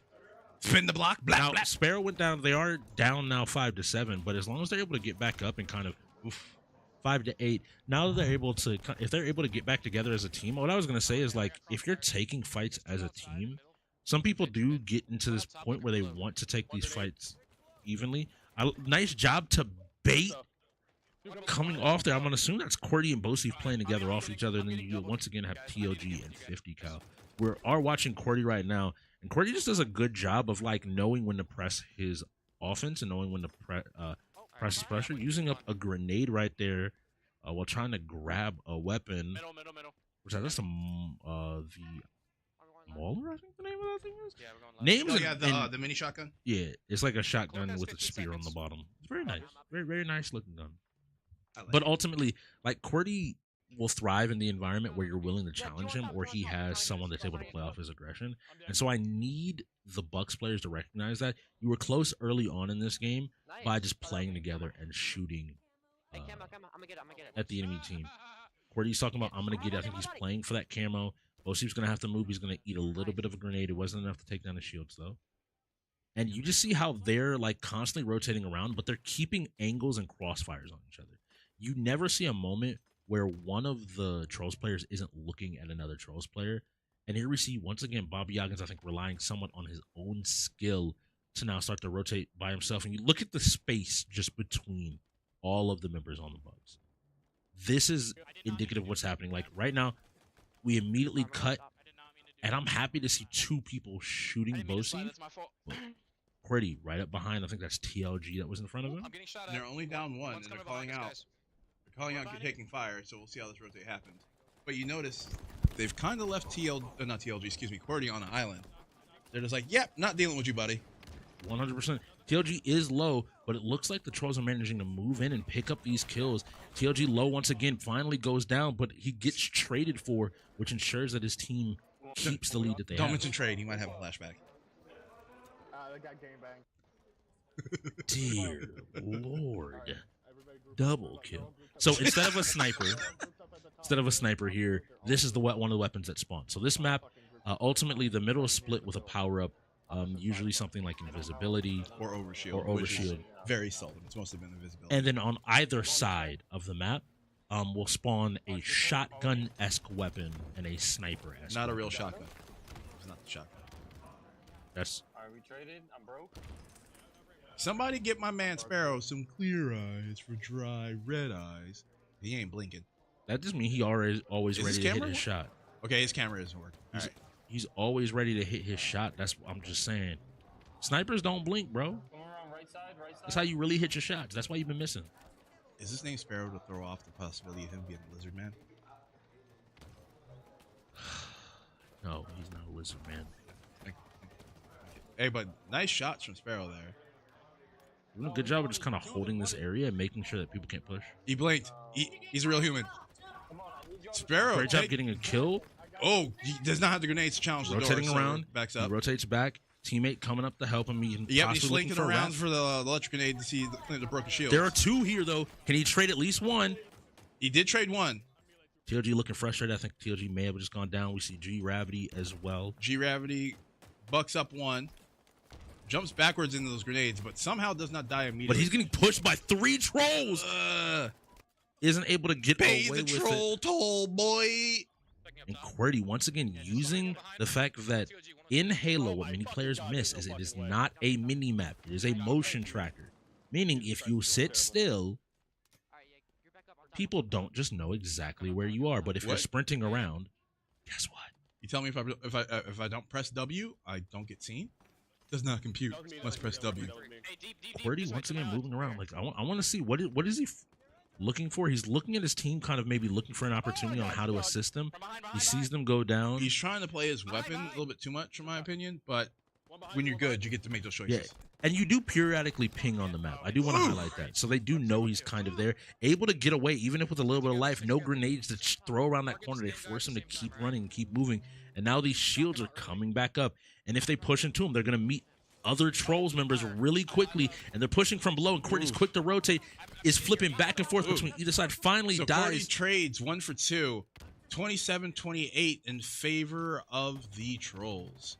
And I want to highlight people may be looking here. 28 And, all. we are now watching. We were watching G-Gravity. He's respawning in 1. All right, let's go. It's 30-29. The Bucks are currently up.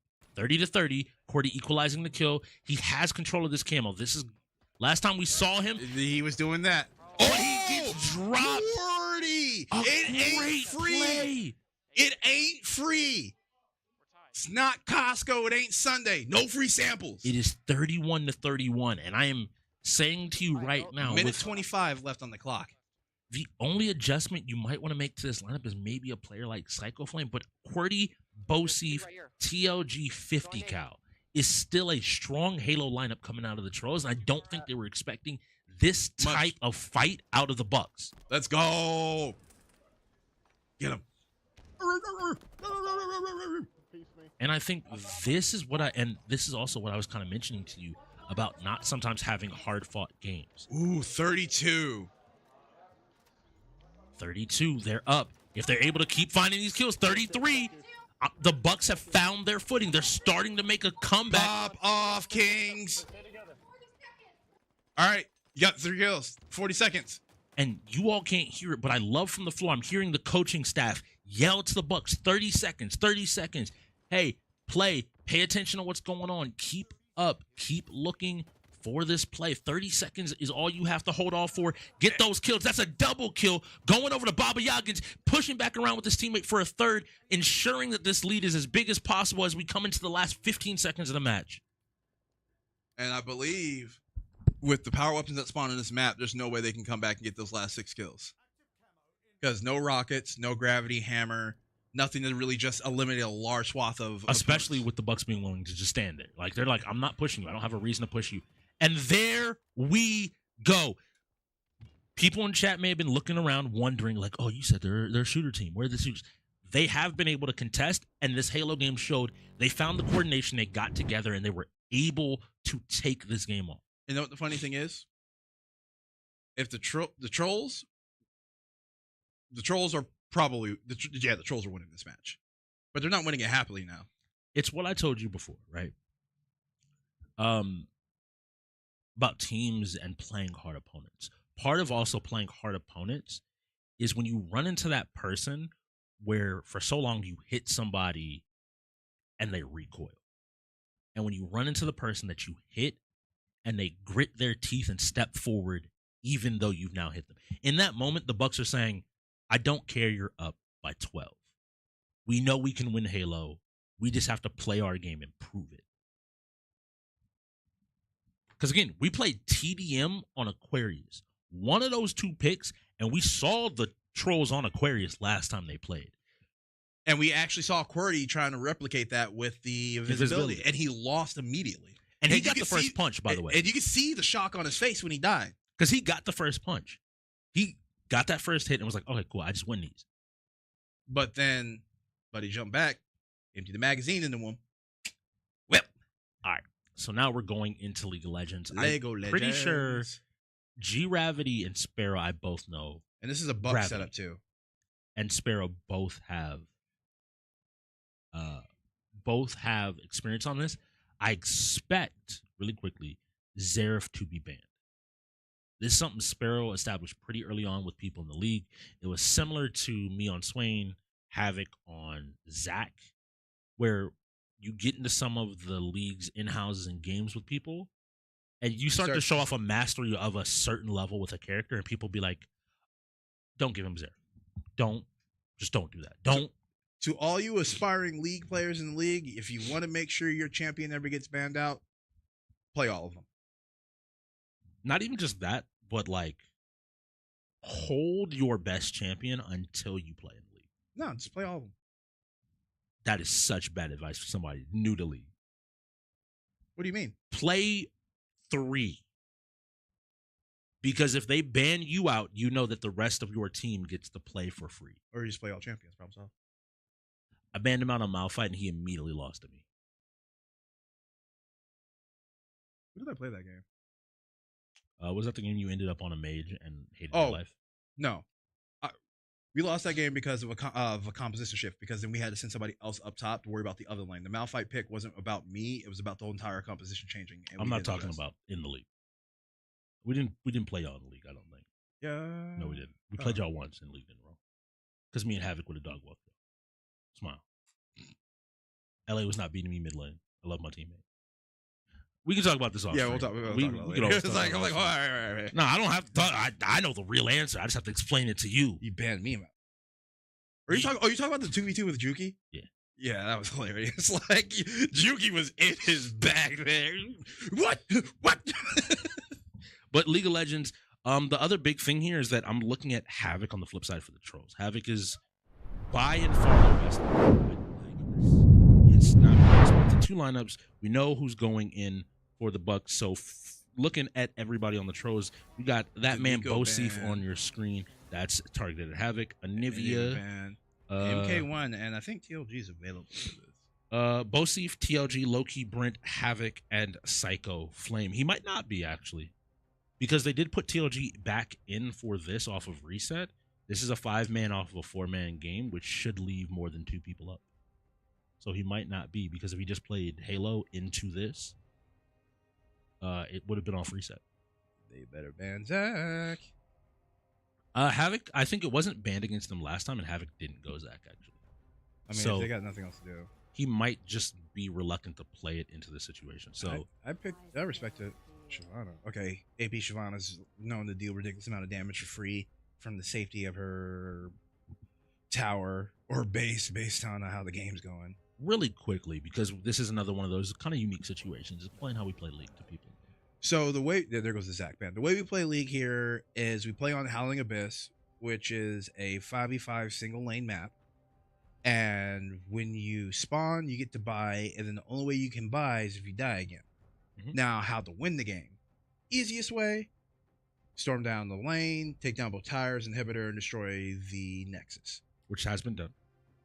But the primary way the games tend to go is for every kill you get 1 point, and every tower is worth 5 points. So get a couple kills, turtle up, wrap the game up at 30 minutes, or if it was 20 minutes? No, 15. grab the game up in 15 minutes, or crush Nexus. So there's a huge give and take in this game where it comes to either dying once you get a couple of kills to get more items in order to be able to do more damage, or just simply picking characters who have really good early game base stats and good scaling throughout their leveling and just trying to stay alive as long as you can. Problem is, though, a lot of those characters who have those good base stats and good base skills that just continue to evolve with the game, ain't no way. So I'm already frustrated here. Interesting, Sparrow took Blitzcrank, but I'm already frustrated here because they left the Lux up, which is already shown to be a pretty powerful pick in the league. And I believe Havoc went ahead and took Lux. Now, I think that's my Sivir, actually. I think you might be doing my Sivir build from Rift. that would be Seko that's on Sivir. He don't play Sivir. Havoc will probably be playing Lux. I'll just inform you. He will be. Okay. Like, of the characters on there, and they left the Pantheon up. Now, I know that will be TLG. He was finding some enjoyment in Pantheon. Of course, he does. Smooth brain, knuckle, dragon, simian. We have a Diana pick. Ain't no way. Whenever I see an assassin, no. We about sauce. So if not even just that, if it isn't already clear for those that don't understand, whatever is going on and how the Bucks have been getting help with League, which they have, they've decided to go for a tankier composition and brawl this out. And they're willing to do so against a much more poke-heavy comp, the Lux, Sivir, Misfortune. Unfortunately, the account's not leveled up very well, so they don't even have Flash or Snowball. Yep. Thanks, Riot. They're not using. They're using the League's accounts. Most of them are on the League's accounts. They're not on their personals. Unfortunate. And so it puts them, luckily giving them some runes.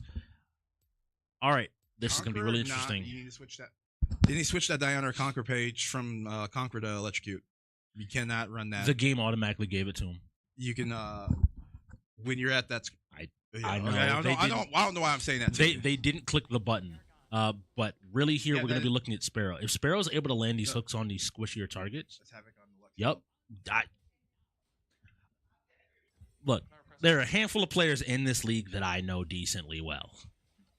And Havoc to your face. I disagree with the double point in the E though.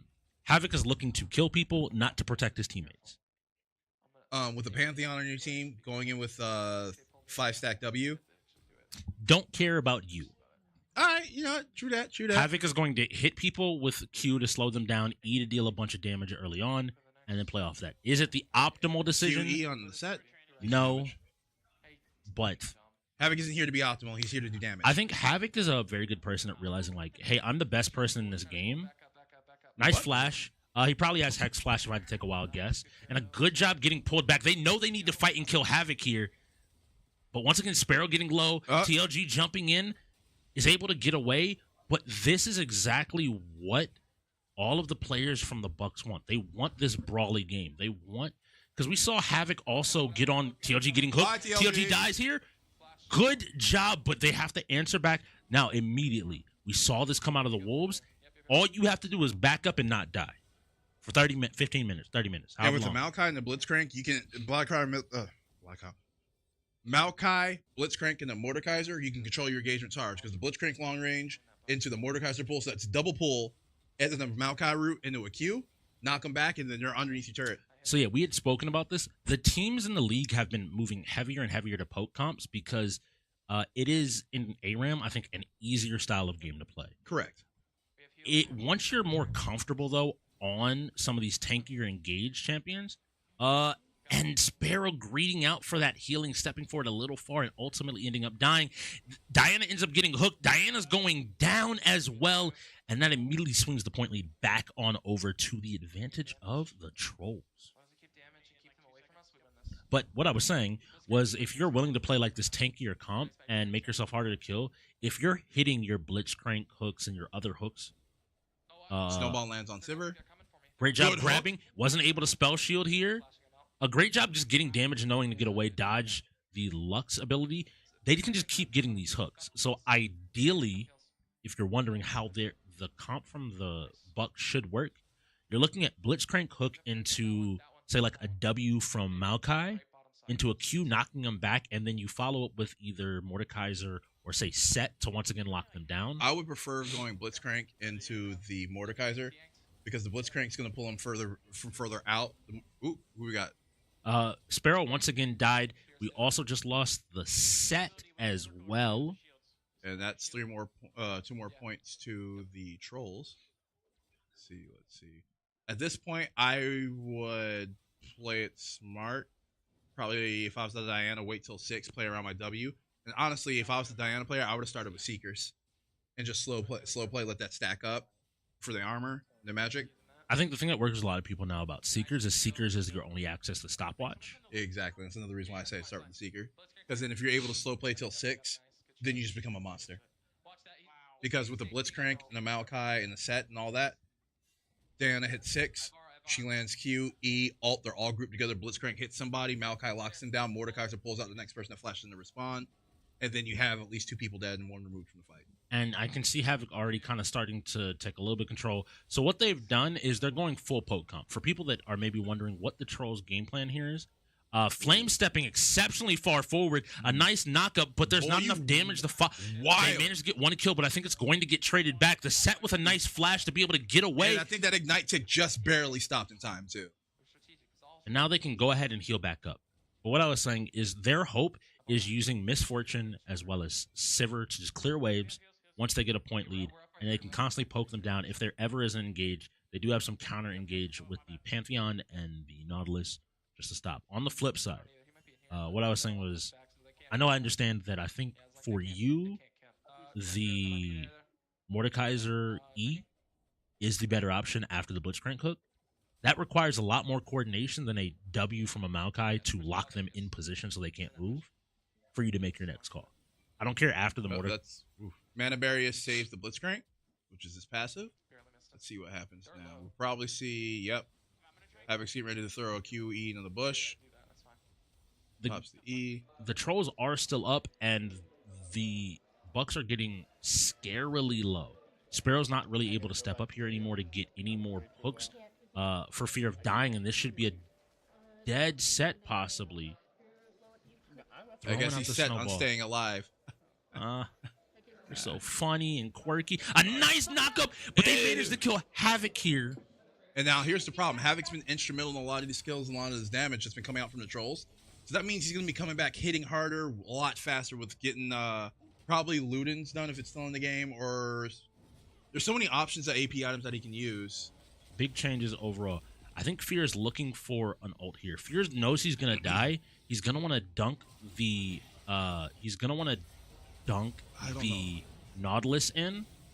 But managing the dodge, they end up trading 1 for 1. He tries the scoop there onto the Sivir, but ends up his team losing, 2 kills? A 3rd kill is going to definitely go down here, and this should be an entire wipe of the Bucks, with Flame picking up 4 kills, having a little bit of fun there in the cam, and he is 7-1 currently. So next time he dies, he should be able to get a pretty good buy and continue. Looks like to put he this pressure already on. has a static Shiv built. His job is definitely just mostly going to be the wave clear, but also if they let him live in fights, he will just continue to do more and more Blitzcrank damage. ult to shut down the Misfortune channel that just happened. If y'all saw that pop up for a brief second. Let's see how they're going to navigate the next fight. All right, Lexi Q on the Diana. Snowball out. See Blitzcrank flashes, dodges the Lux ult. But here's the issue that's coming up. As time goes on, the Lux ult is going to come up more and more frequently, and these low health bars and this poke will start to matter more and more because you're just going to die. Once again, 4 people have died. This game is running away from the Bucks really quickly. The score, I believe, right now is 4-15 in kills alone. Yep, and as they continue to get items, they're going to get this health and then start working on this turret, which is already a quarter of the way down. And I think they might be able to burn this. Yep. They won't be able to necessarily finish it. If the Diana was willing to fight that, she probably dies, but she could at least ensure. And she backed up there. If she was there, they wiped the entire team. Because she has all her abilities up. If that Blitzcrank ult wouldn't have gone off and she Q'd, E'd in, and then ulted, that was easily an ace. Definitely another opportunity looking at it for where. And then burn the ult with nobody near. You got to Q again. Good kill there. Is probably going to be able to kill TLG here. They need to also take this tower down. it's going to be still difficult to even everything up. But if they're able You can't to, be walking past these men. He's not doing anything. You got to hit him. you with got to the call or your something. out to your team. You got to. Okay, this is a coordination thing that is creeping up with the Bucks. They're still a new organization. The pieces are still learning to play together. But you can see Sparrow up here fighting, and once again, his team realizing and now running in to try to help him. Given that opportunity, they're able to get more and more kills. They're fighting their way back into the game, but there goes Set. Mr. Fear has gone down once again, and they're getting kills. Silver but ultimate pop just now. Had to back off because of a snowball. a nice hook. Good hook. Good hook. Onto the Misfortune. You got it. If you're gonna run, if you're gonna play Diana, and you're gonna go for a kill like that, when somebody gets hooked, you need to activate that W immediately because it mitigates anything coming thrown at. Yep, there goes the Mac truck. And this is something that is extremely big. So Bosif over here on the Nautilus, they've had him playing really safe because they recognize Bosif's not the most knowledgeable about the game. He it has looks Merc like. treads and Sunfire cape equipped. That man should be mashing Q at all times. But I think it's enough to know he's able to get his job done while playing safe and not giving up any unnecessary kills. Where I'm looking at the Bucks players currently, and that disconnect. Like, playing Diana, you put yourself in a position where Like, your goal as Diana and ARM at this point, especially in the league, is to trade 2 for 1. Like, Yeah. you just want to find that fight where you kill 2 people when you die. Bosif with a good hook, and that's gonna convert to another kill. Yep, that should be another kill. And Is then able to get Diana's it. Keep underneath going. the You're turret. gonna die You get anyway. it. You're gonna die anyway. And that's one of those small things. I think she actually got hit by the Lux Q. She In this did. thing. Okay. Yeah, it's really unfortunate. Bosif, I like him looking for these hooks. Overall, like in terms of difficulty of playing them, I think in the league, tanks as well as assassins in the format we play are some of the more difficult ones because if you're playing a tank, you have to understand when and how to engage for your team. And if you're playing an assassin, You have to have the wherewithal to know that you will die a lot, but your death kill ratio, every time you go a nice job. Sparrow's using the snowball to get in, kills Havoc, but is going to die for it. His team has to follow up and just keep fighting here. You can pick up more and more Mordecai's kills. ult needs to be going down right now. Maokai ultimate comes out. Sivir dead. Another snowball. Follow that snowball up. Take If it, y'all are take gonna it, fight take it. Nice job dodging. Okay, now focus on the tower. You've pushed them off. Bosif popped ult. Y'all have to recognize Yeah, that's a have to- 5-point tower. Y'all are down by 11 right now. 11 plus 5, 16. And now we're at 10 minutes. There's only 10 and a half minutes. There's only 4.5 minutes left of players being able to move around. Once you die after 15, you cannot play anymore. You are out of the game. Nice hook once again. Sparrow is managing to find these hooks consistently. It's a great idea to put your more experienced players onto hook champions because they will have more experience reading tendencies of All players. right, And so finding one those. thing we definitely need to talk about is Baba Yaga's item selection. He does not have a Zanya's, and I think that is absolutely wrong for this game. Because So, but maybe it's because me speaking as an experienced player, having that Zanya's ability gives you time for wasted ultimates, wasted skills, wasted abilities, and gives you opportunities to reset and get more kills. I agree if it was his first item. The way ARAM is working, if he's already dealing damage, especially this late in the game, you not dying once when you maybe have 1 or 2 more respawns, depending on when you fight, doesn't matter unless it's going to be your very first item. Kind of like you argued for the level 6, right? You're looking for a level 6 all-in off a Seeker's Arm Guard, use your stopwatch, get away with it. Here, because I think his goal is to just blow somebody up, upfront damage more so than The fact that like right there, if where's the rest of the team at? the communication isn't there, Sparrow's able to pick up 2 kills and they're flashing away. All of the trolls are in full retreat, but Misfortune ult's And here's the coming up. Maokai ult, and it fell short. That's unfortunate. Loki Brent is on this Misfortune. He's doing a good job. He has his ult. I'm assuming they're going to tell him to ult the wave to keep it off of the tower, Yeah, make there sure they goes don't the lose E, it. And then goes to ultimate to probably pick up 2 more kills because And that's going to, yep. Once again, it's a small thing of even some of the players I think on the Trollz, like Loki, Brent, and Bosif, who we know aren't as experienced in League, are playing their roles kind of to the T. They basically told Bosif, hey, you're a meatball that hooks people in and help us win fight. Loki, Brent, clear the waves. If you see a bunch of people group up, ult on them. And I just want to take notice that he went straight to dagger, straight into bloodthirster and attack speed boots. I personally would have liked him if this is the route. If that was the goal, they would have had him being way clear, and then his ultimates to kind of tilt fights in their favor. I would like to see Ionian boots instead, and then potentially a Black Cleaver instead of that Bloodthirster. I agree. I think once again, Ooh, good ult from Havoc. I think what they realize is he's been the one that's more conventionally been getting hooked by Blitzcrank, and they're hoping maybe the Bloodthirster gives him the ability to survive a little bit longer for the team to come and save him.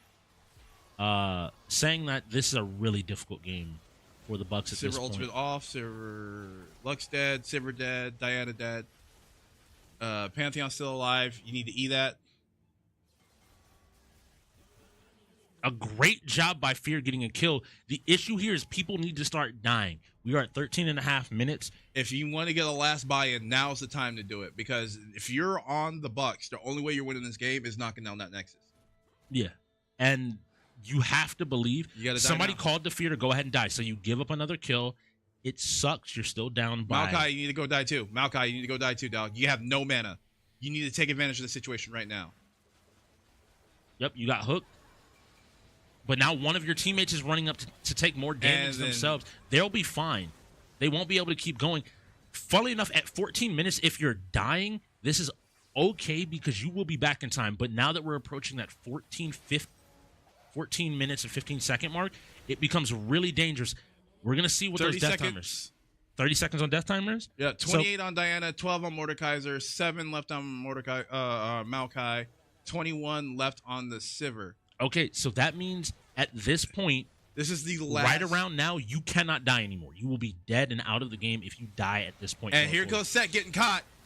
Mr. Fear with a nice It's W. Good W. Buys time. Blitzcrank needed to get in. Blitzcrank ult. The ult needed to go off a lot sooner. Maokai ultimate hits.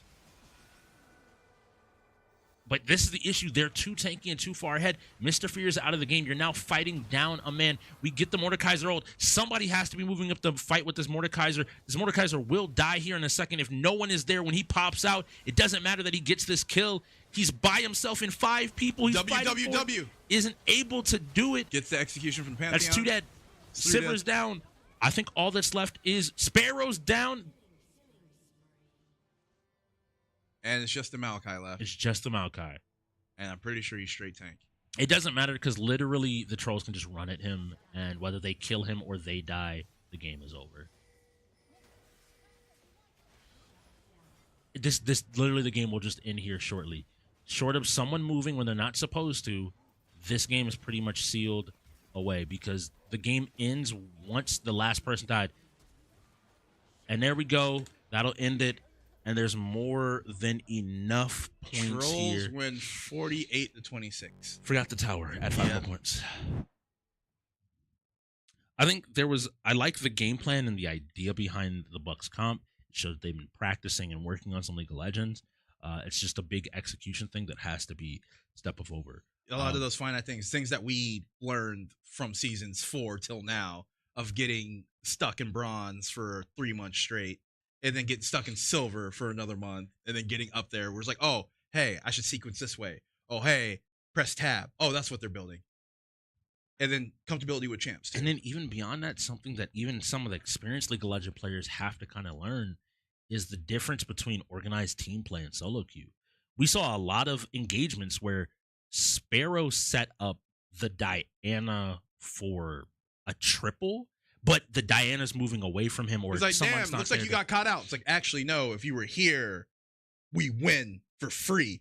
It Nah, was- you got caught out. It's like, I landed a hook. It was kind of funny here. I think the best example of that play was when that tower was going down, and the engaged player in me went, no, if the Diana fights for that tower, it's going down either way.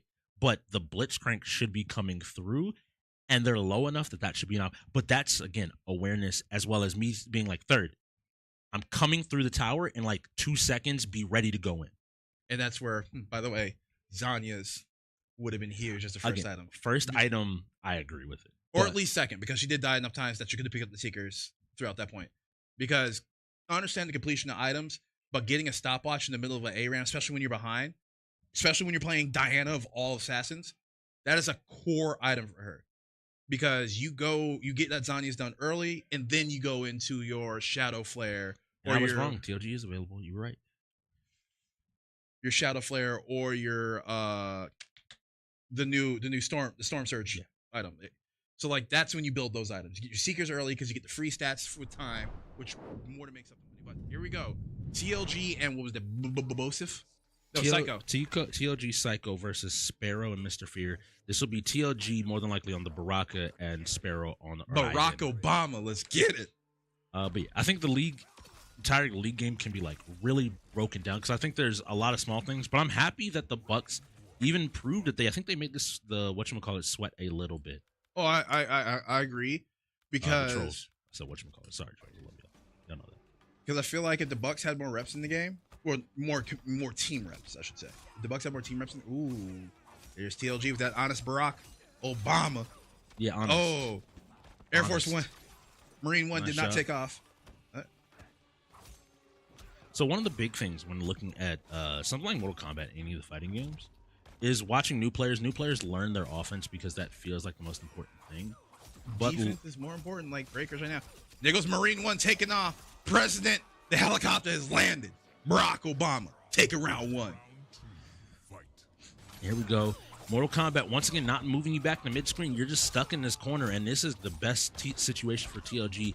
He loves to just be able to force you to be like, hey, do you know what I'm going to do next? Went low. Nice jump.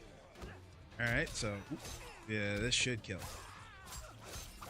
You ready for? Oh nope, you didn't do for the Marine One reset. No. Nope. Nice attempt there by Sparrow.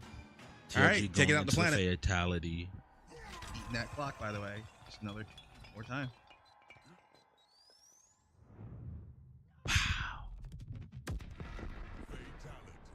That might have killed him. Maybe. Well, he did get sent everywhere. All right, now we got Fear sitting across from TLG again.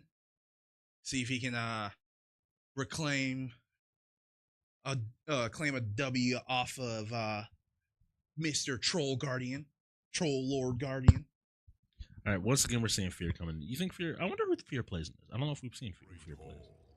Ah, yes, he plays A grappler. He's kind of a grappler. Got command grabs. Therefore, grappler. Man, a mid command grab when power is crazy.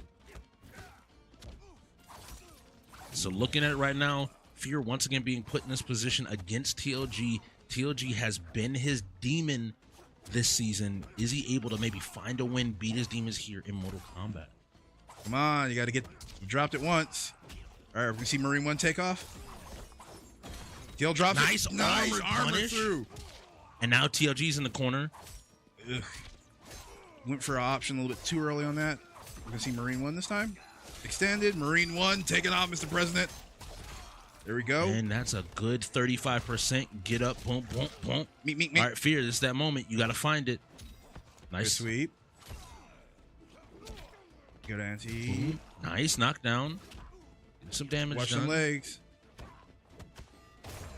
Oof. And chip a- damage just stacked up, and then you pressed. Man, TLG having a little bit of fun. Enjoying himself. There we go. Boom. Those are combos. Good grab. Pick up. Go over. Follow away suplex. I like it. Drop kick.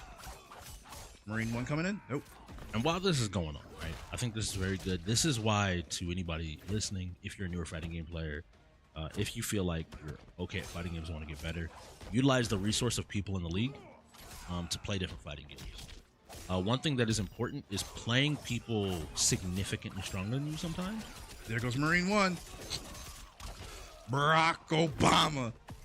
38. Ain't no way. Does this hit? Nope. The recovery wasn't fast enough. And TLG is looking to go ahead and close this game out, I think, with a few more options if you're still willing to fight. But fight some of those stronger opponents, because one of the things that you learn when fighting newer players at fighting games Ooh, armor through that, and that is it. is newer players may not know what you're doing or know how to beat it. Whereas you fight somebody experienced like TLG or fight, another experienced player, and that player will be able to show you like, hey, this thing isn't safe because I will just punish you with this. and learning punishment. Funnily enough, the coach of the Trollz once said, the coach of the Trollz lockdown said, first you learn neutral, then you learn combos, then you learn matchups. And in a large sense of the word, he's not entirely wrong. But learning neutral is a lot more complicated than it sounds. You have No, to. it's not. Just learn neutral. You have to learn. It's what your car sits in before you put it in gear.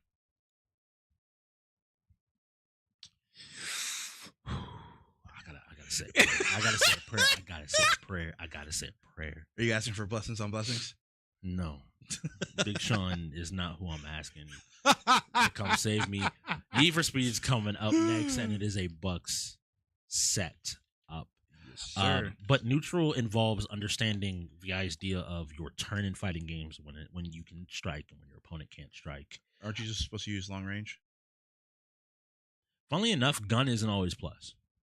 It's mad unsafe, as you learned, which is why you're on a grappler now. I'm actually on a grappler because I forgot my faith and devotion to the gods of meat mouth. No, Yes. no, you were too. He was too happy about gun. Oh, no, I still play Victor. Don't get it twisted. No, you don't. Yep. All right. No, All right. you're washed. All right, going in here, Been we have washed for 2 Sparrow, decades, boy. Smeezy, Gravity, Baba Yaggins going up against QWERTY, Havoc, Bo Thief, and 50 Cal. Mosif. Yago. So who got what? Who got what? Our racers will be your Trollz, and the cops will be the Bucks. It's crazy. Smeezy chose to be a cop on this day. I during don't this think month. he chose. So once again, taking away the way I had a choice during this month. That's crazy. I formally would like to withdraw my participation.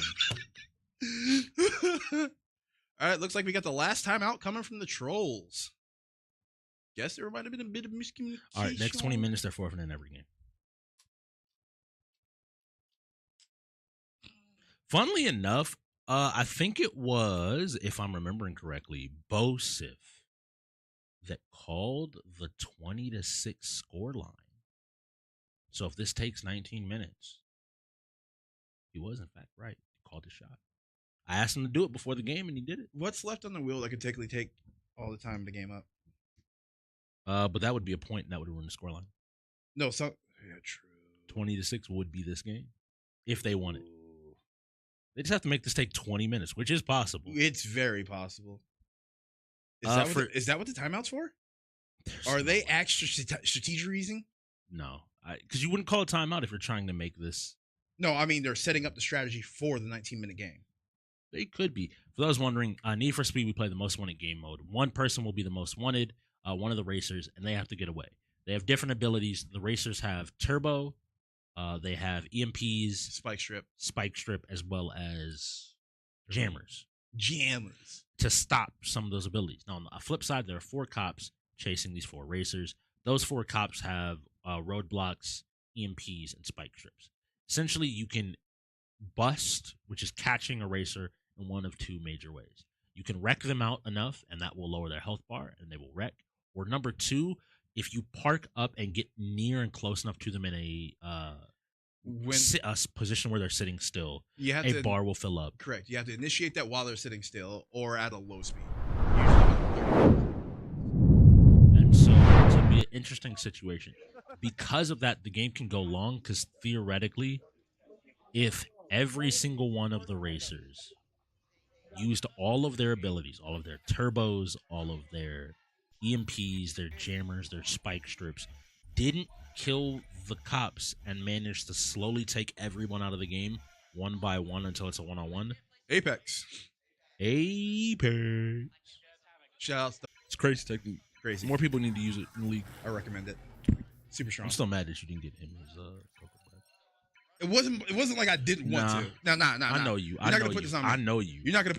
You drove extra slow on 95. It was in the right lane. Drove to Maryland. In the right lane. He was going so slow. Nah, I was driving like I was the most wanted. Justice for Hogeki. Wow. Justice for Havoc smiling, Havoc having fun. Trollz players, once again, still enjoying themselves. I know they're getting prepared though for their approaching second half, where they do have a little bit tougher of a schedule. Have the Charger too. Yep. And So he's most wanted. players do tend to take the Charger. It's one of the beefier cars, not necessarily fast, but able to take a few more hits. Just slowing down, looking like he's wanting to make, And then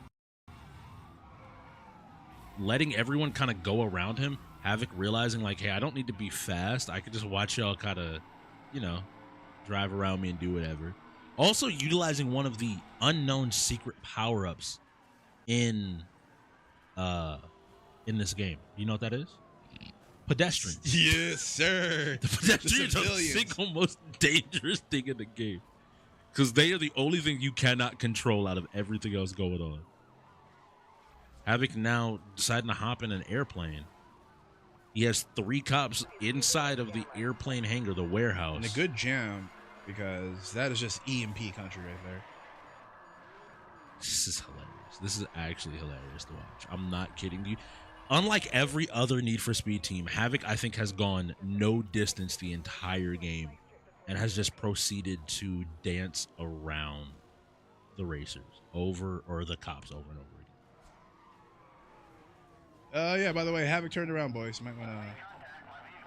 Has one cop in front of him. The cop whiffs. Second cop whiffs. Havoc in his Charger, taking his time driving. Havoc is driving like one of those Atlanta drivers with the Hellcat videos. Just doing weird turn maneuvers and donuts and still just juking the boots off the cops. 2 cops pulling up on him quick, though, with one of his teammates looking to maybe play a little bit of disruption. All right, roadblock dropped ahead. They're going to take the off-ramp to avoid that. But he's going to get bumped. Never mind. Nope, spike strip. Get diffed. The off-ramps and on-ramps are some of the most dangerous places for anybody to go up, because if you're following, you don't have a lot of room to avoid it. And unfortunately, because of the jammer, the radar dropped for the tracking for the most wanted. So he tried to stop and figure out where he was at. And now they're all catching up, trying to figure out where Havoc went. And Havoc is In the happily mountains. gone. Havoc He's is almost at the edge of range. Yep. Oh, he's got it. Problem is this road folds.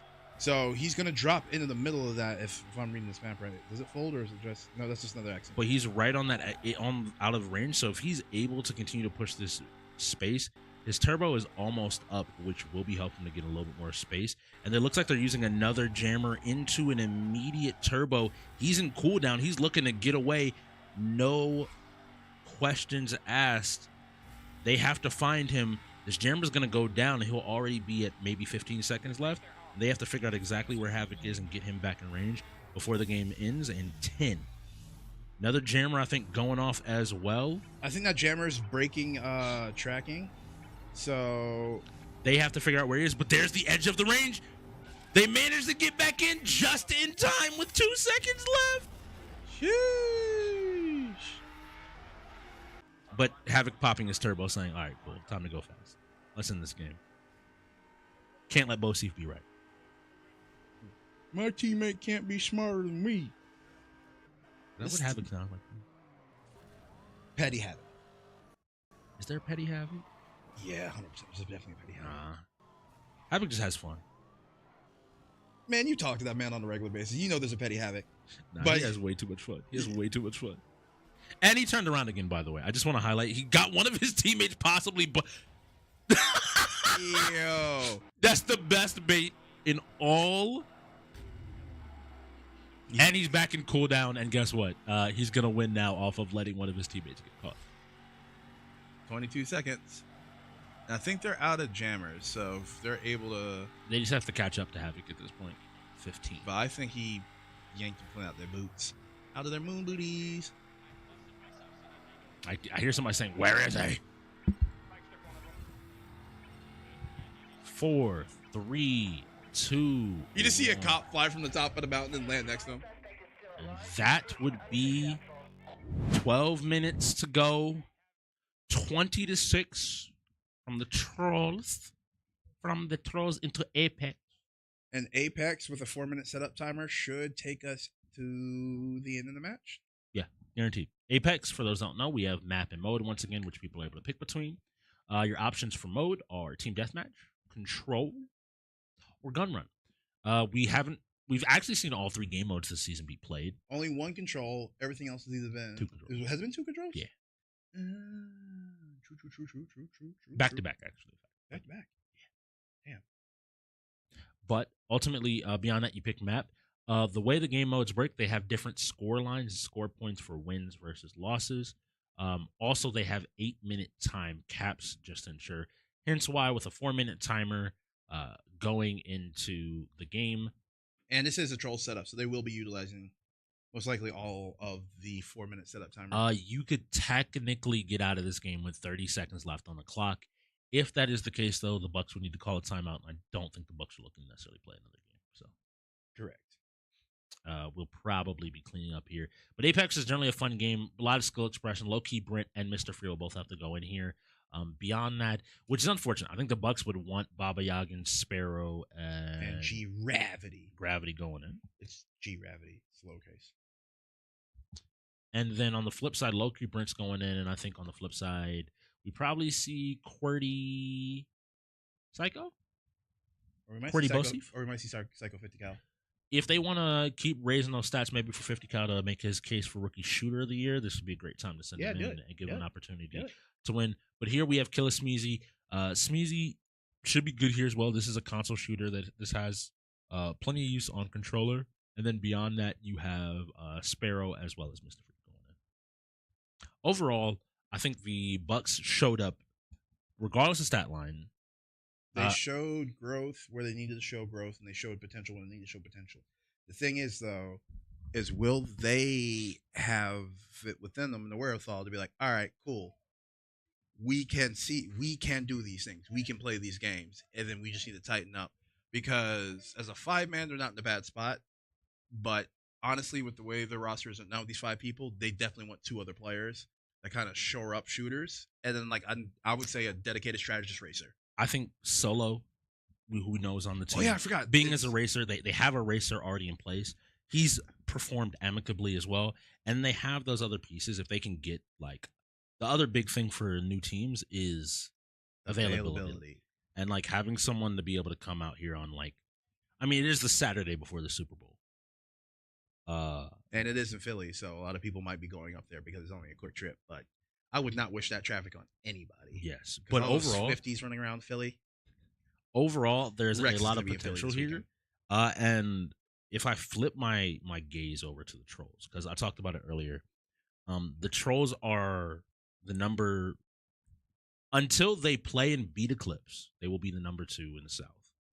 If Trollz fans and or players a little annoyed at that, that is simply a challenge to you to say, hey, you have to beat the top dog before you can beat top dog. And this game, they looked very good. I think they did a great job. But I think if they play this style and level of game against a team like Eclipse, They're going to have a lot of headaches and potentially a lot of heartbreaks. Yeah. It's really funny that people can say that, where I want to, like, the soft schedule is a valid criticism only because I need the Bucks just because I want to see them under pressure. If they perform the same way they do under pressure, if they play Eclipse and can keep it close, then yeah, I have no problem talking about, like, hey, yeah, y'all are title contenders. Because now y'all have played some of those title players, kept it super close, you performed under pressure. If things started going wrong, you didn't have a problem. Valorant's the next game, which I'm pretty sure I know some of the Bucks players would have wanted to play some Valorant. The question is, do they burn that last forfeit to get in the Val with the time that's left? Please don't. Please don't. No, because I don't think that. I think they're kind of in a position where they're comfortable with it. I think Sparrow looking around like, yeah, I kind of wanted to play some Val, but I'm happy with this being the way that it is. All right, looks like we're going to be having base legends allowed. Psycho Flame, QWERTY, Loki, Brent, Sparrow, Smeezy, Fear, 50 cal. So we are watching the Trollz. Yep. QWERTY will be on Quack. Gibraltar. Who's going to be on which account? Let me see. We're watching. I'll give you here in a second. Psycho is in, so Psycho's on his account. We have QWERTY and Loki Brent. I'm gonna guess Brent is actually the one that's gonna be playing Gibby. He usually is willing to fill pretty consistently. So Strong asset to have in being a player in this league. Is Yeah, this is QWERTY on Gibby actually. So QWERTY looking to take fights, use that shield to maybe get some advantage. aggressive bubbling. Yeah. Oh, so you went with the 301 and the Mozambique Beast. Let's get it. And so yeah, that leaves Loki Brent on 50 cows count with Bloodhound. Good beam on that peak. So ultimately, the Trollz are running kind of like what I'll call the meta team comp for here in the UEL. They are playing team deathmatch, so it will be first to 25 or 8 minutes, whichever hits first. But this is the meta team comp. Gibby ends up being kind of like a defensive central tool that you're able to play around his bubble if you really need to shield up or play fast and maybe approach difficult to approach situations. And then on the flip side of that, you have Bangalore for covering fire, as well as just maybe taking away some angles as well. And then you use the scouting potential combined with Bloodhound to be able to get some kills. What's that push?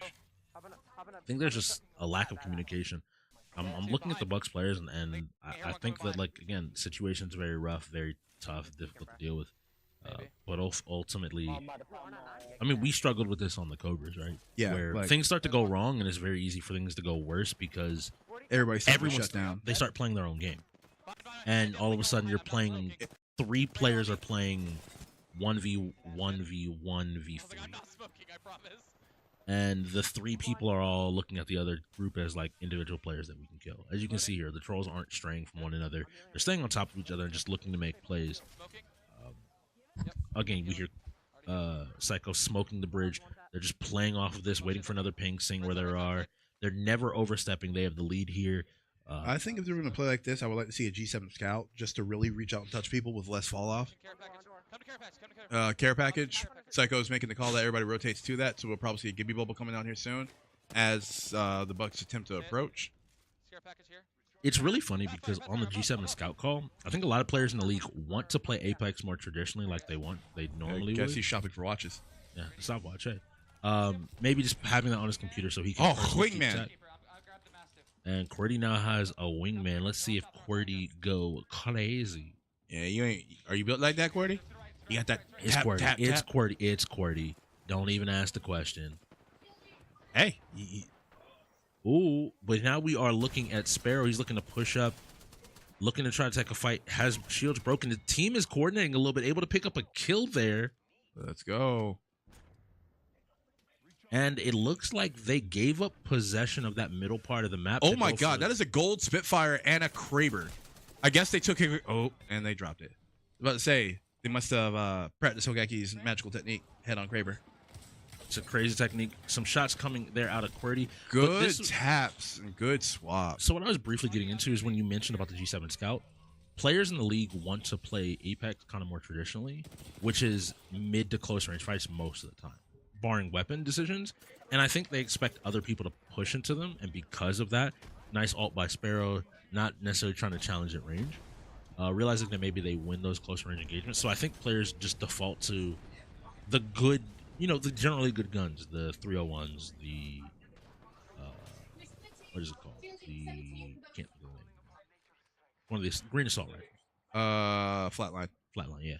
And play for some of those guns, just more consistently. Here, managing to get back up with his Spitfire is going to be able to put out some serious damage and a really threat. He got his Kraber back. Did no one? No, that was the longbow. Somebody picked up the Kraber, so I was. He had a longbow that he went over with. And he picked up the Spitfire. Smeezy with a nice kill. Smeezy over here on the Pathfinder, utilizing the character switch, which we don't always see come out of many people in the league. Maybe realizing, like, hey, the situation, they're playing along the mid-range, but running into that wingman with QWERTY, not able to close it all out. It's 11-3 right now. They're still looking. Going to go ahead and grab Gold Peacekeeper and the R301. All right, that means Psychos get ready to start aggressively. Yeah, aggressively I forgot how stupid the Peacekeeper is. Just 38 from 200 meters. Get this. Yeah, oh, you thought he was using a shotgun? No, I was like, all right, is he going to start being a little more aggressive with the Bangalore? Because the Gold Peacekeeper with the threat sight and having both your smokes up means you can usually 1v5. Yeah. So I was expecting him to just play like a psychopath. But ultimately, I'm giving the Trolls a lot of credit here. They aren't overreaching. They're playing like a slow, controlled game. They recognize that, hey, the way they lose this is maybe like it turning into a brawl. Maybe they think that's what happened in Halo, where they played team deathmatch in Halo and just thought they were better shooters and ultimately like got outshot. And so now they're just like, hey, let's play slow. Let's play a little bit more conservative. He has to back up and shield up. Nice job. He called bubble for his team. Teammate got the bubble down for him to be able to heal up. And that auto regen's kicking in now. Oh, a bow? QWERTY Okay, with the bow. QWERTY. Shielding up. They're starting to lose these longer range engagement. So once again, it looks like the Bucks are starting to maybe find a little bit. But funnily enough, in the chat last night, again, in our game, Trollz players were talking about this being a secondary our map. A lot of people in the league are starting to run Watson's Pylon, and it being like becoming a more popular map in the league, right? Mm-hmm.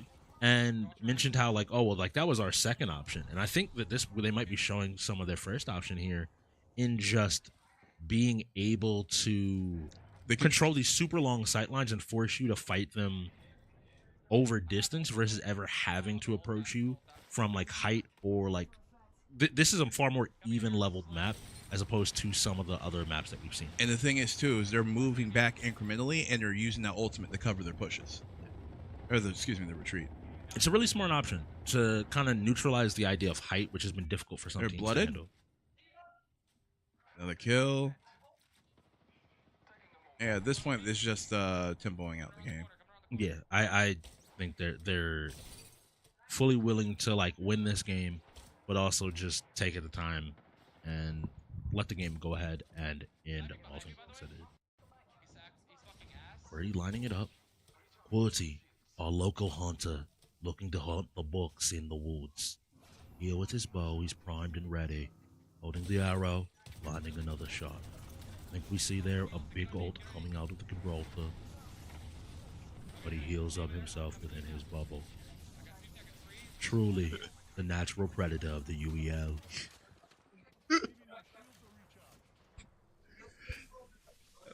Okay, I'll have way too much fun.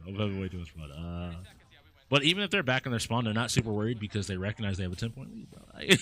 Cool, y'all have to push us. Feel free to run at me. Push and win. Yeah, you have to win 3 fights to get 9 points. Yeah, well, now you need to kill them all 3 times to be able to win this. Keep pushing that. Oh! Where he at? Said, peek me. Peek me, please.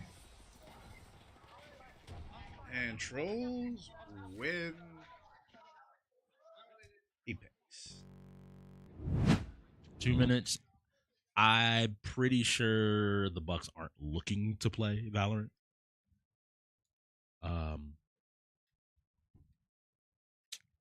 Yeah. Since they do have a timer available, they have to go through. Well, they don't have to. They have. All they have to do is notify the Grandmaster if they want to play it or not. They will. You'll see the timeout come out. If not, both teams will probably just let this game clock run out and lock it in at 21-6 in favor of the Trollz. Bosif is a liar. Yeah, barely. A little bit wrong. What close only counts in grenades and horseshoes? Something like that. Close enough only counts the horseshoes and grenades. Correct, sir. Something like that. I know. I know. You know I knew it. I knew you were gonna correct me. Overall, again, an interesting game. I know a lot of people. Oh yeah, don't forget to ask about Yu-Gi-Oh. I'm going to. Like, the way I'm gonna look at them and I'm gonna be like, all right, cool. Why after one card? What? Somebody talking, and this is not gonna be a player thing. I'm looking at coaching staff because that is a coaching decision to just FF that. Yeah, a player doesn't go, yeah, no, I'm done. That is.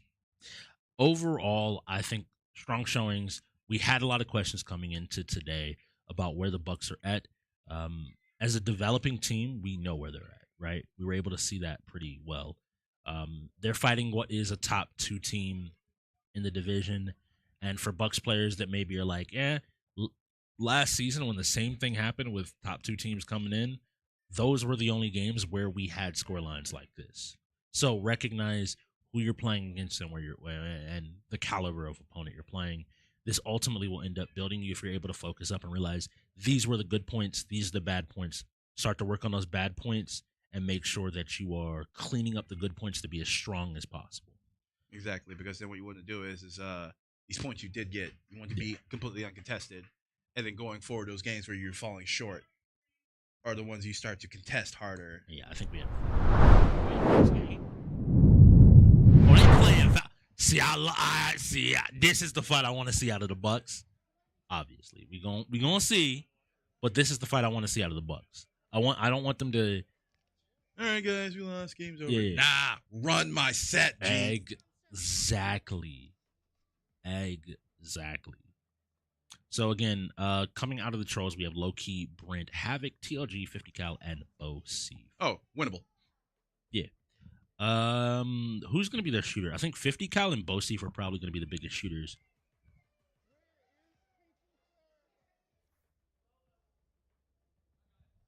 The Trollz said they wanted to play this so they could redeem themselves. So the Trollz won the match, but how amazing would it be for the Bucks? But couldn't the timer? You know what? I'm not gonna worry about it. Yeah, it would be amazing if they won this. Yeah, if the Bucks win this, they go. Redemption?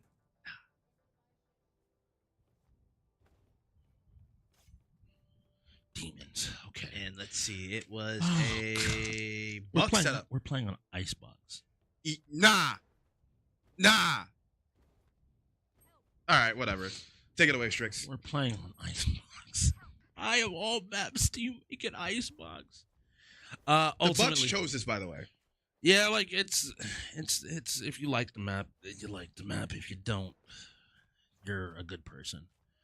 If you like Xbox with all of your heart, you pour your milk before you pour your cereal.